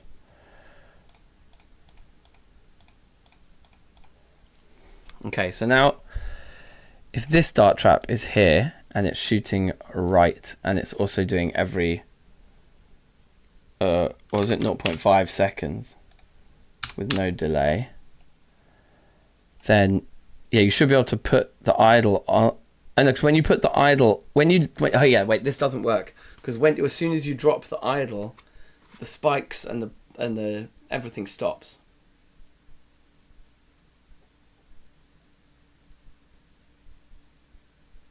Everything stops shooting. So it doesn't work, but the concept works in as much as what we can do is get rid of this. We could still have that, because I believe the only way around it would be to put the idle on the top, which will retract the spikes, stop the darts from coming, which then means you can, although there'll still be tons of darts behind you, there will be a lot of darts built up behind you, so the darts won't stop straight away.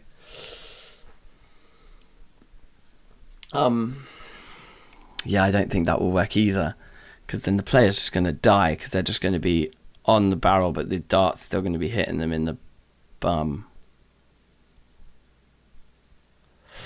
Unless these dart traps can work like this, which if they can, then we're laughing. Let's see if that works.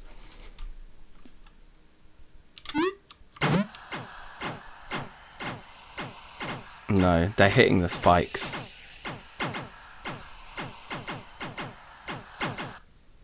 Yeah. Okay. So I didn't expect that to work anyway, so that's fine, but yeah, it certainly doesn't work. Well,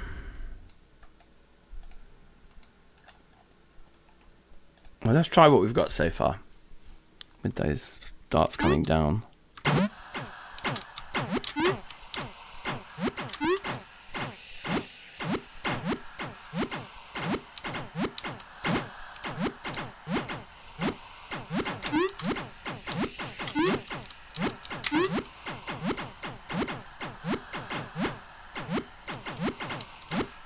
Yeah, good. I like that section.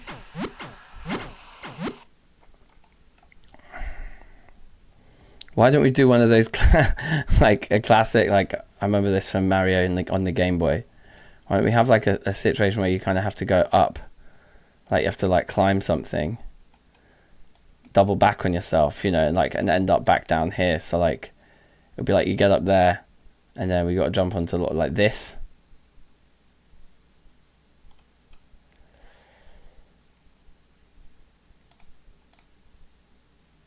So that you can get up onto that. Oh, you're holding the idle as well, let's not forget. But you wouldn't be able to jump up to... Yeah, so that should work, and then you've got 3 blocks above you. So like that.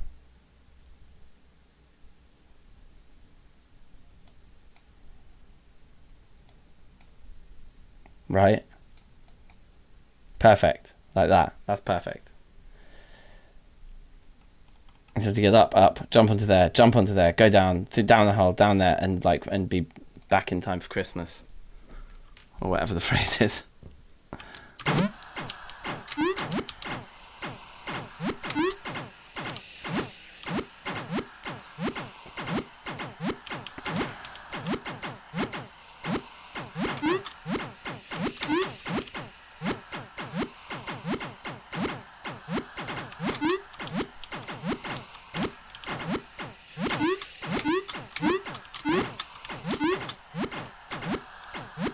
Yeah, I think that's difficult enough. I knew what was coming, and I didn't have much spare time, so I think that's probably about the right amount of distance. And then one more gimmick before you jump off and the level's finished.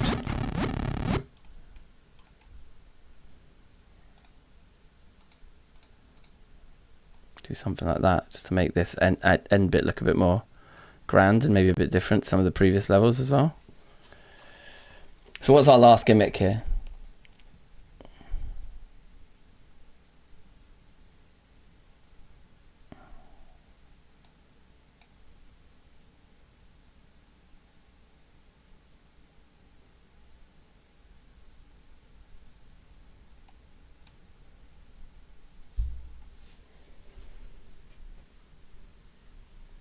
Throw barrels down to allow the barrels to move over it.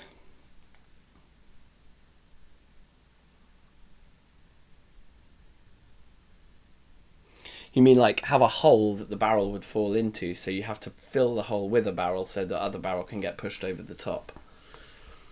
That means getting rid of the spikes,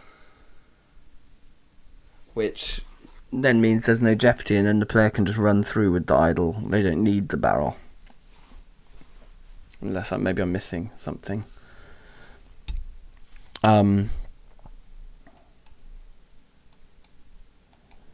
Something centered around that area there looks like about the right kind of pacing.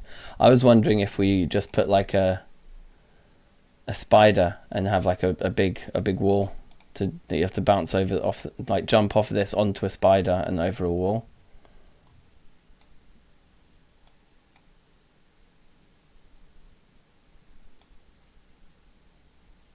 You know what I mean? Something like that. With, I'll call this level 13. Where is he? With that guy there. See if that works.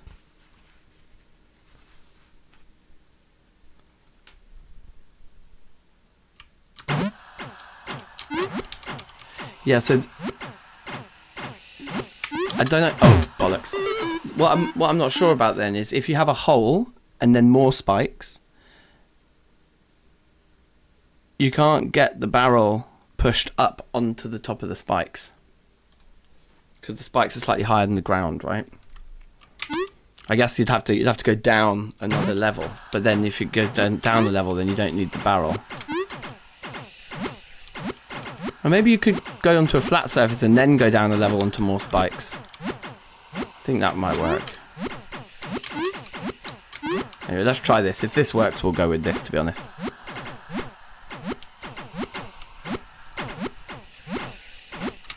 So let's say like you're a player and you like left it to the last minute there.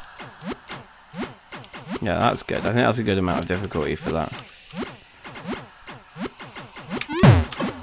Okay, yeah, that's going to be really hard, actually, because the dude is so tricky to, like, jump directly onto like that.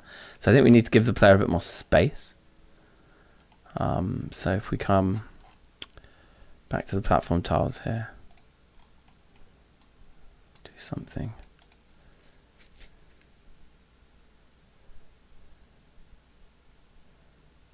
Like that.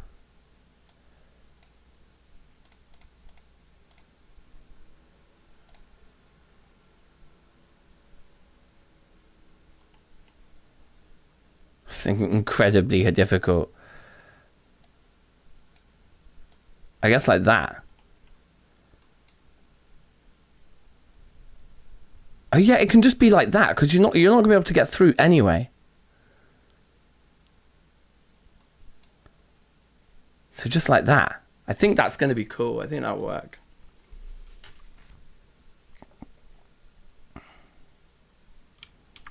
Play a jump and duck. You can jump and duck.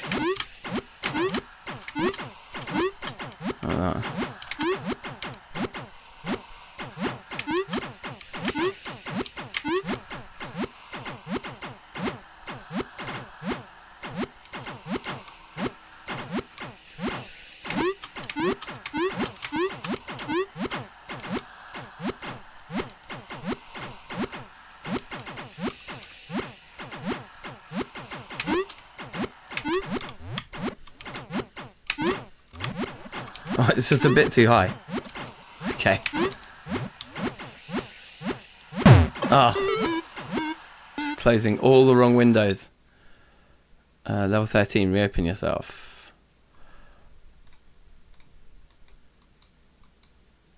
Try that again.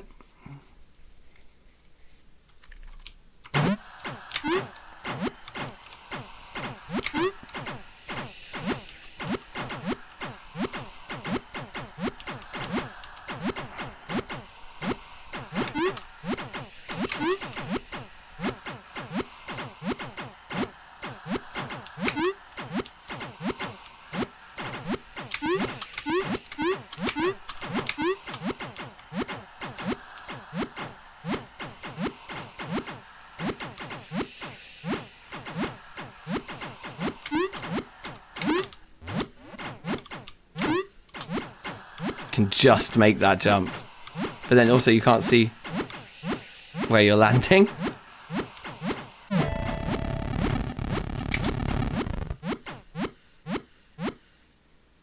Okay, I quite like it. I quite like it. What we could do to be a little bit fairer to the player here is this.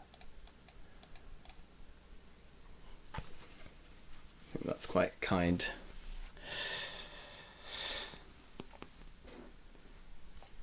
Oh, nice.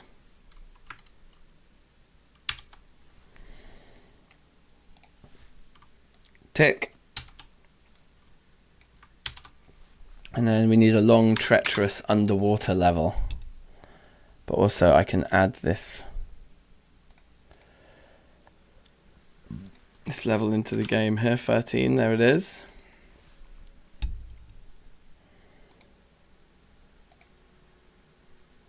Let's call it 14 and duplicate, let's call it 15. Let's just have the levels in. We just have 3 level 13s at the end, but let's like actually put them in. Very nice. I want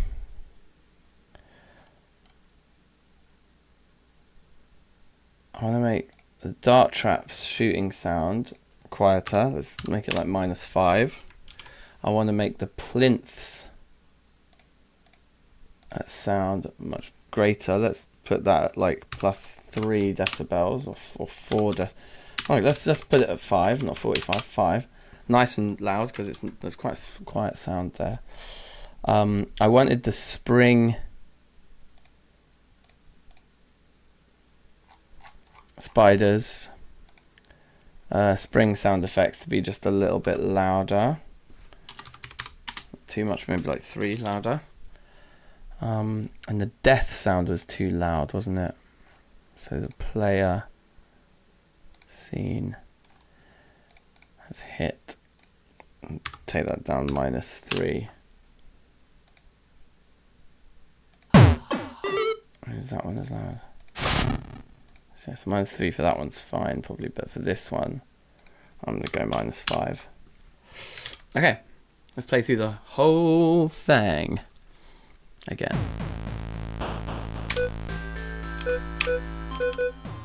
Put the music down, sound effects down a bit.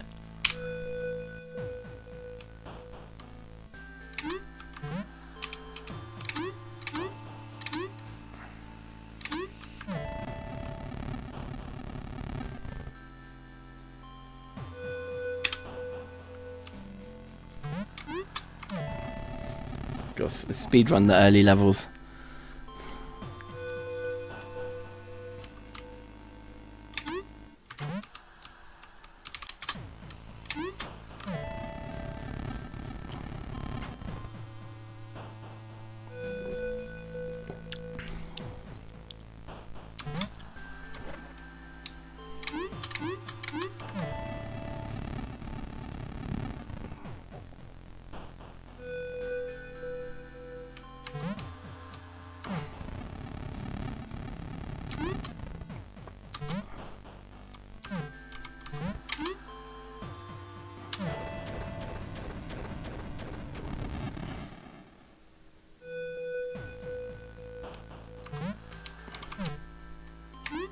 It's starting to feel like a real game, to be honest.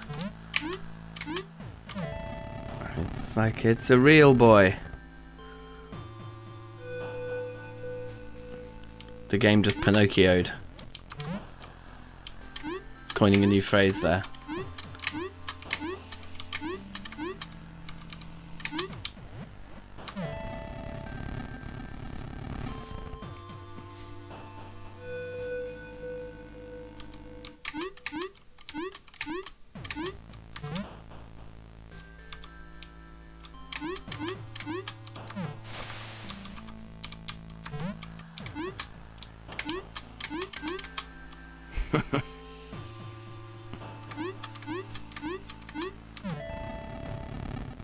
Can we change the jungle well palette? It feels more toxic waste than jungle. Sure. I went for all ones that are quite high contrast. High contrast seems to work really well. But maybe there's a better green one out there.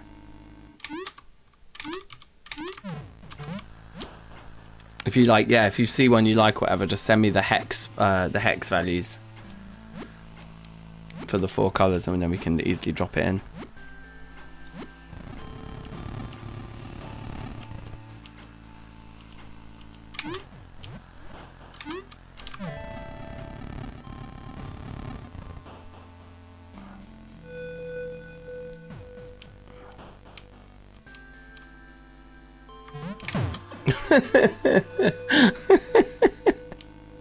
That death sound effect's better mixed now. You don't hear the whole sound effect though.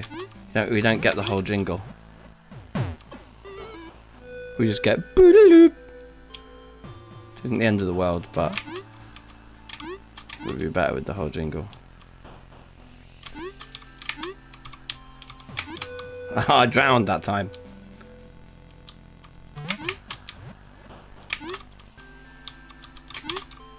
Oh, so close. There we go.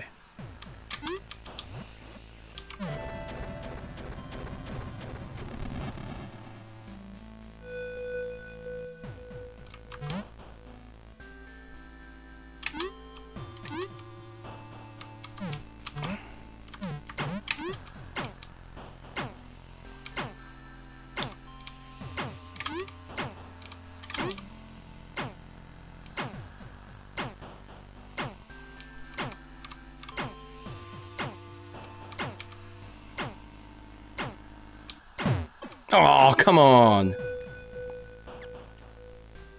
Extra bob. Did I use a shader to swap colors between stages or other solutions? Yeah, shaders. shaders. We have some more lighting shaders as well to play with as well, which is going to be fun. But yeah, we essentially have like a master shader that we're swapping. Like the game is built in grayscale, and then the colors are applied after in code. I'll show you that in a minute if you like. Hold on. Just trying to play through my own dastardly level design. Okay, we can do this the safe way. There is a easier solution for this level. I was trying to do the fast way, but it's good that it's actually quite tricky. Moving the top layer of dart traps higher up has made it harder, because the distance between the dart traps creates more delay between the downward and the upwards darts, which makes it there to be less of a window. The safe window has been reduced. Anyway, now we can do it the intended way. It's still quite tight. There we go.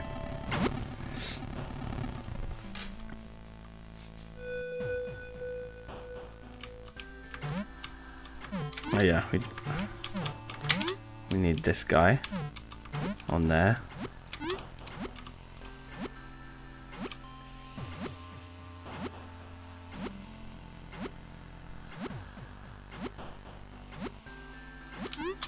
Oh, waited for so long for the moment and picked the worst moment.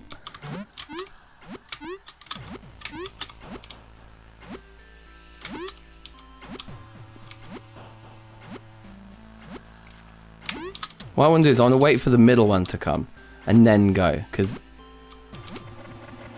the little one's easier to jump over. Okay, and then we can just escape like this.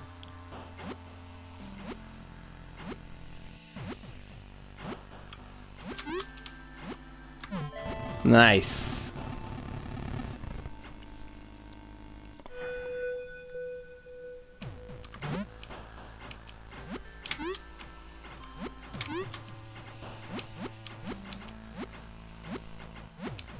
Alright, sick, Rob. I'll plug those in a second.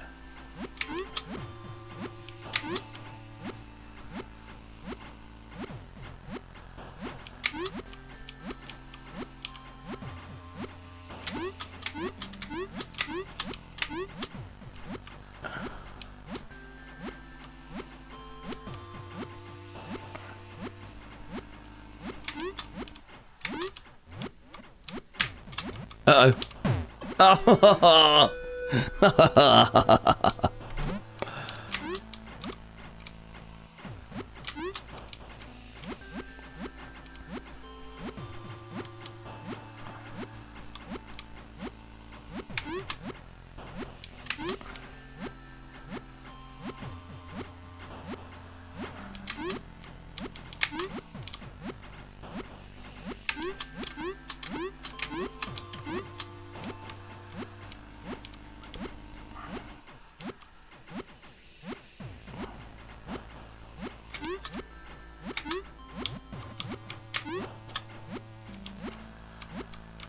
Nice.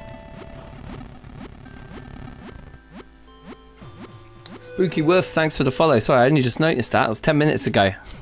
Thank you. Oh yeah, now we're just replaying the same level over and over again. Okay, cool. This is all feeling really good. Let's try that palette for you then, Rob. Scene manager, is it in here? No, it's in screen shader. So the way it works is we have this master shader here, which just takes the whole screen and yeah, basically like swaps the colors out for whatever it is that we've specified here. And then we have a script where in the screen shader here, where we have all of our palettes that we can just easily punch in and out. And then here's where we define which ones we're using for the menu for each of the 3 biomes. So Techno Bike is the jungle one that I had put in there. But let's do Rob's. Have you got a name for it, or did you find it online?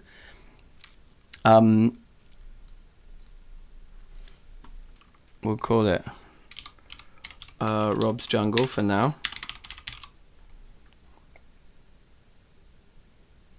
And then how oh man.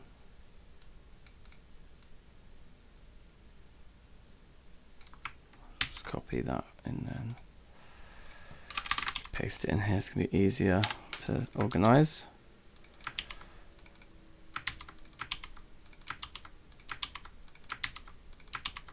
Just white.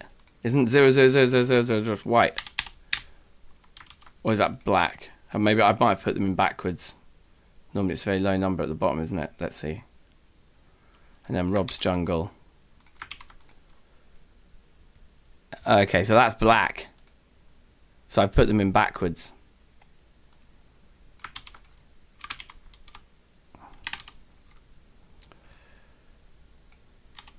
So it'd be that one, then this one would be like next. And then that one. And then those two can go off the end. And then commas can go in. Save. Rob's Jungle, Rob's Jungle. This should work now.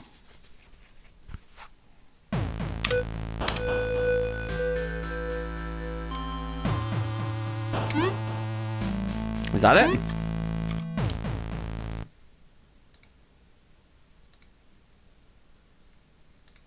Surprise me.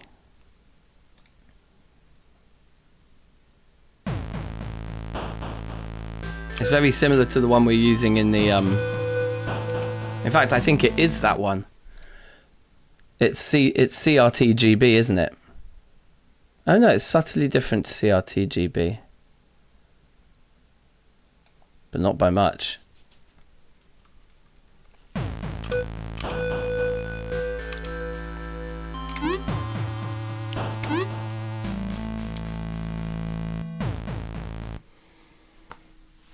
I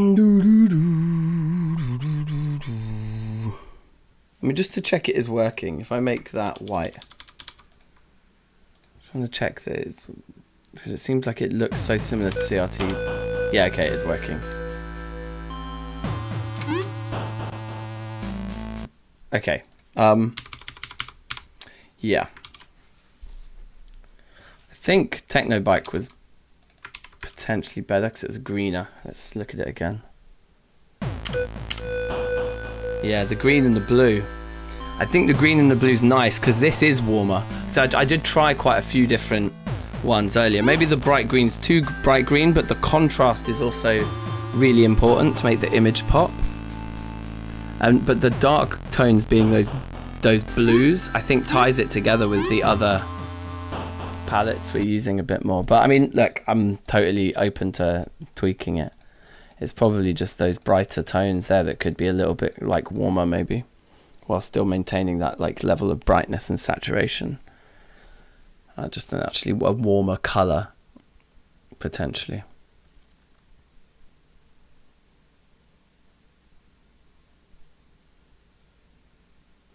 Okay, yeah, there's more sounds Pete has sent. It's 3 o'clock and I've got 2 more levels to make, but I might just implement these sounds now. We can always throw the last 2 levels in this evening's stream.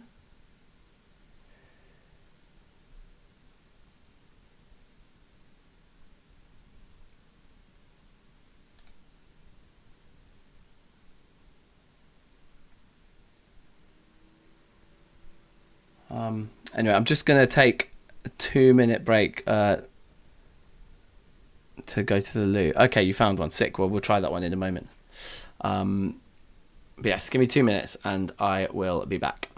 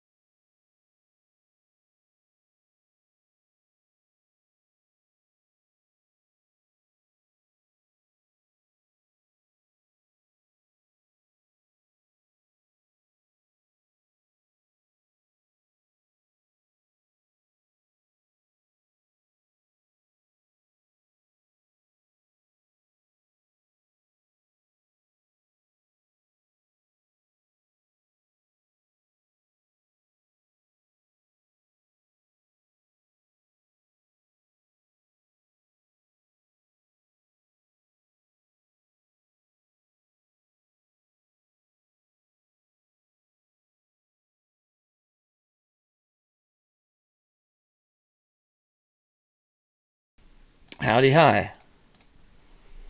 Okay, so Minty Fresh, yeah? I think Minty Fresh, I think I had something about Minty. Oh no, maybe not. Mist, I think might have been thinking about Mist. Alright, send me the... Actually, I can probably just find it online here.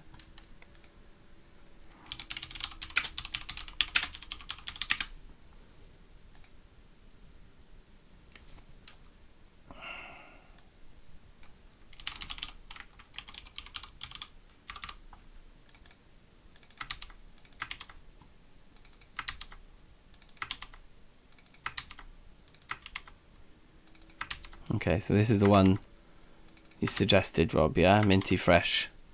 This is it. Let's see what it's saying.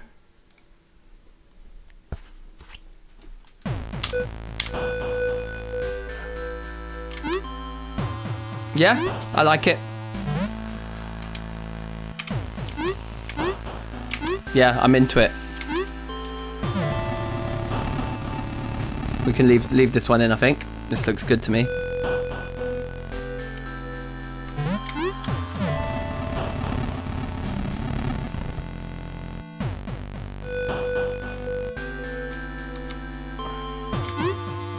I like the brown.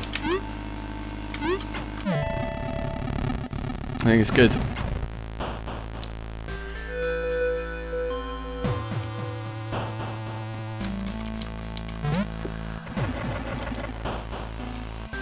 Mint chalk ice cream, yeah. It is a bit like that. It's got a retro-ness to it that I like. I'm trying to see what the transition into the other palette feels like from this one.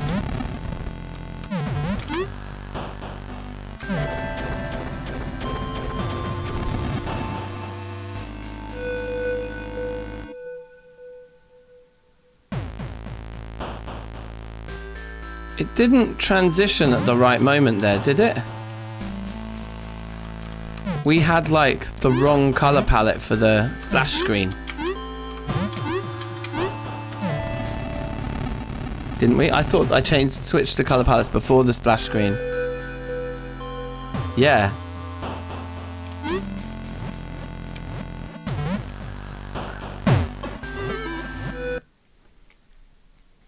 Okay. Because it should be on Miss GB for Ruins, and that should be on the splash screen as well. Like if we go,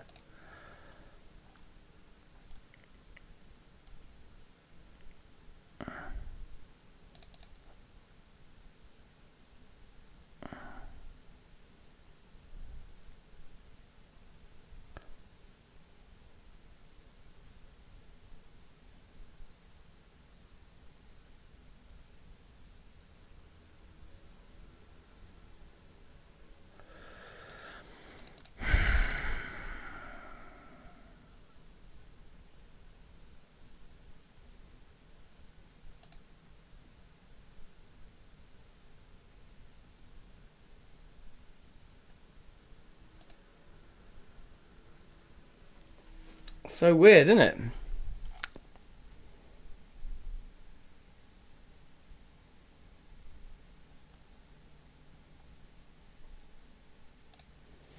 I don't really want to have to play through the first 5 levels again to test it, but why? So why? I swear it's been working up until now. I'm just going to test it again. See if it does it again.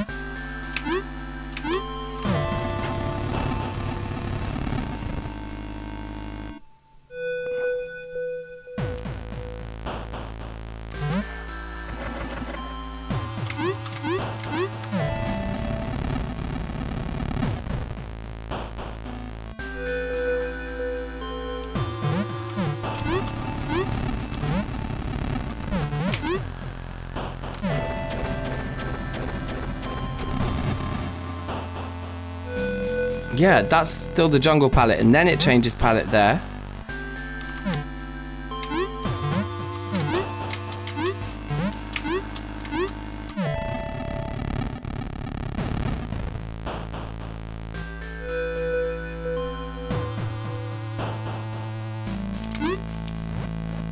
What's gone wrong here then? I might look back at the stream footage and see if it was doing that before and I just didn't notice.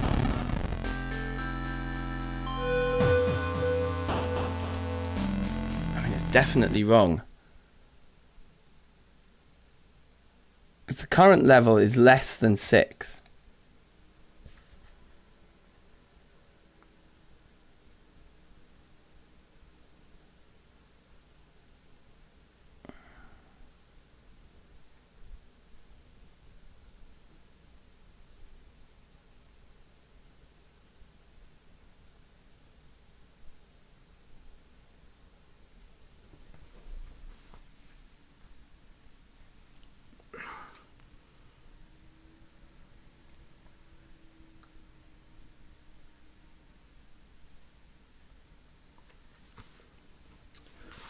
What?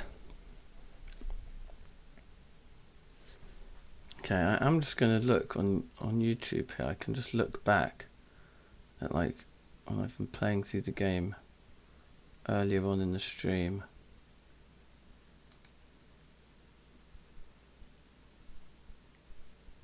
Okay, here I am playing through it in jungle. This is like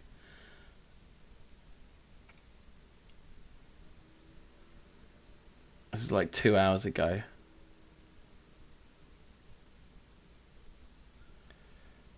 When I was playing through it here.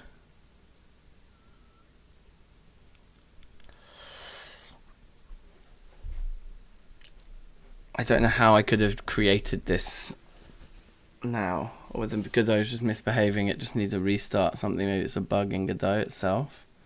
I swear it wasn't doing this before.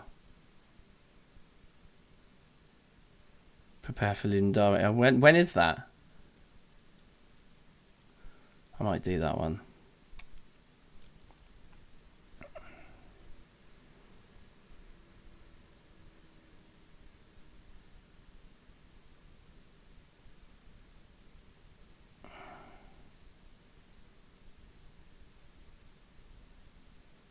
Okay, wait, hold on. I don't think it was working before. I think it's not been working all day.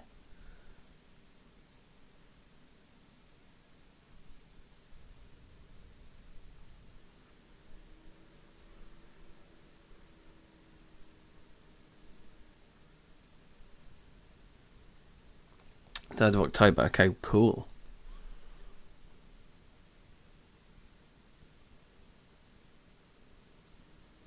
Oh, no, that looks like it is working there.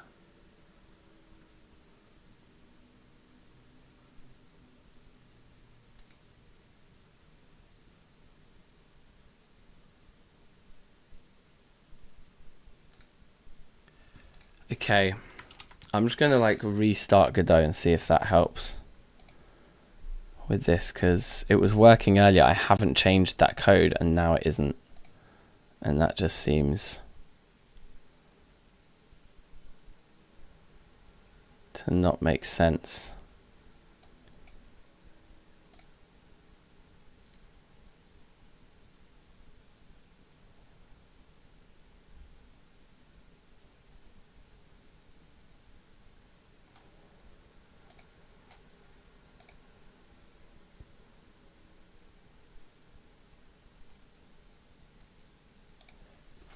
Oh wait, I just want to run the actual whole thing.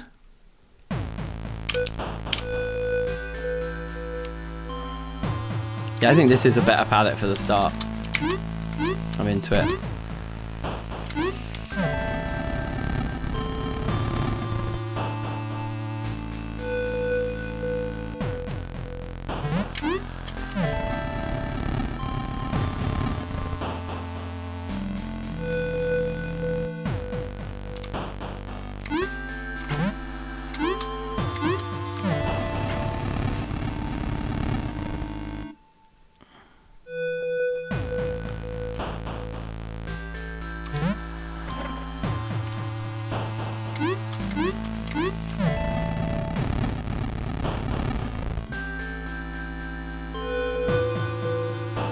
Please just work.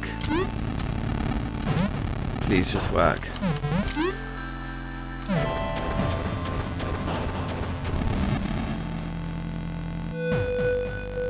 No.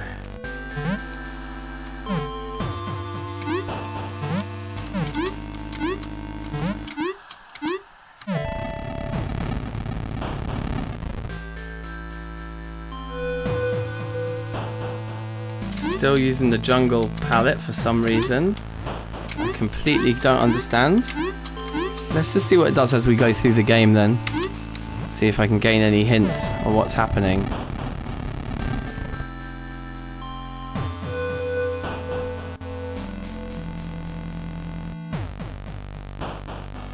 Remote. Screen shader.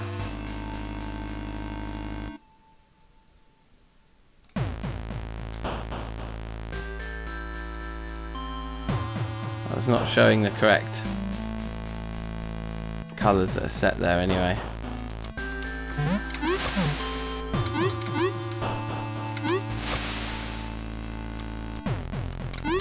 Do I only have it?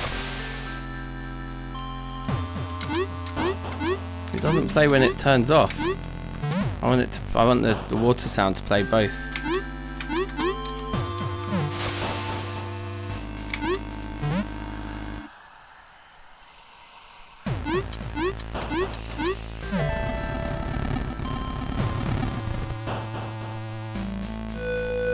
Still going back to the jungle palette there.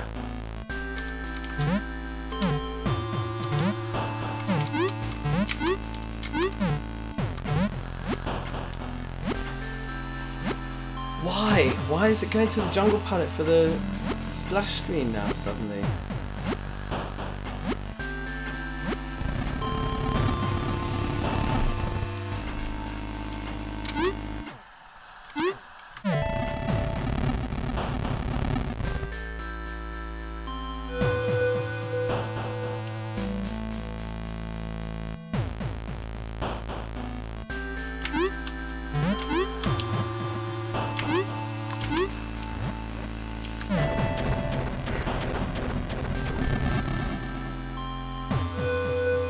It works there.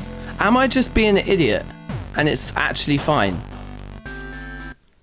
Am I just being an idiot and it's totally fine? Ruins.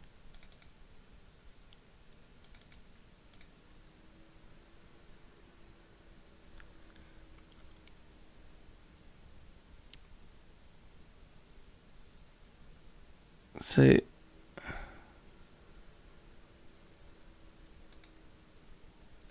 am I just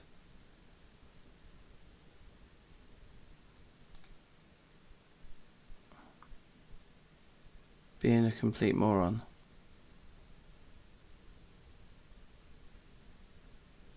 They just both look similar because they both got very similar browns at the beginning, but then I swear.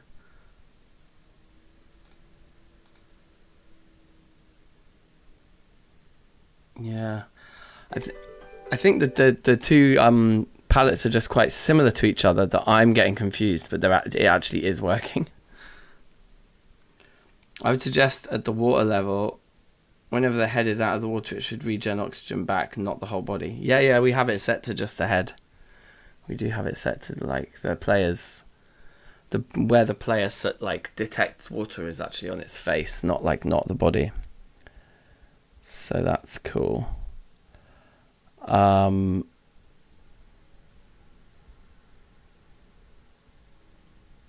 thought of something though in one of these levels. I think this one. No. This one here. We don't need that tile there, and it actually is going to make it a lot easier. Oh wait, we want to do it in terrain mode though, so it looks nice.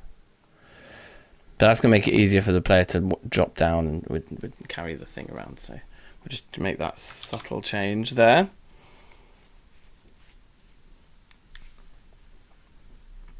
Oh, I've got a few more sounds to throw in. But hold on, give me 2 seconds. I'll be right back.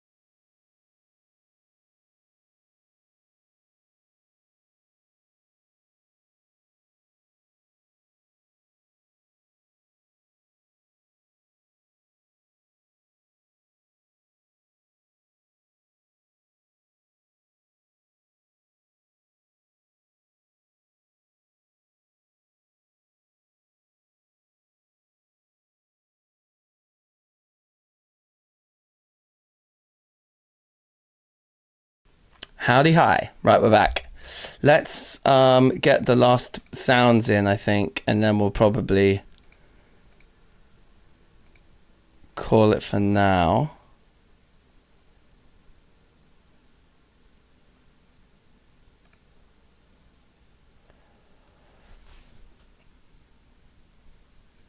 Yeah, so what have we got then? We've got sounds 3.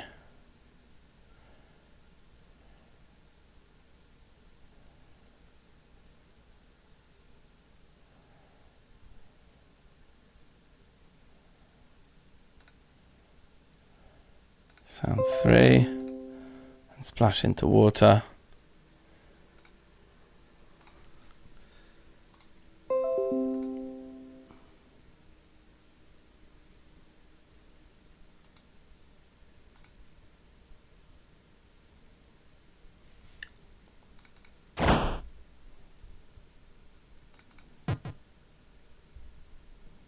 Dart hit wall. Okay, yeah, that's a good one. Breaking something.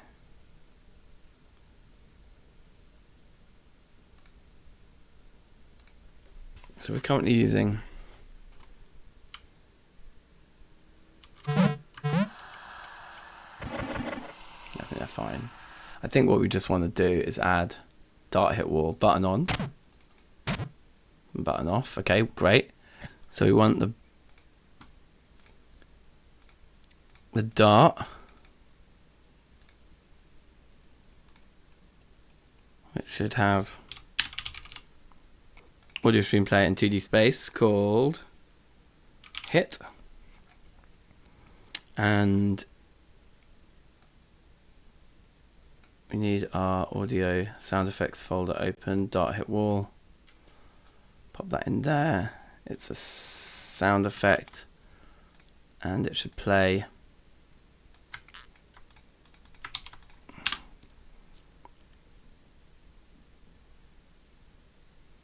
whenever you hit anything, and it probably needs to be quite quiet.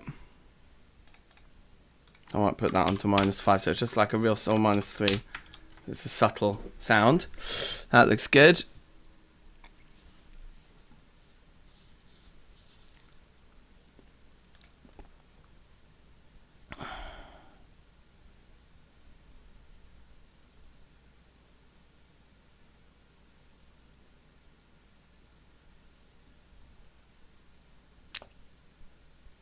And then let's find a level to test that in. Probably 9 is the best one to test that in, isn't it? Because the darts hit things in level 9.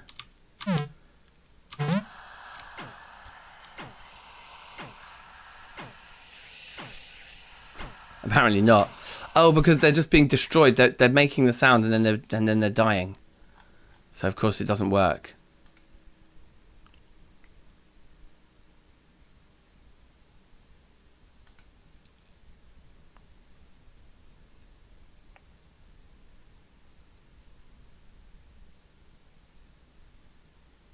Okay, so what we need to do then is something more complicated here, where we say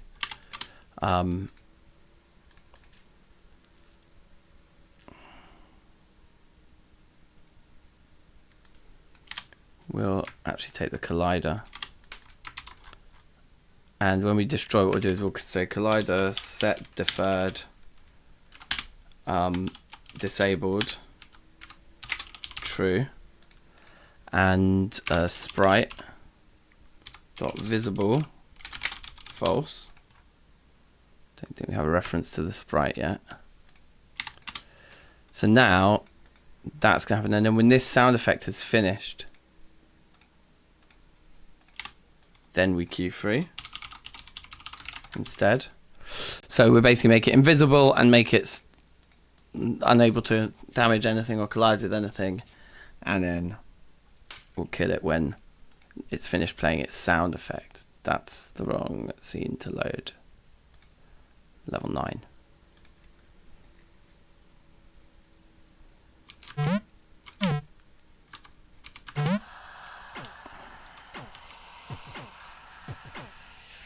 That looks great. That's great. And then That's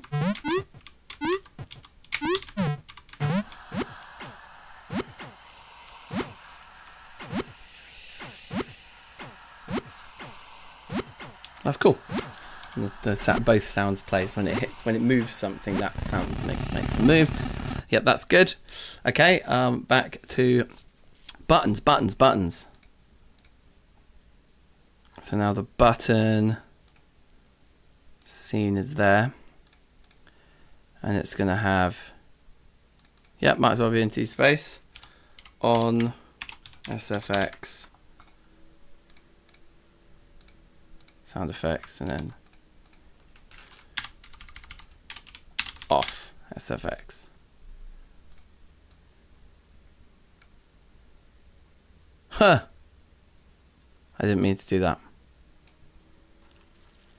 Button on, button off, on goes there, off goes there. Both go into the script.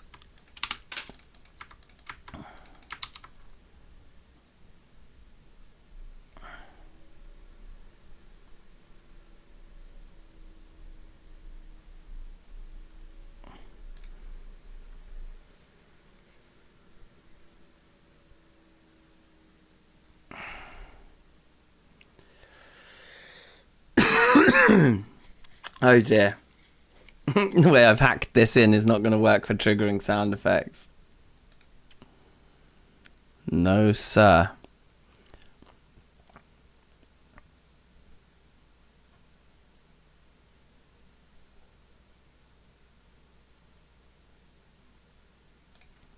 So we'll just do it in here.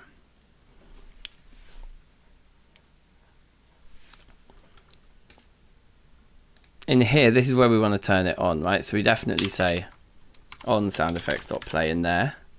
And then the off one, instead of it being, it can't just be in the where we're just constantly turning these things off. So we'll just do it in here. We'll just do our own little check. Like if item count is 0, then we'll turn off. And that should like be okay. The first level to have a button in it is level 5.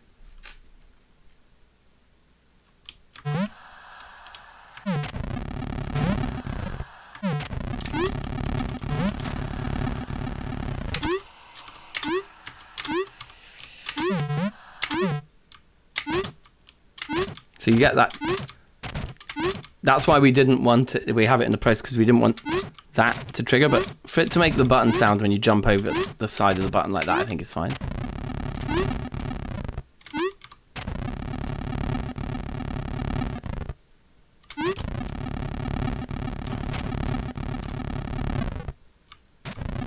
Yeah, cool. Okay, good. Those are in. Next. Splash into water and splash out of water. Yes. So these will be on the player. The player scene as well. So like we've got dead sound effect here. I think we'll just duplicate. And say water in sound effect. And water out sound effect, and make them both without mixing on. Splash in and splash out of water.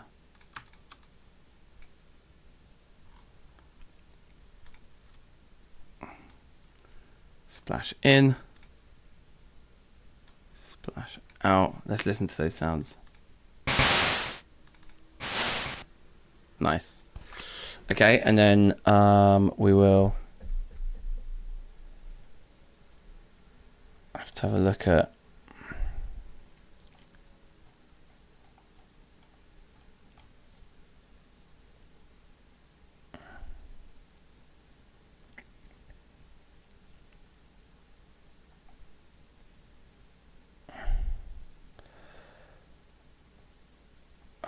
water detection. Doesn't send a signal for area entered. But I suppose the water is a tile map, so that won't work. So we're going to need something clever. Like, we just need a bool, basically. We need to track whether the player's in or outside of water.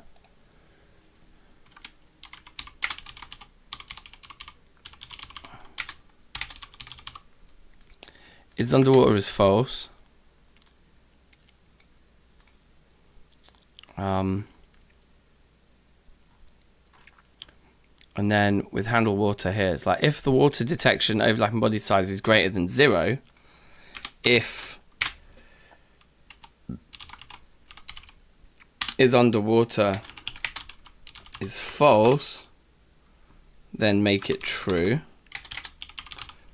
And that's where we'd play the sound effect.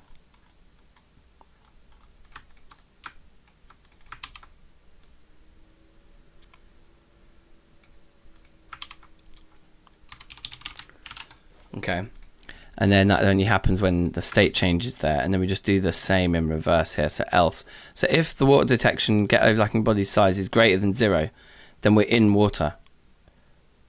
Or else it's not greater than 0, so we are out of the water. So then if underwater is true when you're in that mode, then set it to false and play the sound effect.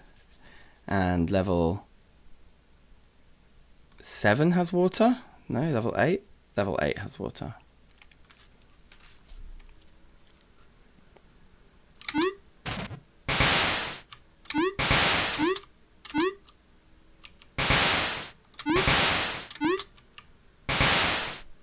Okay, seems like both trigger.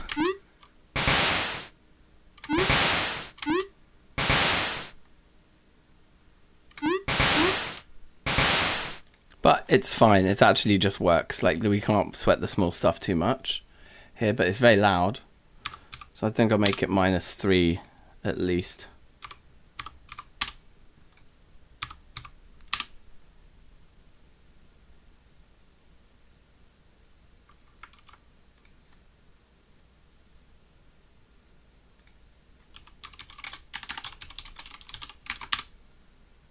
Oh, what did I do?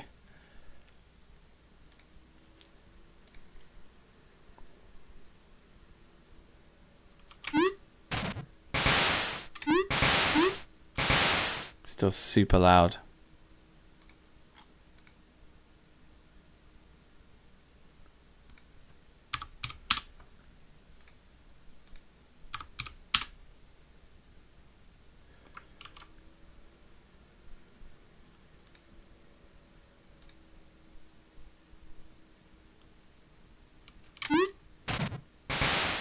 Yeah, that's cool.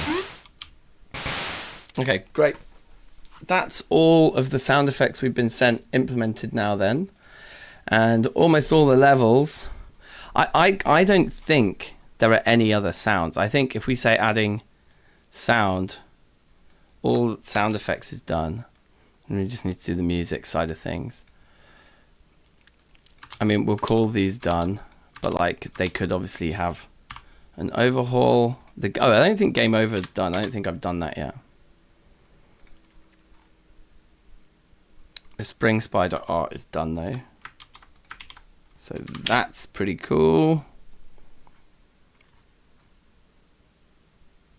So we've got 2 levels to make, the giant boulder to make. I think that's it. I think I'm gonna call it there.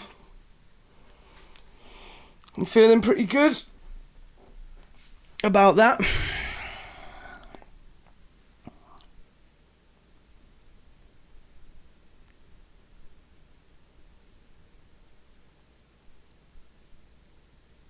Yeah.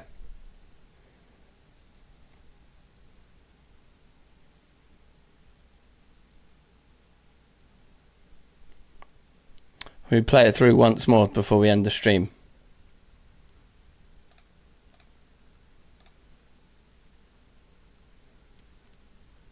Risky, big up yourself. You're very welcome. We've got another follow as well from Extra Bob, so I just clocked that. Thank you, Extra Bob. Big up yourself.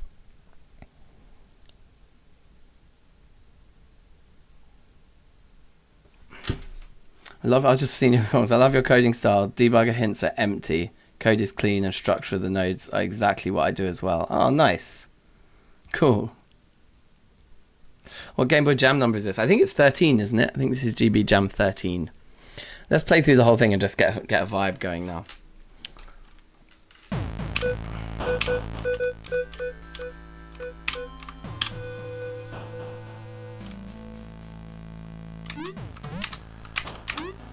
I guess it was just playing tricks on my eyes. The color palette of like World 1 and World 2 is quite similar now, but just with that slight change of hue in the blue versus green.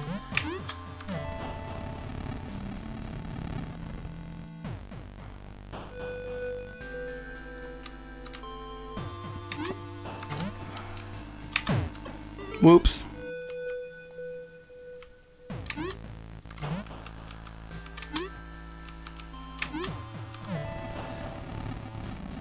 The last GBjam we participated in was 11. Nice. So that would have been 2 years ago then when we did Aqua Boy. I mean, not Aqua Boy, Gravity Boy. And then last year we did Circuit Manor. And this year we got this.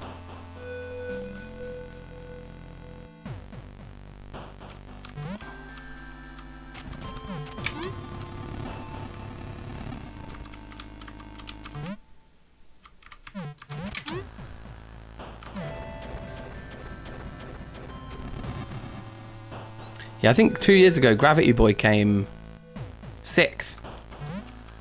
Oh wait, I didn't check if that thing was working or not. Right. Because there is a bit of brown in that black, in the background colour there.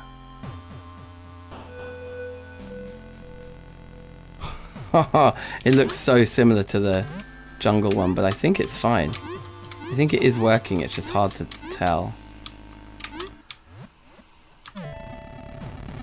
I should just change that palette like drastically. I guess that's it. I guess it is working the way you wanted it.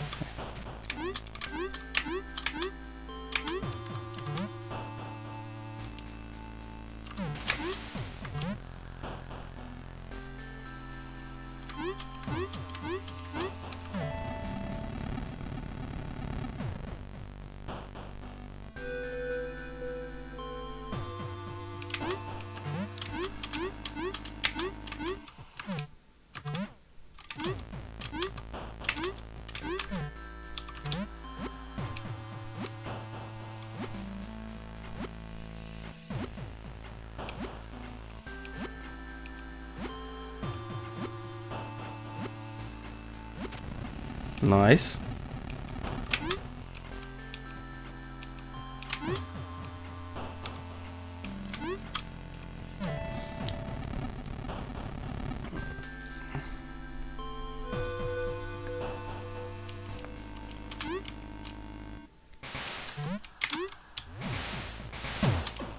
Dope.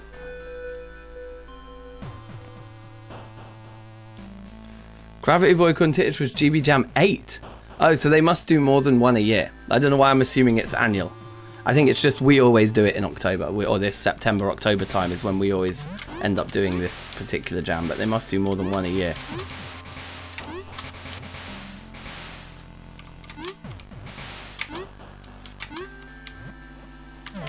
Whichever one Gravity Boy was in, I guess it must be 8. We did very well. I think we came 6th out of about 450 odd entries, which was pretty awesome.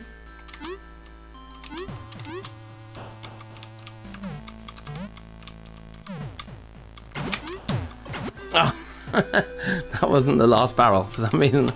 It's on autopilot.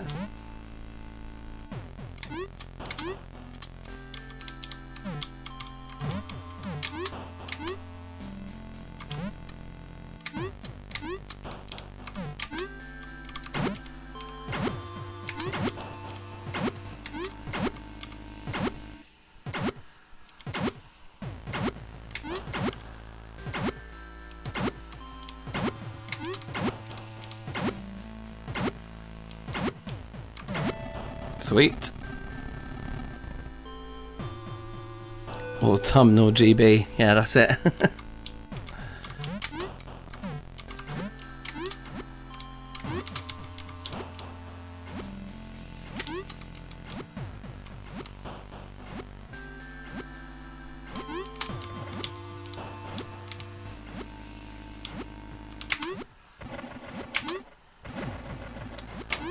Oh, I should have ducked. Should have ducked at the end there.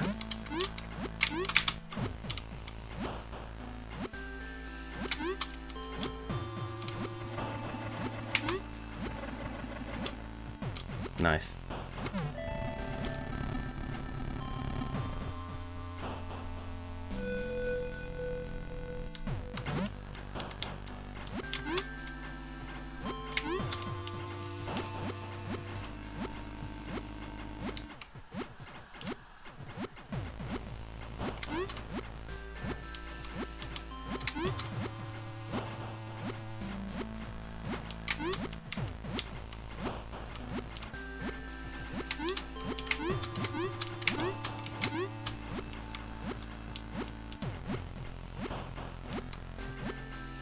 It's cool, man. I'm digging it.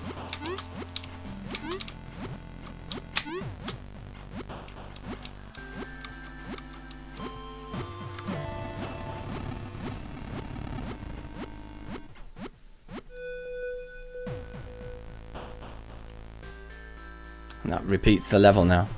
Alright, cool. Yep, I'm pushing this. And I'm going to take a break now for the next few hours until this evening, and then I'll be back and we'll stream again. So what's the time now? It's like 3:30, nearly 4 o'clock now. I've just streamed for 5.5 hours. Not too shabby. That's a lot of progress. Obviously it's not the intent, but it would be interesting if you were holding the idle and you were too heavy to jump.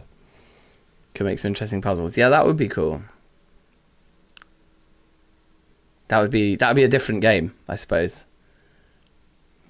I suppose you could incorporate that into this. But I've obviously built all the levels around not having that in. It would fit the like theme, wouldn't it? Maybe like if you were going to expand the game out, you'd have levels where the idle was heavier and stuff like that. The idle could have different properties and different levels, maybe. But yeah, so it's nearly 4 o'clock now. I guess I'll start streaming again in about 4 or 5 hours, at about 8 or 9 o'clock. Because it's a Sunday, so it won't be a super late one in terms of getting the kids to bed. And once they're in bed, I'll fire up another stream and be back on. So thank you all for watching. If you're not subscribed or following, then please do those things, depending on whether you're on YouTube or Twitch. We've made lots of progress. So thanks all for watching, contributing in the chat and all that. It's been really fun today, and I'll be back later to finish the game. We've got to finish the job. But I mean, if we'd even just submitted this, I'd be pretty happy with this, you know, what I mean, the way it is right now. But we can bang out 2 more levels, set piece at the end, and then just implement music. And I suppose there's all the visual stuff with the lighting to go through all the levels and add lighting. So yeah, still a fair bit to do this evening, but maybe I'll catch some time tomorrow morning between 9 and 10. I don't need to start. I'm busy from 10 tomorrow morning, so between 9 and 10 I could do another hour as well, potentially, of polish. Anyway, look, big up yourselves. Thanks for watching. Shout outs all around. Bada bing, bada boom, bish bash bosh. Tune back in 5 hours time for more. See you then. Peace out.